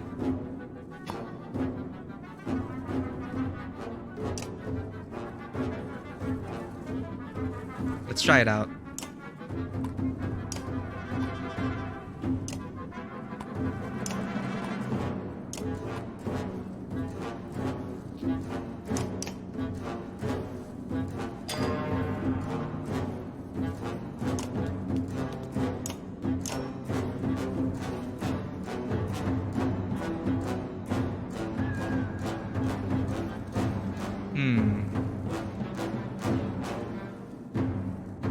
I feel like this might be a spot they'll go to.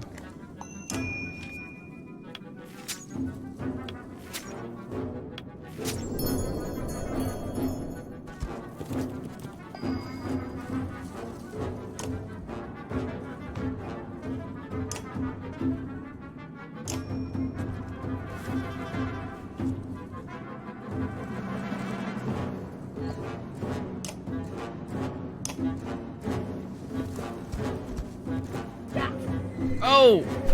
Exposed.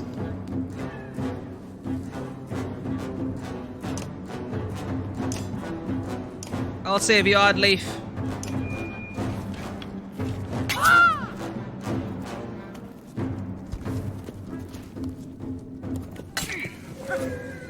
Well, you missed it by 1 square, man.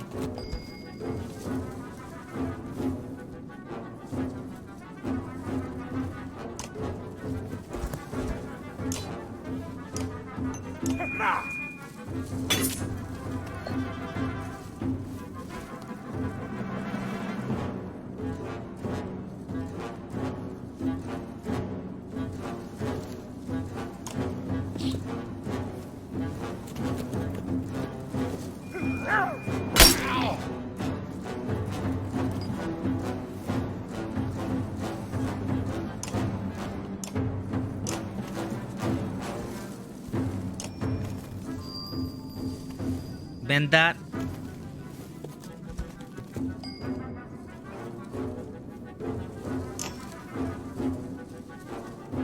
-3 strength for 3 rounds. 2 strength for 3 rounds. So it just needs to be rank 2. And then you're gonna die. Yes! Very nice.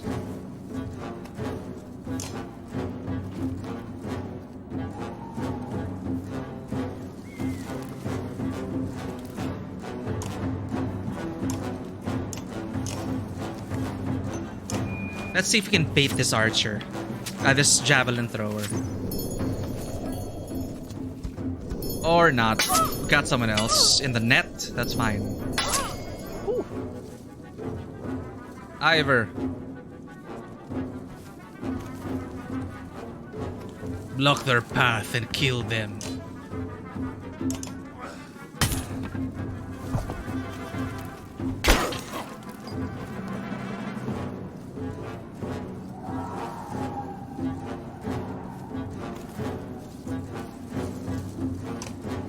Weaken this one, Rook.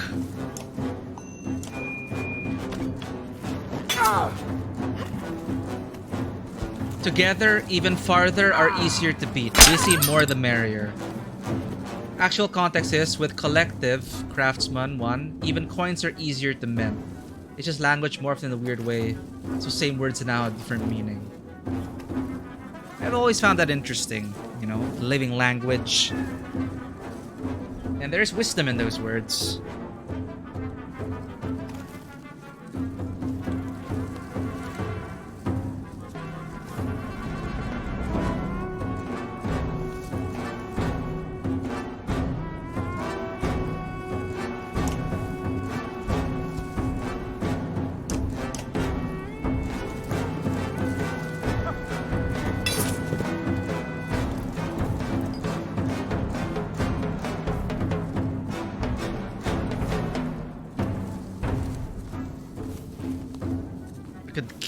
Hit with 1 damage.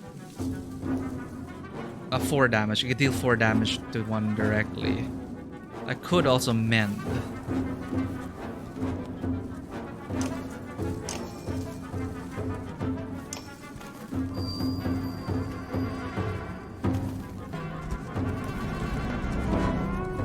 What are you hitting? It's just straight up 1 damage, huh?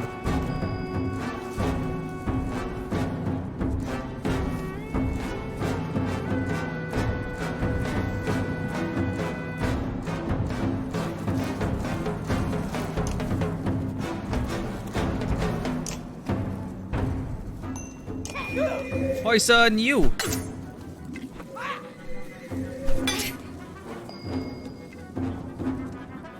I could kill 1 already.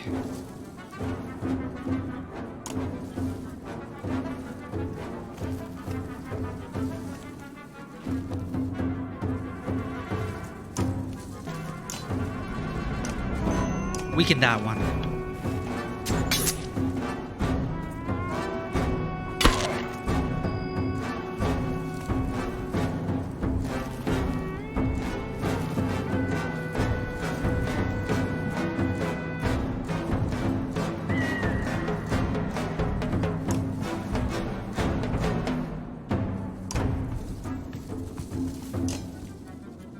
this one out of its misery.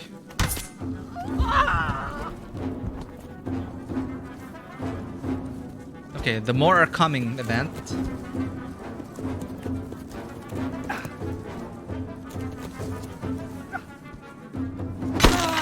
Ow.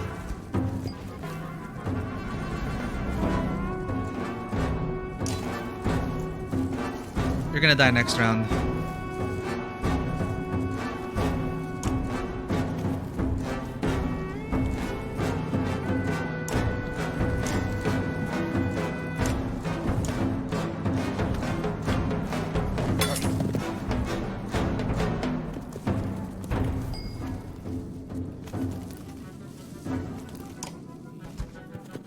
I could have done the knockback thing.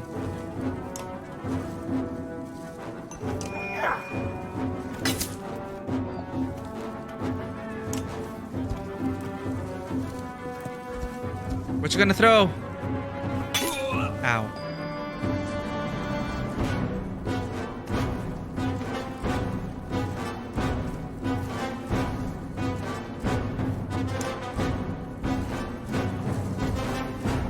Keep mending.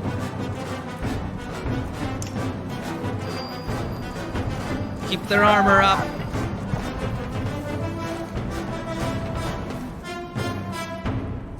Kill that one. Easy. If we defeat enough, the rest will retreat. Yeah, I think it is flavor. Because it wasn't specifically the white ones. So we killed the white ones, and there's one last white... Oh, well, another one came in.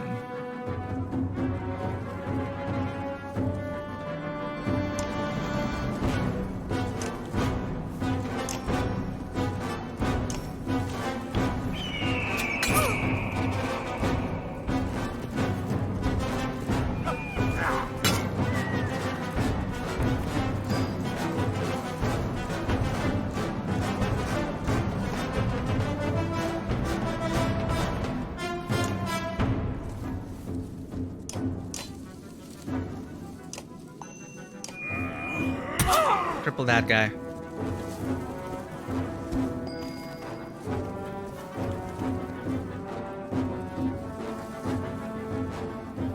Rook, rook, rook. What are you gonna do? We have a full horn.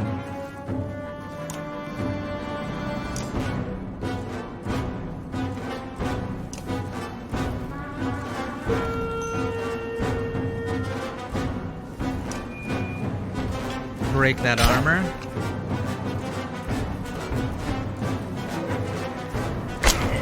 Oh boy.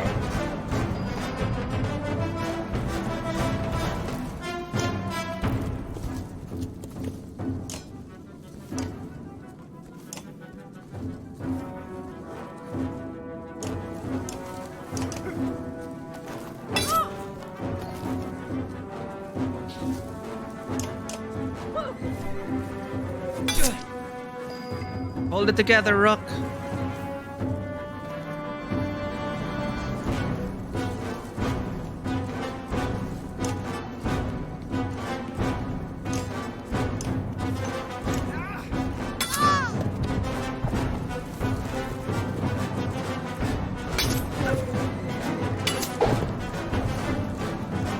So avoids that thing avoids armor, huh?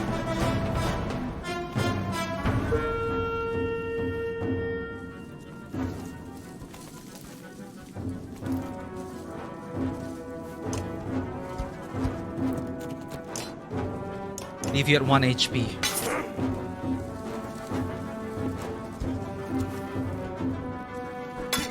That's gonna hurt.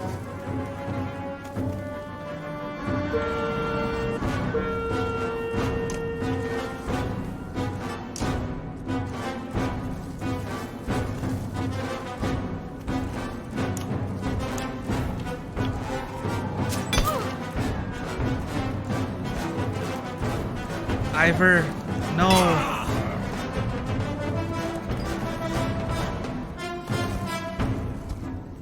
Oh no.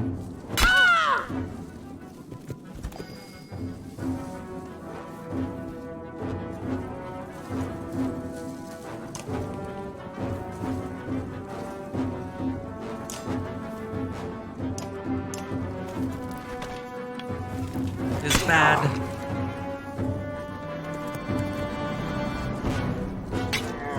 There goes Ivor.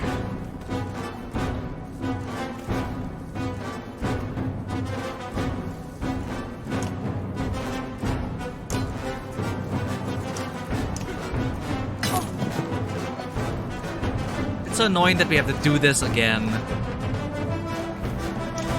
Damn crashes. I wonder what causes it.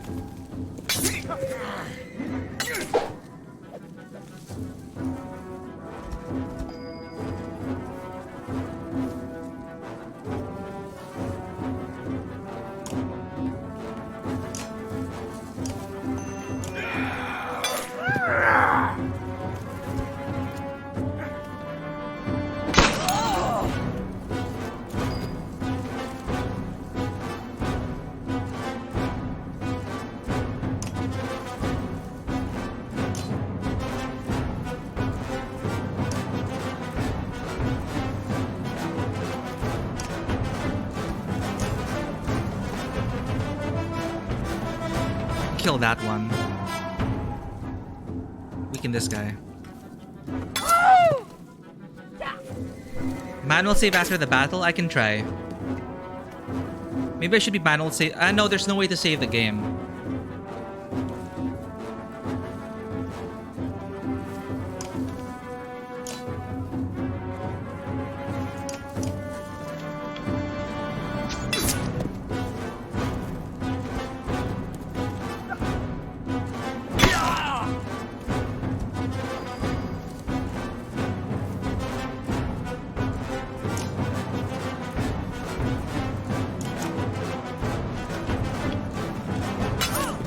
Leave them all at one.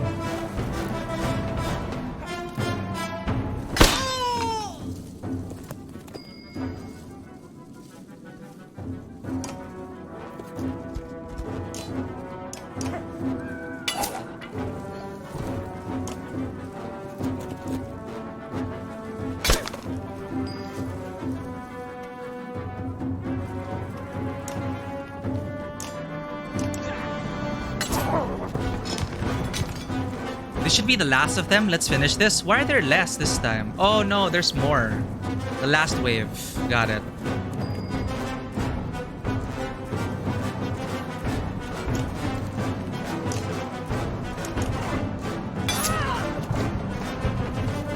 These are fresh though.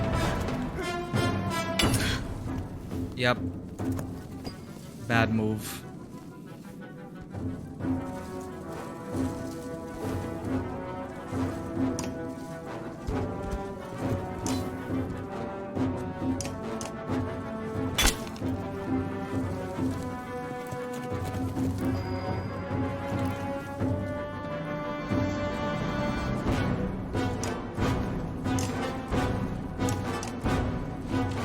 Get through those shields.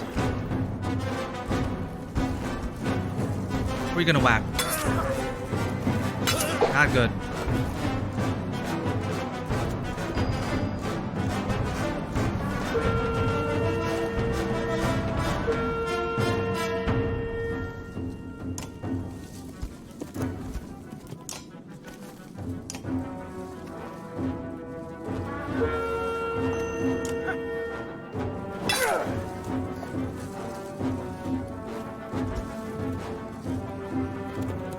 Right, this one's fresh. Ooh.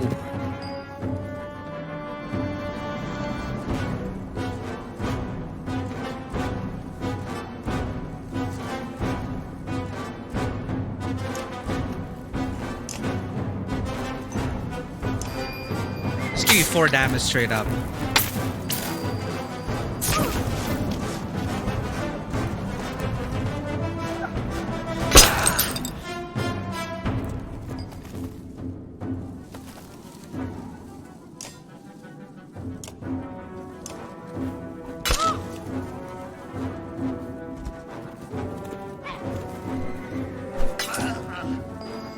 Come on, Rook.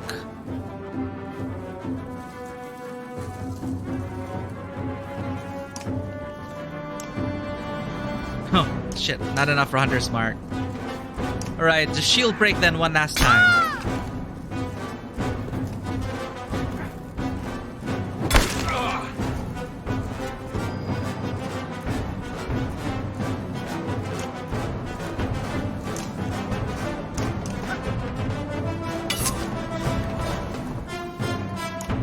chase.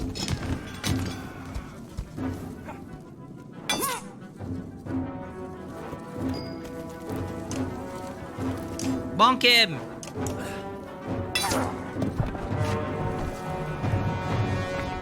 I guess that is roughly the same performance as last. Yeah, probably just stick with your decisions as well. It just sucks when it doesn't quick save often.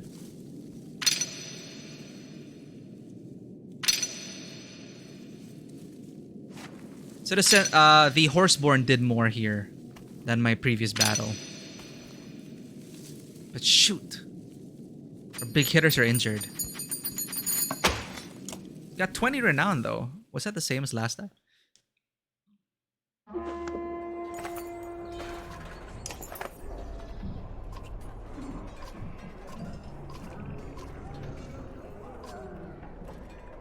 We chose save the families. Don't crash! Ivor's injured.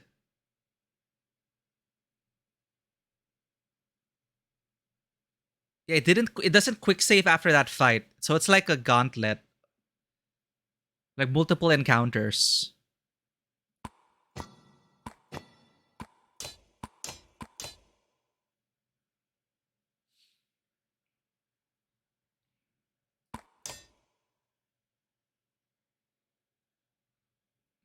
Should I put Irsa? Or damage over time, people?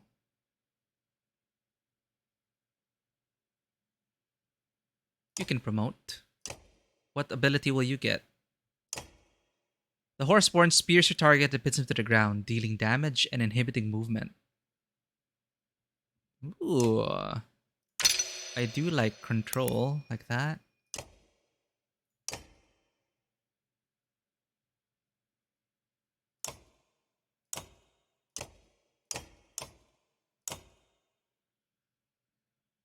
Let's give her aggro then.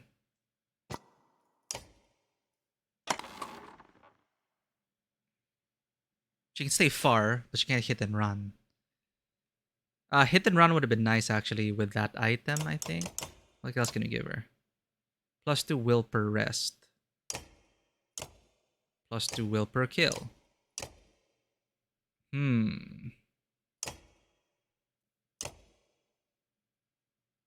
Do I want an injured Ivor in there? Yeah. What's Skathax? Trample. Charges forward and tramples an enemy, then attacks from behind. Enemies suffer strength damage during the charge, is subsequently struck for 1 strength per tile. The Horseborn moved before the trample. Ooh, one of those things. So move as much as you can and then trample.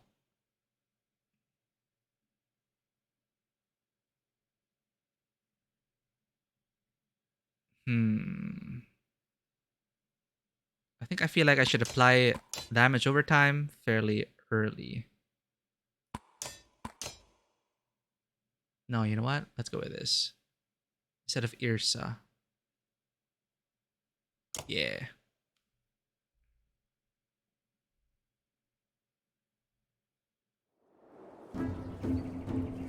Ah, yes, you can always redeem it, Bonebreaker. No need to ask. If it's enabled there, you should do it.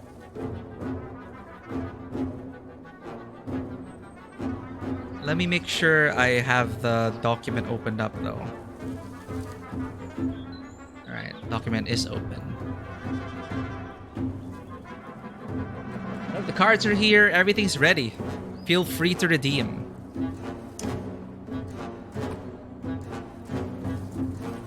Dredge! It's been a while.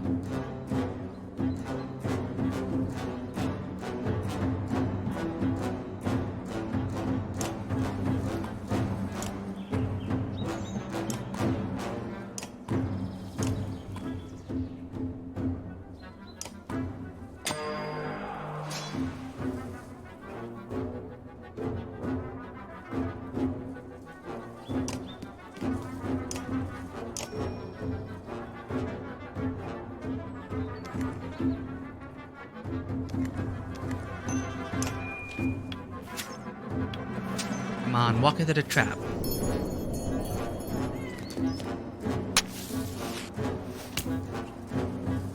We fight to protect the people of Lundar. Really, Rook? 2 strength.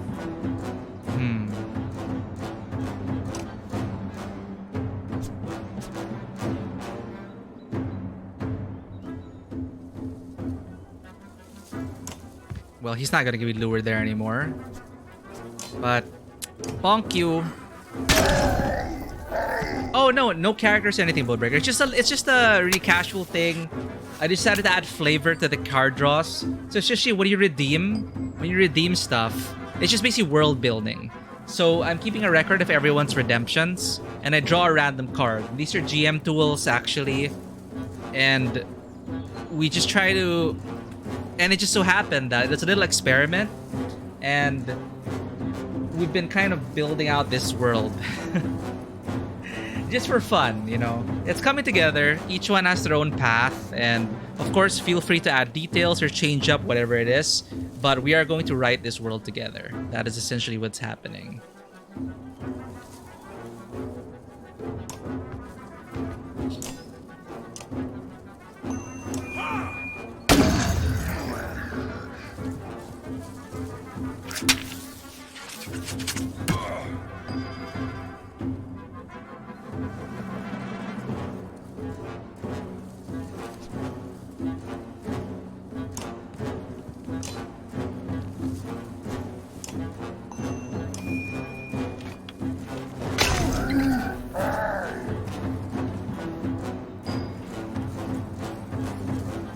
Thank you for that hydrate.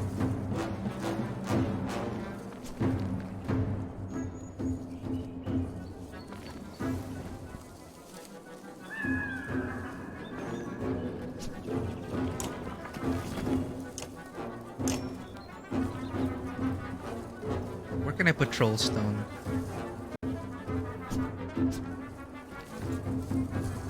Here?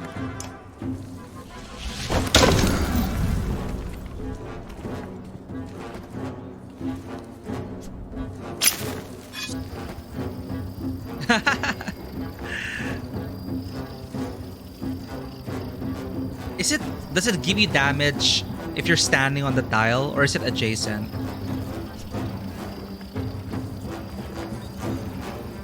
Oh, he's doing the thing. Shoot.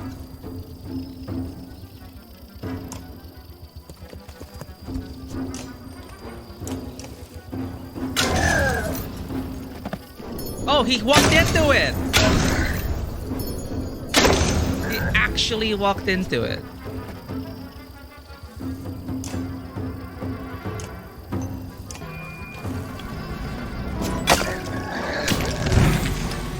Oh, adjacent.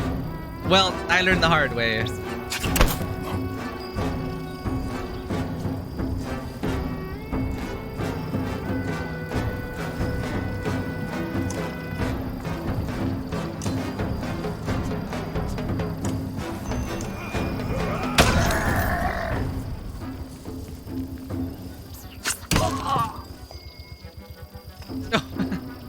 It's okay, a bone breaker. That's why I put the redeems there. Yeah, I might seem focused, but at least this one is turn-based, so you can like not do anything. You can stop at any time. That's why I enable these redeems. I disable them for more action-heavy games, because it'll kind of kill the momentum, because it's an action game. You gotta keep going, right? But with this, we should be fine. Well, I should kill him. It's gonna be overkill, though.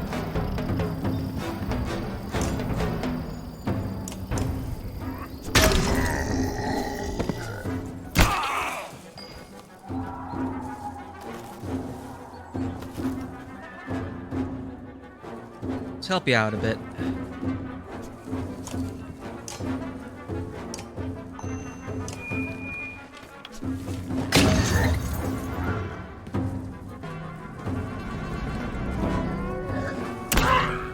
Problem. You are all in a diagonal. I like that.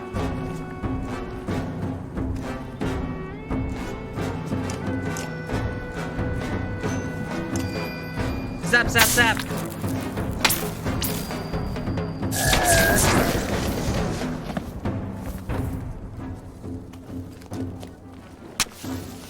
Gotta kill you before that blows up. Oh.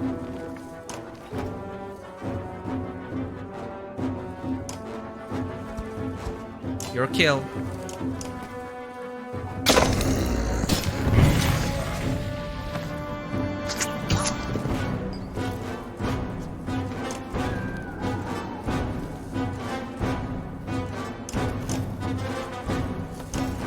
Can Bird of Prey hit you? It can. Nice. Let's finish you off then.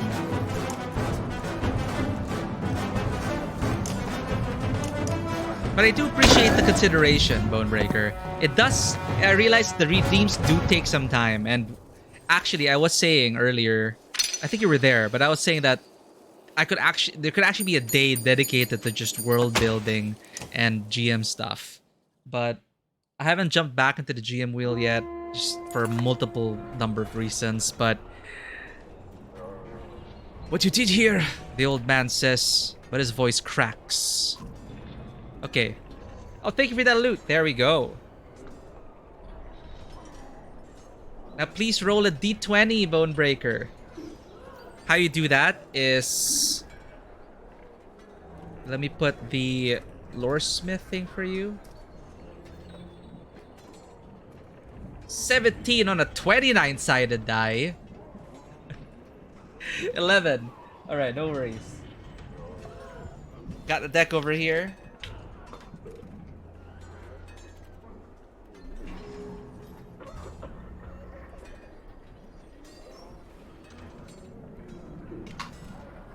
Now, you're all kind of in the same universe.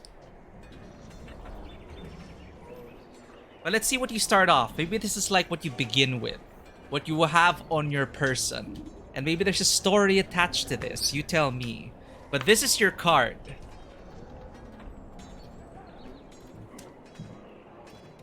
Now please roll a d4. Ooh. Rat droppings, old torch, white pebbles, and religious symbol. And I'll finish it off because there's a spam filter on. So, 1. 2 and a 1. Recently doused rat droppings. What a way to begin. But this is actually a gourmet specialty in some parts of the realm. How some people use animal droppings in coffee or tea and the like. This is one of those things, I would say. I'm not sure how you got to claim it, or if you even remembered if it was in your pack. But you do have a bundle of these recently doused rat droppings. Doused meaning that they have been treated so it is safe to consume. Now, a lot of people in the underworld and a lot of less well-off folk, there are stories that they eat rat droppings kind of like as a snack. Not only do they eat the rats, but they use the rat droppings to season their food and the like. It so happens that with a certain formulation, a lot of hoity-toity nobles actually found out that they turned it into some gourmet thing, okay? It's a lot of branding, but, you know, the rich people wanted to experiment and they're saying, oh, rat dropping coffee or something like that. And that's what you have a bundle of. Of course, a lot of the people sneer at this because people do use these rat droppings. They treat it to survive. It's accessible and it provides sustenance if properly prepared. And taste. Actually, not really sustenance, but more it fills the belly and it keeps things it keeps things tasty. Interesting. We just added doused rat droppings as part of our world's menu. I did not expect that. Of course, feel free to add other things, Bonebreaker, but you do have a bundle of these, and I'm pretty sure there are more items. Feel free to loot even more. But for now, in your pack, you have recently doused rat droppings. I'm gonna put that up now on the annals, and as well, create your entry. This is the exciting part, as we have the Tabletop Cinema Annals. Let's add you in here. We're doing it we're doing it alphabetically, so you're actually the first entry here.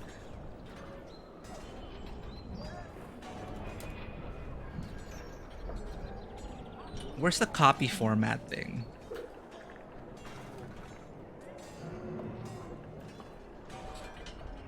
We have your first. Oh. Fumbled searches. It's just the name of the deck, but it's not really fumbled searches. Recently, we've had some interesting stories come up with the trinkets that we find in these cards. Recently doused rat droppings. Today, this was the stream for May 2, 2023. And another D20, please. How did you get hold of it? Maybe it was I don't know, free sample somewhere. But of course, there are a ton of different rat droppings. A lot of enterprising people from the lower city try to sell this to rich folk as an experience. You know, doused rat droppings.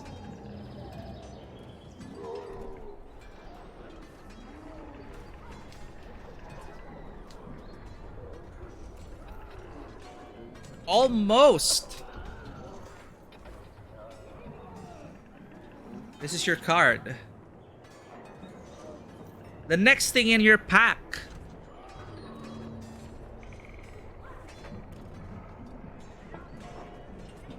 $74,000? Damn. How did you guys get so many coins? Again though, I really appreciate that you do have all these gold coins, because I really appreciate the support. So we have a 3 and a 3 Bonebreaker. Another thing in your pack. Oh, and this, at least on the surface, seems more valuable. You have a crimson red painted eye.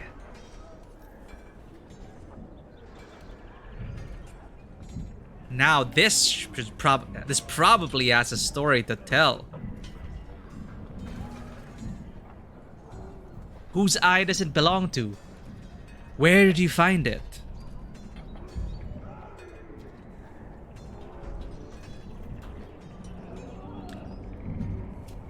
Is it a trinket to sell? Does it carry a lot of emotional weight to it? These details I will let you stew on, but seemingly in opposite sides of the spectrum, amongst the doused rat droppings, don't worry, it's carefully packed. In fact, it has been packaged properly for people to put into their coffee. So it's ready to be dissolved into any drinks of your choice. But this crimson red painted eye, what is interesting about it is that it is a kind of glassy substance that it is made out of, but it is perfectly round. It is very well made. And once in a while, I don't know how long you've been traveling with this Bonebreaker, but sometimes you get the feeling that at least the eye within, the eye itself, it always feels like it's watching you. Like maybe it's the late nights, but once in a while you'll catch that the painted eye rolled towards your direction, or ever so slightly turned while you were looking away. It's hard to tell if this is just if this is just your imagination, or if this crimson red painted eye is truly watching you. But if it is watching you, who or what is watching you?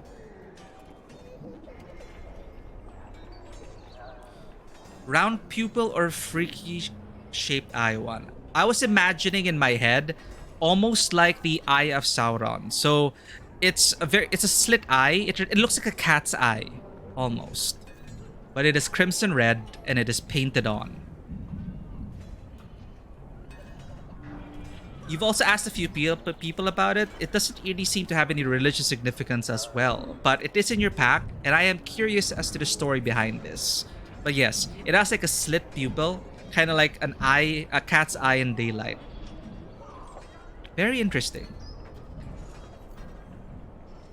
Oh, and if you're also curious, it does fit into your human eye socket. Or I don't know if your character is human or not, but it does fit in many humanoids' eye sockets. So, you do know that a lot of people who've lost their eyes, if they can afford it, they do afford glass eyes. This looks like a very similar size to those glass eye prosthetics. And actually, when you were fishing through your pack, it seemed to be staring right into your eyes, Bonebreaker. Now we set off on your journey. Let me grab your card for the Wilderland Voyage. So you don't have to roll anything for the Wilderland Voyage. We just add more to the world. In fact, the rolling for the D20, I should have written it better, but it's for loot redeems. But for the Wilderland Voyage, by redeeming it alone, we add an important part in our world. Now let's see the context of where you are. Where does your adventure begin? At some point, I'll probably have to like name these towns. Like, are you in the same town? Okay, this is you're probably in the same location. So far, we've had like two towns so far.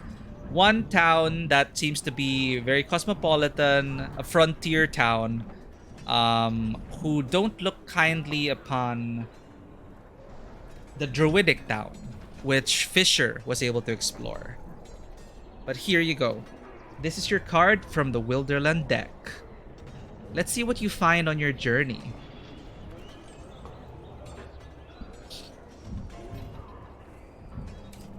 Oops. Go ahead and roll a d4 to see the top half. And I roll the next d4 to give you the complete item.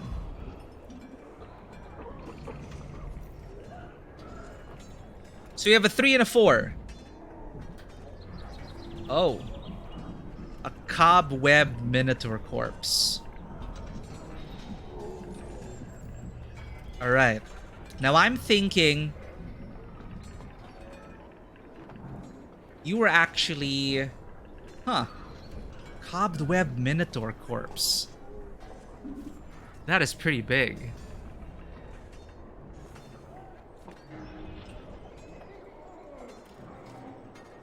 Oh, our old redeem to let you name a town or something like that. Maybe we can use that for the story we were telling. Oh, as a name generator. Yeah, actually, the redeem, the name generator was supposed to be for like Wildermyth or other RPGs, but... Yeah, actually, yeah, you're right, Fisher. To name a part of the world. That could expand its use. Good idea, thank you. I'll note it down so I don't forget. This Minotaur corpse. Off the top of my head, I'm thinking you're in a labyrinth of sorts. But how did you end up in this labyrinth? And why is there a Minotaur corpse that is cobwebbed? So it's been there for a while. Spiders have made its home. So I'm thinking it makes sense that you're somewhere indoors. Perhaps... Oh, okay. You feel you have to be very careful. Does it look fresh or has it been laid there? It's been there for some time. So it was enough. It's been there enough for spiders to start creating webs all over it. Because this corpse has been attracting a few insects. And the spiders are having a feast. So they're kind of using this as bait to draw in more insects that they can eat. You investigate the Minotaur's corpse. You're actually in... In this part of the wilderness, it seems very out of place. Actually, I don't think you're out. You are not indoors. You're in the Wilderland. You're outdoors. And on the path, you find where this Minotaur corpse off the side as you were stopping for a break. The smell also kind of lured you in. And upon closer investigation, it does seem like nobody has looted this corpse. And cause of death? you can't see any outward wounds on the body. It either died of natural causes or something from within. Now you can't tell, was it poisoned? Is it still, or is it infectious or not? It's hard to tell, of course, unless your character knows much of the medical field in this time. But anyway, it is still attracting a bunch of critters, and the spiders are using it to have a feast. You can see this network of spider webs and cobwebs, and the spiders do kind of hide as you approach. It does have a pack, and it does have... It doesn't seem to be looted. How did it die here? It looks like the Minotaur suffered, though. Their surroundings were dragging marks of weird animal tracks. Alright. So, after much investigating, you see at least this Minotaur came from somewhere. You do find tracks, but you do find the tracks of the Minotaur. They seem to... Thankfully, the weather has held up. It didn't wash away these prints. So where do these prints lead? Maybe we'll find out when you draw the next card. But it seemed to have traveled from quite a ways. The footprints leading into the forest. Thank you for these redemptions, Bonebreaker. Giant spiders? Well, you saw tiny ones. Could there be bigger ones? Are there giant spiders in this world? But the Minotaur did come from inside the forest. And as you look, it disappears into the darkness of the shadows of the canopies. So let me note that down for you. Hey, maybe a spider got it. But there were no outward wounds. So was it poisoned by a stinger? What happened to this guy?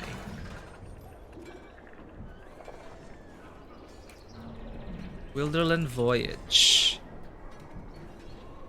Cobwebbed Minotaur corpse. I already kind of have a feeling where this might lead, but we'll see what the cards tell us. Believe in the heart of the cards.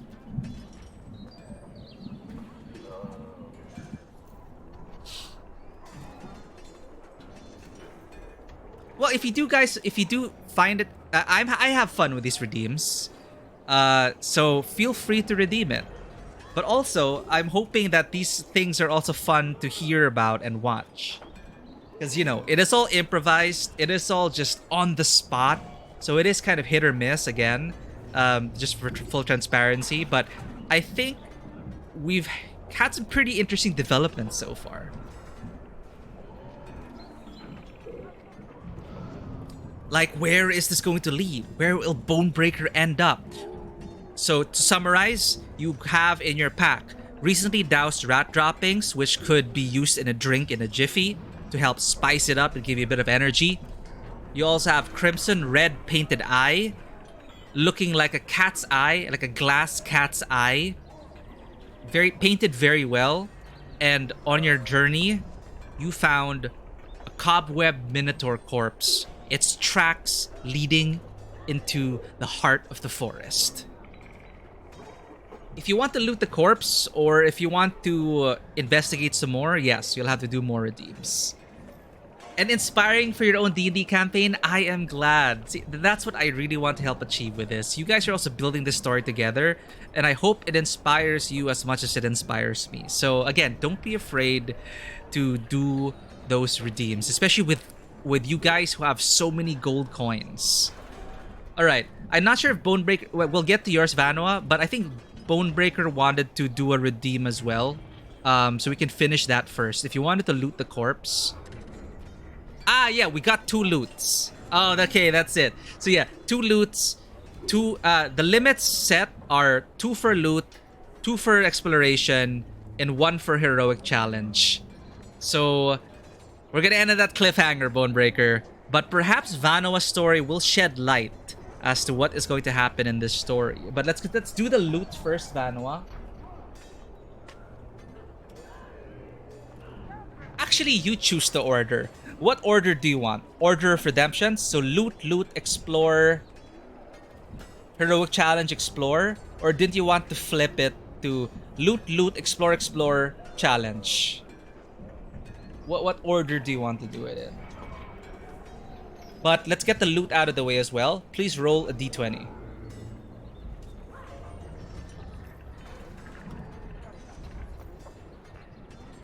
Okay, so the second one I said was loot, loot, explore, explore, prepare. Alright, then roll a d4.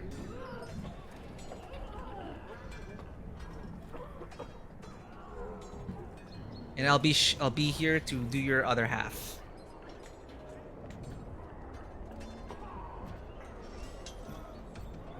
Your card, Vanoa, for a 3 and a 2. Bum-ba-da-dan. We have a stained and decayed warning sign. This is just very appropriate. Last we left you, you actually crossed a vine bridge into the heart of the forest. The light unable to penetrate the canopy above.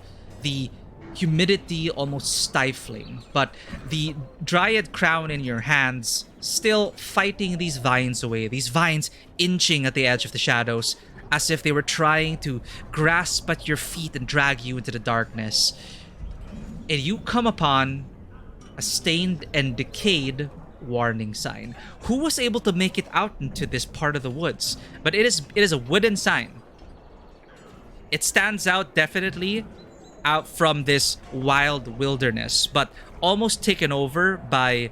Actually, it's a wonder that it hasn't been overtaken by the nature surrounding it. But this lone warning sign seemed to have a minor enchantment upon it to at least remain legible or visible in this area. And true enough, it's warning in the language of the Dryads, who are long since gone in this region. Nobody has seen a Dryad in forever. And this crown actually helps you understand it. There's a tingle of understanding as you read the sign, and it is painted on in red. And the warning, as it comes to you, as if this crown is telling you, it is not a warning to turn away. The direct translation is difficult, but you feel that it is warning you about what you might find within, and if your spirit is able to bear the burden of such discovery, be warned. Now, was this meant to entice people to come in? Or to turn away those who are unready, who are not ready? Are you ready, Vanoa? So I'll put that down here.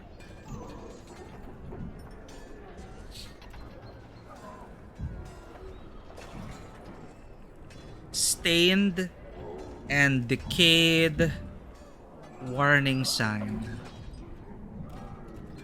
May 2, 2023. Okay, your second loot. Please roll a d20.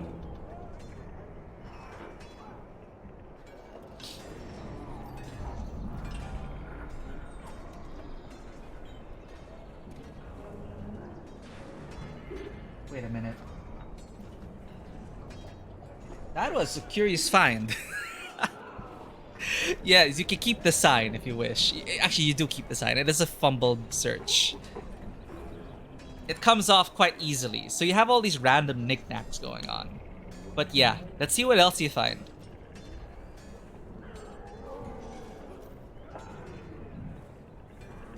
Roll a d20. If you get a d20, we draw from the shiny deck.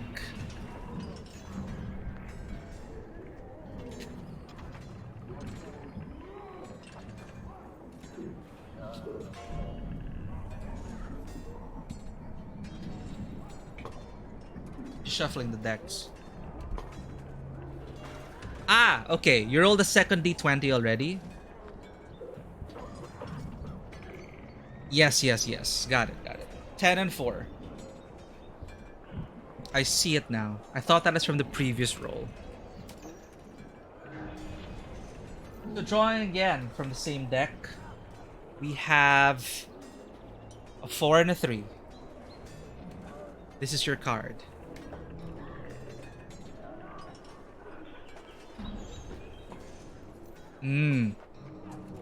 Alright. Beside the sign, you see a moss-covered piece of bone. Very old as well. And yes, indeed, moss-covered.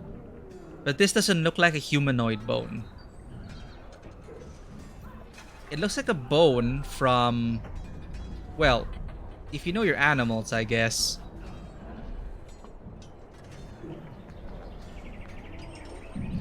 The bone... I say it's a skull. It's a moss-covered bone skull. And it looks like a wildebeest. Those creatures have also not been seen around this part of the realm in a while. Usually been driven away because they were hunted down. Hunted down by the people in the frontier towns. Driven to other parts of the woods. But beside the sign is a moss-covered piece of bone. The skull of an ancient wildebeest.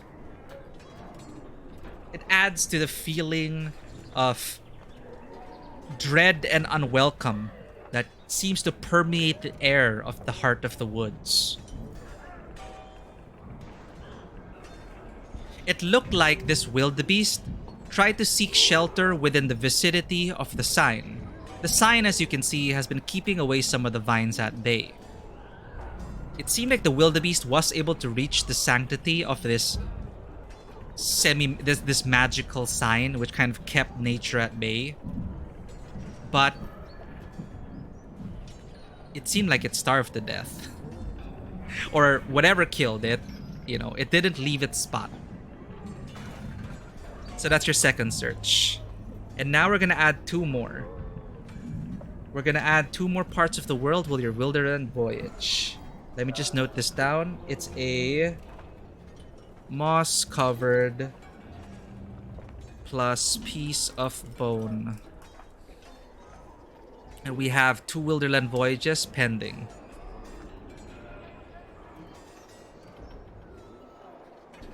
Your first part as you push into the heart of the woods. Let's see what you find. Shuffling the deck. I have to keep shuffling the deck because I put the cards you find back in because those cards could also have different combinations, which is fun. First, in the heart of the woods. Let's roll a d4.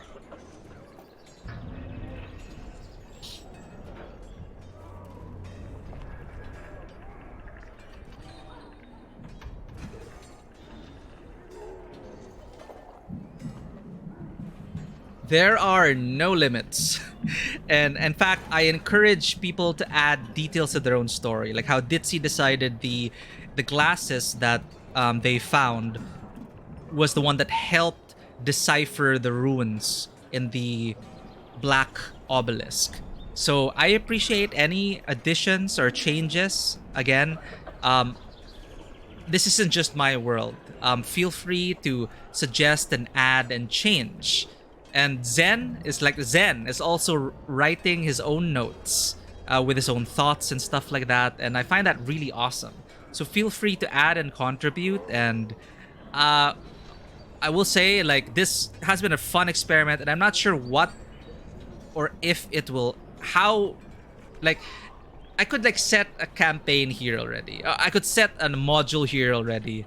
Like, yeah, we didn't really know much, you know, we don't know a lot of specific things about the world, but it's coming to a point where, you know, more details would be awesome. And when you put it as part of your role, it does help us out. So anyway, 4 and a 2. A smoldering crate of swords. Huh.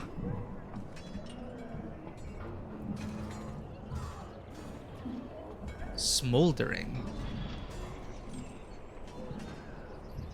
Still smoldering. Huh.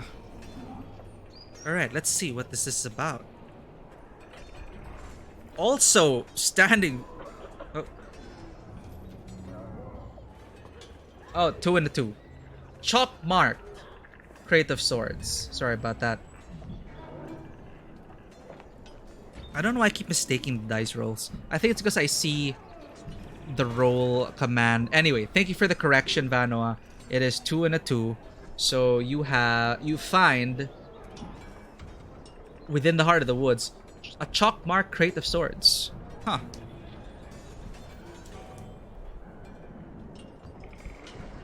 Okay. I have an idea about this one.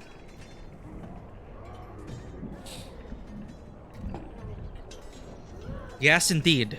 You see that with it, that the Crate of Swords, it's not the only crate, but a lot of the other crates have already been overtaken by nature, and many of the things pretty much disintegrated within. But these swords also are too dull, too rusted, too weather beaten to actually be of any use. Now, the chalk marking is what makes, not only does this crate stand out in the middle of it, but this chalk mark kind of clues you in as to what its nature may have been. It is arranged very, for what it's worth, it actually was arranged very meticulously. Something that you might see in an army encampment. But it is very old, and it has been a while since you've seen this chalk marking. It is a chalk marking denoting that this used to be owned by the former royal family of this part of the realm. We don't have any names right now, but names. But this belonged to a very old house. A house that is no longer in power or existing at all. It is a fall from grace. It was a fall from grace, but this was once a very prominent family in this realm. And it is actually very...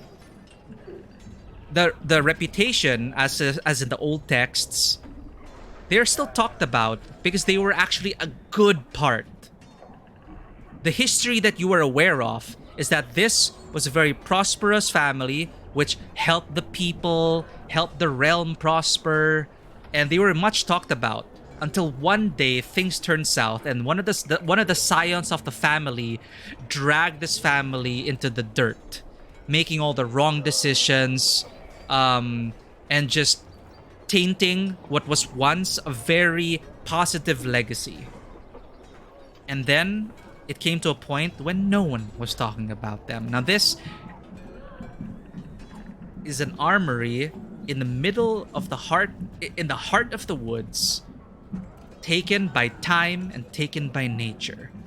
It's a classic story indeed, but is it one that is true or one written by a competing noble family? It's still shrouded in mystery. The sudden turn is what a lot of people debate about. It's like, why is it all of a sudden that the scion who was raised so well, who looked like they were about to just follow in the footsteps of their ancestors, why did they suddenly make every wrong decision possible? Who knows? But that is what is interesting about this chalk-marked Crate of Swords. What else do we find in this heart of the woods? Please roll a d20.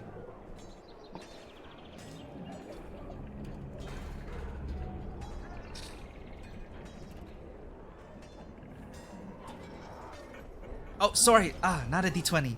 We're doing a Wilderland voyage. D4, sorry.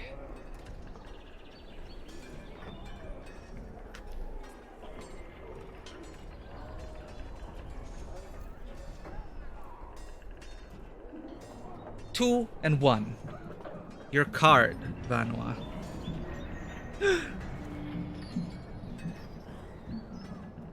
A shape-shifting escape goat. Okay, that's it. Very interesting. Very, very interesting.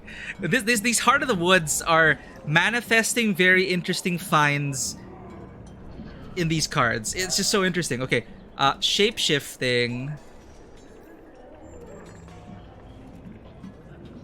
Scapegoat.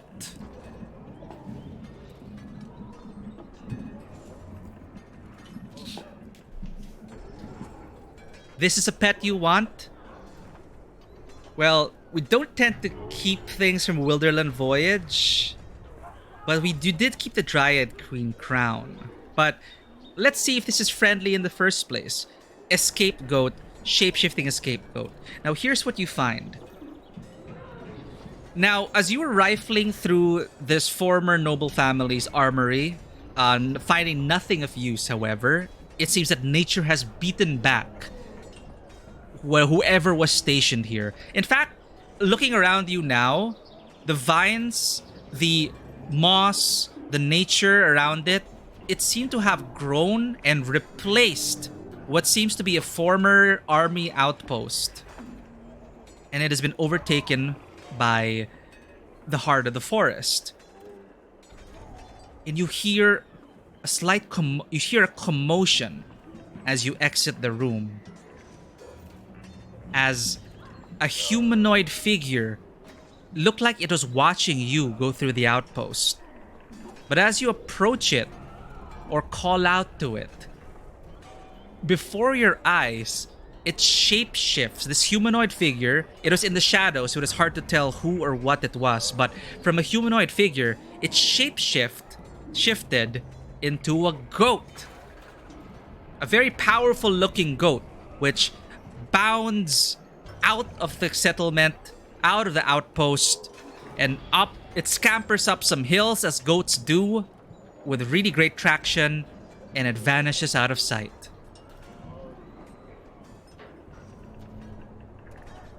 The Dryad Queen crown seems to have been waning in power, fighting off nature the longer you stay here. However, the same understanding earlier with the sign kind of floods your mind as well. It kind of puts you at ease that while it may have been startling to see this humanoid figure shapeshift into a scapegoat, for some reason it feels like it is not a threat. Why was it watching you? But it goes further into the heart of the woods.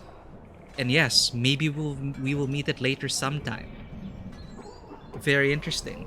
But the challenge. Let's try and fit it into where you are right now.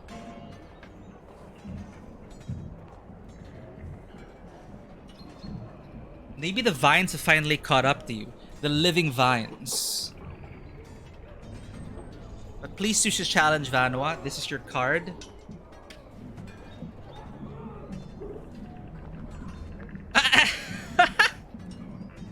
Enact or prevent an eldritch ritual, or heal or shelter an enemy or ally in need. Both I could see happening. Your choice. Your choice.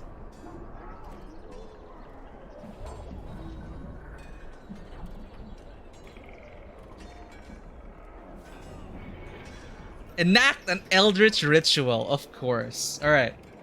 Now here's what's happening.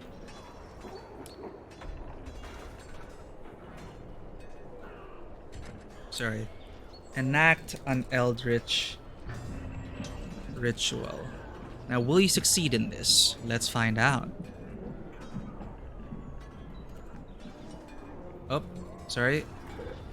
Wait, I need to put the... Why won't you properly bullet point?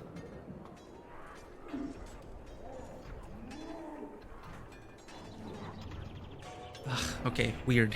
Enact an eldritch ritual. Well, you succeed, even without anything. But the flavor I was going for before that roll was this. Remember how I said that the Dryad Queen's magic seems to be fading? Well, it has been having a difficult time doing so. The vines seem to find an opening in the ward that was once protecting you, And that understanding once more, not exactly a language, but a feeling from the crown beckons you to use your implements. The ritual implements that you found earlier. And it is asking you to conduct a ritual to recharge this crown and fight back this living, beating heart of the forest, which is trying to push you out like an infection. And what was once used for perhaps a vile ritual, but the eldritch part in nature, this is now nature. The heart of the forest is neither good nor evil. It is just the heart of the forest.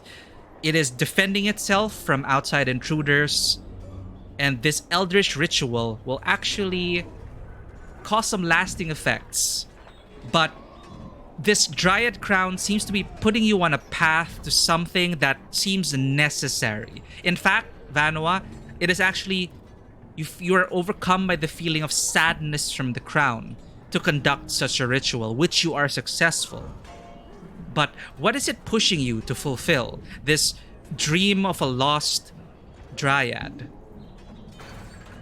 Sure enough, with the candles, the implements that you found, the green ceramic wildflowers, all of this, you're able to rearrange it in a pattern.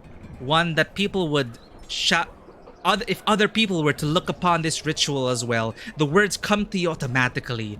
It is an enlightening, it is, in a way, it is, the Dry Crown is speaking through you in a way, as it is charging this with what actually feels like dark, eldritch magic. It does not destroy nature, but you feel that it is terrifying the heart of the forest. So there is that fear that these vines kind of show you as they recoil from the protective circle that you form. This barrier, the ward is now resealed. You are now protected once more. And the vines actually retreat. And it is as if you could hear the sobbing of the forest. And you are now left alone. No shape-shifting goat, no vines. Just you and this overtaken outpost. And the Dryad crown remains silent for a while, in quiet contemplation. Was that necessary? I don't know, Vanua. The cards just showed us this. But of course, feel free to add your own spin to things. But you have kind of made this place safe. So, shing! Now this outpost is kind of... You can see already that it has retreated from it, and you are safe in this area. You have gained foothold in the heart of the forest. But that shape-shifting escape goat was so interesting. Enact an eldritch ritual. Let's get your reward first. You were successful, Vanua. Success, May 2, 2023. Your reward...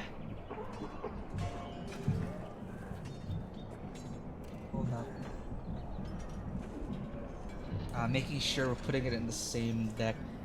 Enact an eldritch ritual. Alright, Fisher. Yes, and feel free to bounce off each other. We've also tried to kind of bring everyone into the same scene. Like, also by virtue of having community members in the same chat at the same time, I was also thinking, yeah, just get a +2 per person who's attempting to help you, right? But of course, you gotta explain how you're helping the other person, but... I don't know, we've been kind of building scenes. We're still figuring it out. We tried a crossover scene at one point. It worked out. But first, before we move on to your heroic challenge, Fisher, we're going to give Vanua his reward. Please choose.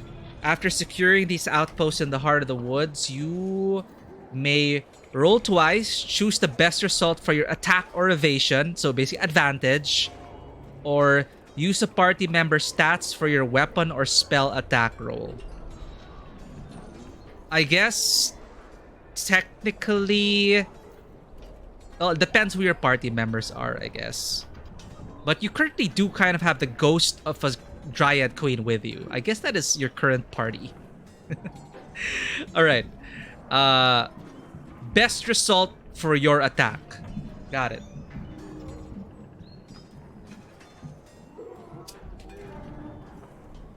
Best result for your attack. Yep, thanks to the Eldritch Ritual and the Recharged Ward, you do feel a surge of magic and empowerment. So, of course, it is finite, it is a single use, but your next attack, whatever that attack may take the form of, will be empowered by the crown and this Eldritch Ritual. Congratulations. Now, Fisher, you are attempting a heroic challenge. Let's go to your entry over here. So your last heroic challenge was to prevent a disaster. This disaster was to prevent the poachers from catching your lizard cat friend, who has since fled to safety, no longer in the same den. And I believe they also left you a little reward as a kind of farewell gift. And you were able to actually talk down the poachers thanks to Zen's help, who wielded his badge of authority as a member of the town council and the town scouts. Now, what other challenges await you, Fisher? Oh, that's a reward. What am I doing? Wrong deck. Challenge. No rewards until you succeed. Can't keep handing out candy. Sorry. Here you go. Challenge. Trade with or defend a community in need. Or ambush or infiltrate an enemy encampment. Oh. I think both options could apply to where you are currently in the scene. But please choose your challenge. You also discovered, I remember, two bodies of druids who were fought back. Right. You prevented someone from burning down the forest, or you found the two bodies of druids who prevented someone from burning down the forest. There we go. Ambush for the poachers that killed people for the village I trained at. Okay. So please roll a d20 for the ambush, Fisher. Ambush an enemy encampment. Easily enough, you find these poachers and where they are camped at. True enough, they're camped within the forest. You don't even need the help of any items or rewards here. You succeed. That is a good roll. And I'm thinking you're able to get some support from the druid village, who also want to avenge the deaths of those two lumbermen who were cut down. And you can see now, it confirms your theory that the ones who tried to burn the forest down were the poachers. You do hear you are successful with the plans, as when night falls, cloaking this clearing, their encampment in darkness, swiftly and efficiently, you're able to dispatch the leadership of these poachers and disband their band of evil, terrible men. And today, the forest may breathe easy, knowing that an evil has been vanquished. You're able to celebrate with the rest of your druid friends, but also mourn the loss of those who were killed by these poachers. Not just animals, but also they've been a stain upon nature, and they were also murderers. They were becoming more than poachers. They were becoming murderers and just scum of the earth. And congratulations, Fisher, you were able to defeat them. It seemed like, as you find some plans in their encampment, their explanation for the fire was that they were trying to burn sections of the forest to hone in on the lizard cat, to catch it and trap it and score a big payday.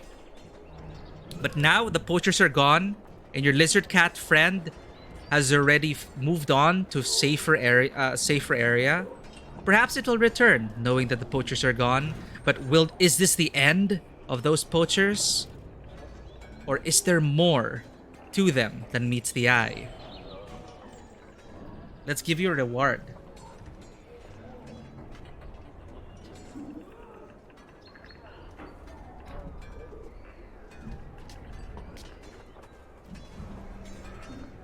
Ta-da! Please choose your reward. Gain temporary immunity to being surprised, grappled, or frightened. No matter your die roll, you have the highest initiative or stealth result.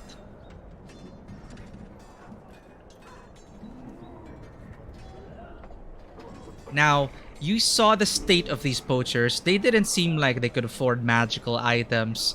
And yet they seem, that they were actually well supplied. And this is from their cache of items and weapons. They are divided amongst the people, and you find a magical cloak which will allow you to get your highest stealth result. No matter your die roll, you have the highest die result. Congratulations, Fisher, that is a success.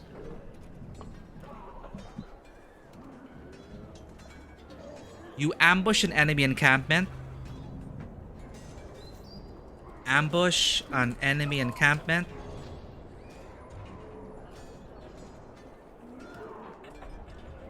Which is a success. May 2, 2023. And your reward, single use. No matter your die roll, you have the highest initiative or stealth result. Very nice.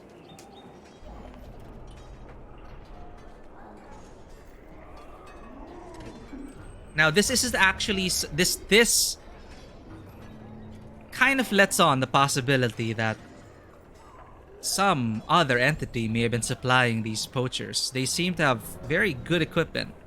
Did they steal these? Did they find these? Did they buy it themselves? It's hard to tell. But congratulations, Fisher. You have cleared this section of the forest. Thank you for those redeems. We've added more to the world. Again, feel free to add. Take down your own notes. Write your own stories. It really warms my heart to know that these are able to inspire your own campaigns and your own stories. And I hope you enjoyed this. Again, the redeems are there. Feel free to do so.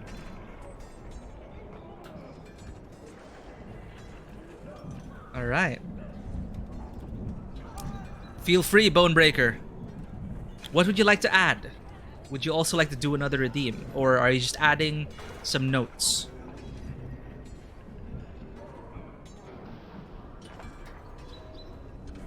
You were a scholar of sorts, traveling the lands. One night while camping outside, you were haunted by visions.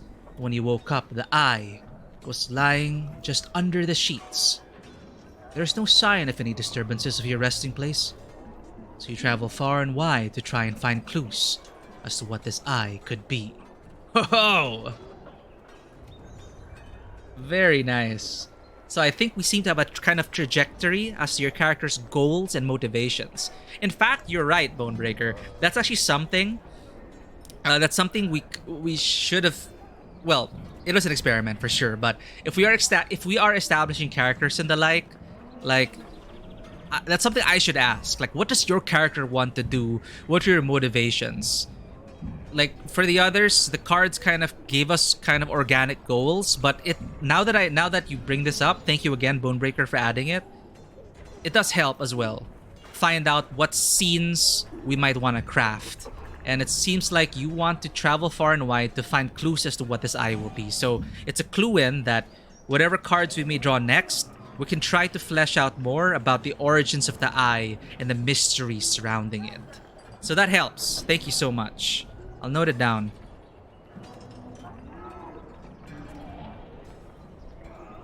I'll put it in character notes.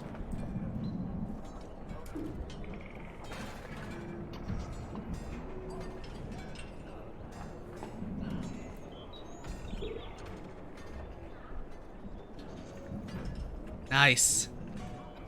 And now we know there's something more to this eye. And what kind of visions? Or do you have something in mind, or is that something we're gonna find out as we explore your story? And of course, how will this relate to the other members of this this community? We'll find out. A nice tease for what lies ahead. All right. So time check, we are 5 hours and 20 minutes into the stream. It is 3 a.m. here, and I've had a lot of fun with these redeems. I also had some fun meeting new characters and doing all of this. We're gonna finish this village sequence, find out what's next before we call it a night. And where were we? We split the party, and we saved the people. Thank you, Bonebreaker. And thank you again, people, for indulging our little fantasies and adventures. Hopefully you had fun coming up with these stories and spotlighting these characters. They seem to be... Your legends are all growing. It's really coming together. It's getting me exciting, actually. So... looking forward to more. Hopefully we don't run through the deck too quickly. That's why I kind of set a limit there as well. But I'd love to treat each one with maximum concentration and support. So thank you. This old man, we saved the people, right? He barely composes himself before saying, You saved them! The families of Lundar are alive because of you! The old man's smile fades. Our fighters are dead, and most of the grains are gone. Never thought I'd say this, but near 200 of us would gladly follow you wherever you're going. You're welcome to join us, but it's not an easy trek. We're used to hardships, have no doubt, the man says. And here, to show my thanks. We suddenly have clansmen. Roek, Deirdre, and Skathak suddenly catch the man's attention, and he sneers. Do these three belong to you? I reckon the people around here would pay good coin to see them gutted. Whoa, come on. Oddleaf looks flushed. Belong to? No. And no one is gutting anyone. They've just helped save your town. Well, my dog bit one of the attackers too, but I don't let it in my shop. Keep those pets on short leashes. Damn! Oh, God. Gotta slap some sense into this guy. It is all you can do to keep Oddly from arguing with the man. She storms off, muttering things best not repeated. I'm with you, Oddleaf. Ivor and Hakon find you. Both look as tired as you feel. I'm not sure how so many of us made it through that. Rook. I never expected to see Horseborn in my life, let alone fight them. And the Dredge seemed desperate. Fighting like us, you mean? Like they've got nothing left to lose. I wasn't worried. With the great Ingvar on our side, how could we fail? Ivor looks at you and grumbles.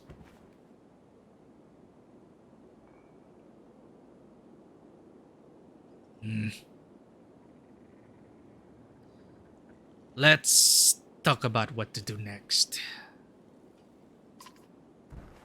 I'll tell you what we're going to do next. Having a drink. I can't disobey a direct order from my king. Excuses. Oh, suddenly you're following Var law. Convenient, isn't it? Juno walks up to the group unexpectedly. That is unexpected. She just popped up. It looks as though you three have already decided to rest a while. Good. I could have sworn you were going to tell us to move on to Arberang immediately. The first lesson you learn as a Valka is to never be predictable. But who are you if the first Juno is dead? Really? No. You and Ivor laugh. Hakon growls. I guess it's a good thing. I guess it's a good thing Arberang doesn't know we're coming, since we'll be late. Word has a way of traveling faster than any of us. Don't be surprised if the capital already knows you're coming. Lundar, or what's left of it, is defensible and will allow everyone some greatly needed rest. I won't argue with Valka on that front. And I'm in no hurry to enter the old wood. Old wood. I've heard strange things about that place, and coincidentally, we are entering some strange woods. I'm sure it will be fine. You watch the Valka as everyone moves on. She looks less confident than you've ever seen her before. Uh-oh. Why do I have a feeling that that sealed casket is the body of the first Juno? I don't know. Alright. So that is a... Wait, no, we didn't finish this chapter, but we are moving to another party. And I think this is a good break to pause at.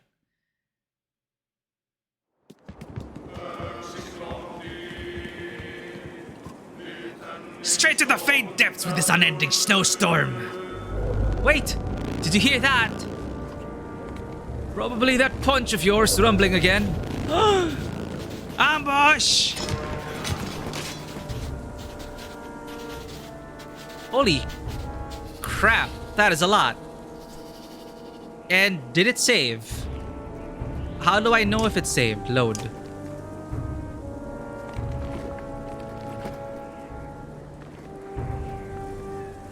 $257. Okay, it saved.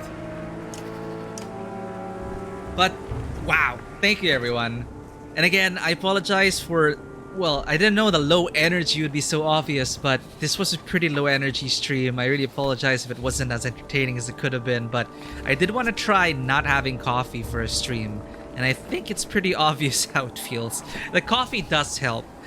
Of course, I did have fun playing the game. I did have fun doing all the redeems, even if it may not have seemed like it. But yeah, it is pretty clear that the coffee does help me stay more on task. Coming up with the stuff for the cards as well. The coffee does help fire those synapses as well. Perhaps I'll start to get used to it. Try to draw more from my natural energy. My body clock has been a mess as well, but it's been such a great time just having more regular faces here and just seeing all of you all. You notice it mainly because you're... Yeah, you mentioned this, Fisher. I did not know your psychiatrist did say a super empath, though. But you've always been on point, Fisher. You've always been on point. And not just like with me, and not just with me, because you can see me on camera and you can like read my body language and my low energy, but even with just people on chat and hell, even reading people in general and predicting stuff, I've always been impressed. Like, you made a lot of predictions which were kind of right on the money, even with fictional characters and people you can't really see. So, superpowers.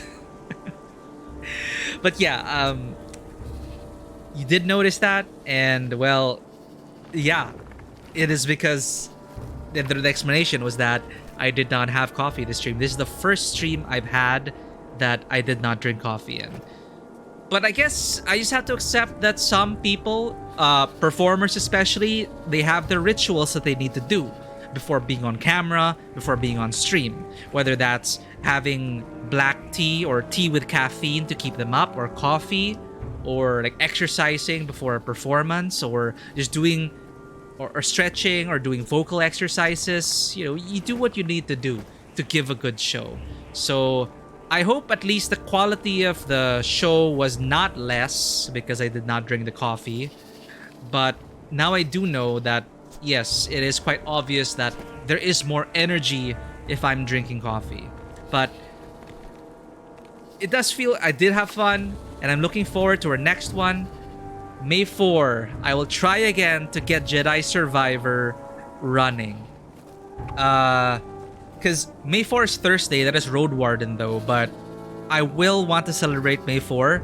It is also going to be Vanoa's birthday, and it's going to be a big update as well for Limbus. So good luck on your gacha pulls, Vanoa, and we're going to be celebrating your birthday by playing Star Wars. No, but looking forward to that as well. I hope I'll be able to get Star Wars running. I'm going to be replacing Road Warden with a Star Wars stream because I do want to celebrate May 4. I missed it last year and I do not want to miss it this time. So May, actually, I'm going to find more opportunities to play more Star Wars. If it doesn't run, if it continues to crash, then to hell with Jedi Survivor until they patch it. And I'm going to probably revisit an old Star Wars game to bring back some good old memories. Perhaps replay an old favorite or play a Star Wars game that I've never played before. I could actually get started on Star Wars Knights of the Old Republic 2, which is a massive game, but it's something I never finished. But Knights of the Old Republic 1 remains my absolute favorite Star Wars game ever. And I don't know why I never finished Star Wars KOTOR 2. I don't know why. But if you are not a Star Wars fan, I'm fairly confident that it might actually help convert you into at least having a mild interest in the Star Wars universe. I will admit, it's Knights of the Old Republic that actually turned me into a Star Wars fan. Like, I did enjoy the movies. I grew up with them, but I turned into a super fan after Knights of the Old Republic and what the rest of the Star Wars universe had to offer. So it is a very strong place in my heart that we'll see. If Jedi Survivor does not run, like, I'm knocking on wood, I'm gonna try to get it running. If we are unable to, maybe we'll get started on KOTOR 2. It's because I never played it. I played like the first few hours, but I never continued it. I never finished it. Or we play an old favorite. But ideally, I'd love to see you all on May 4 when we continue our playthrough of Jedi Survivor. And of course, over the weekend, we're gonna get back to saving Ashley. Ashley Graham, right? That's the name of the US President's daughter in RE4. And we're gonna be playing as the ultimate badass, Leona S. Kennedy. So the weekends will be reserved for Resident Evil 4. And next Tuesday, we continue our saga, jumping back into this spot. We have been ambushed by Dredge, who have showed up on this side of the chasm. The world is breaking, and we are going to try and mend it. Thank you, everyone, for this. For those who may be lurking, and if you haven't already, if you enjoyed this content, please do consider hitting that follow button and checking us out on Twitter, Instagram, and YouTube. Our Discord is also open 24/7 if you wish to become a part of the Tabletop Cinema Saga. But you are all part of our story and our saga, and I'm very grateful. And wow, yeah, I am feeling the fatigue set in. Thank you, everyone. As always, welcome to the table. Have a great one. Your Thursday is packed, so you won't be on. That is totally fine, Fisher. I hope you'll have a lot of fun on your Thursday. Please do take care wherever you are. Vanoa, you're not gonna pull. You saved pity. Good job. You got that pity. I love it when pity carries over. You're gonna save pulls for next season. Honkai Impact. Ugh, I'm still so sad I didn't get to pull Himiko and Bronya. I was so happy with my pulls in Asia server. Anyway, I'll probably reconnect with my guild on Honkai Star Rail. Anyway, may your pulls be blessed, and may you take care as well. Bye-bye, everyone. Take care.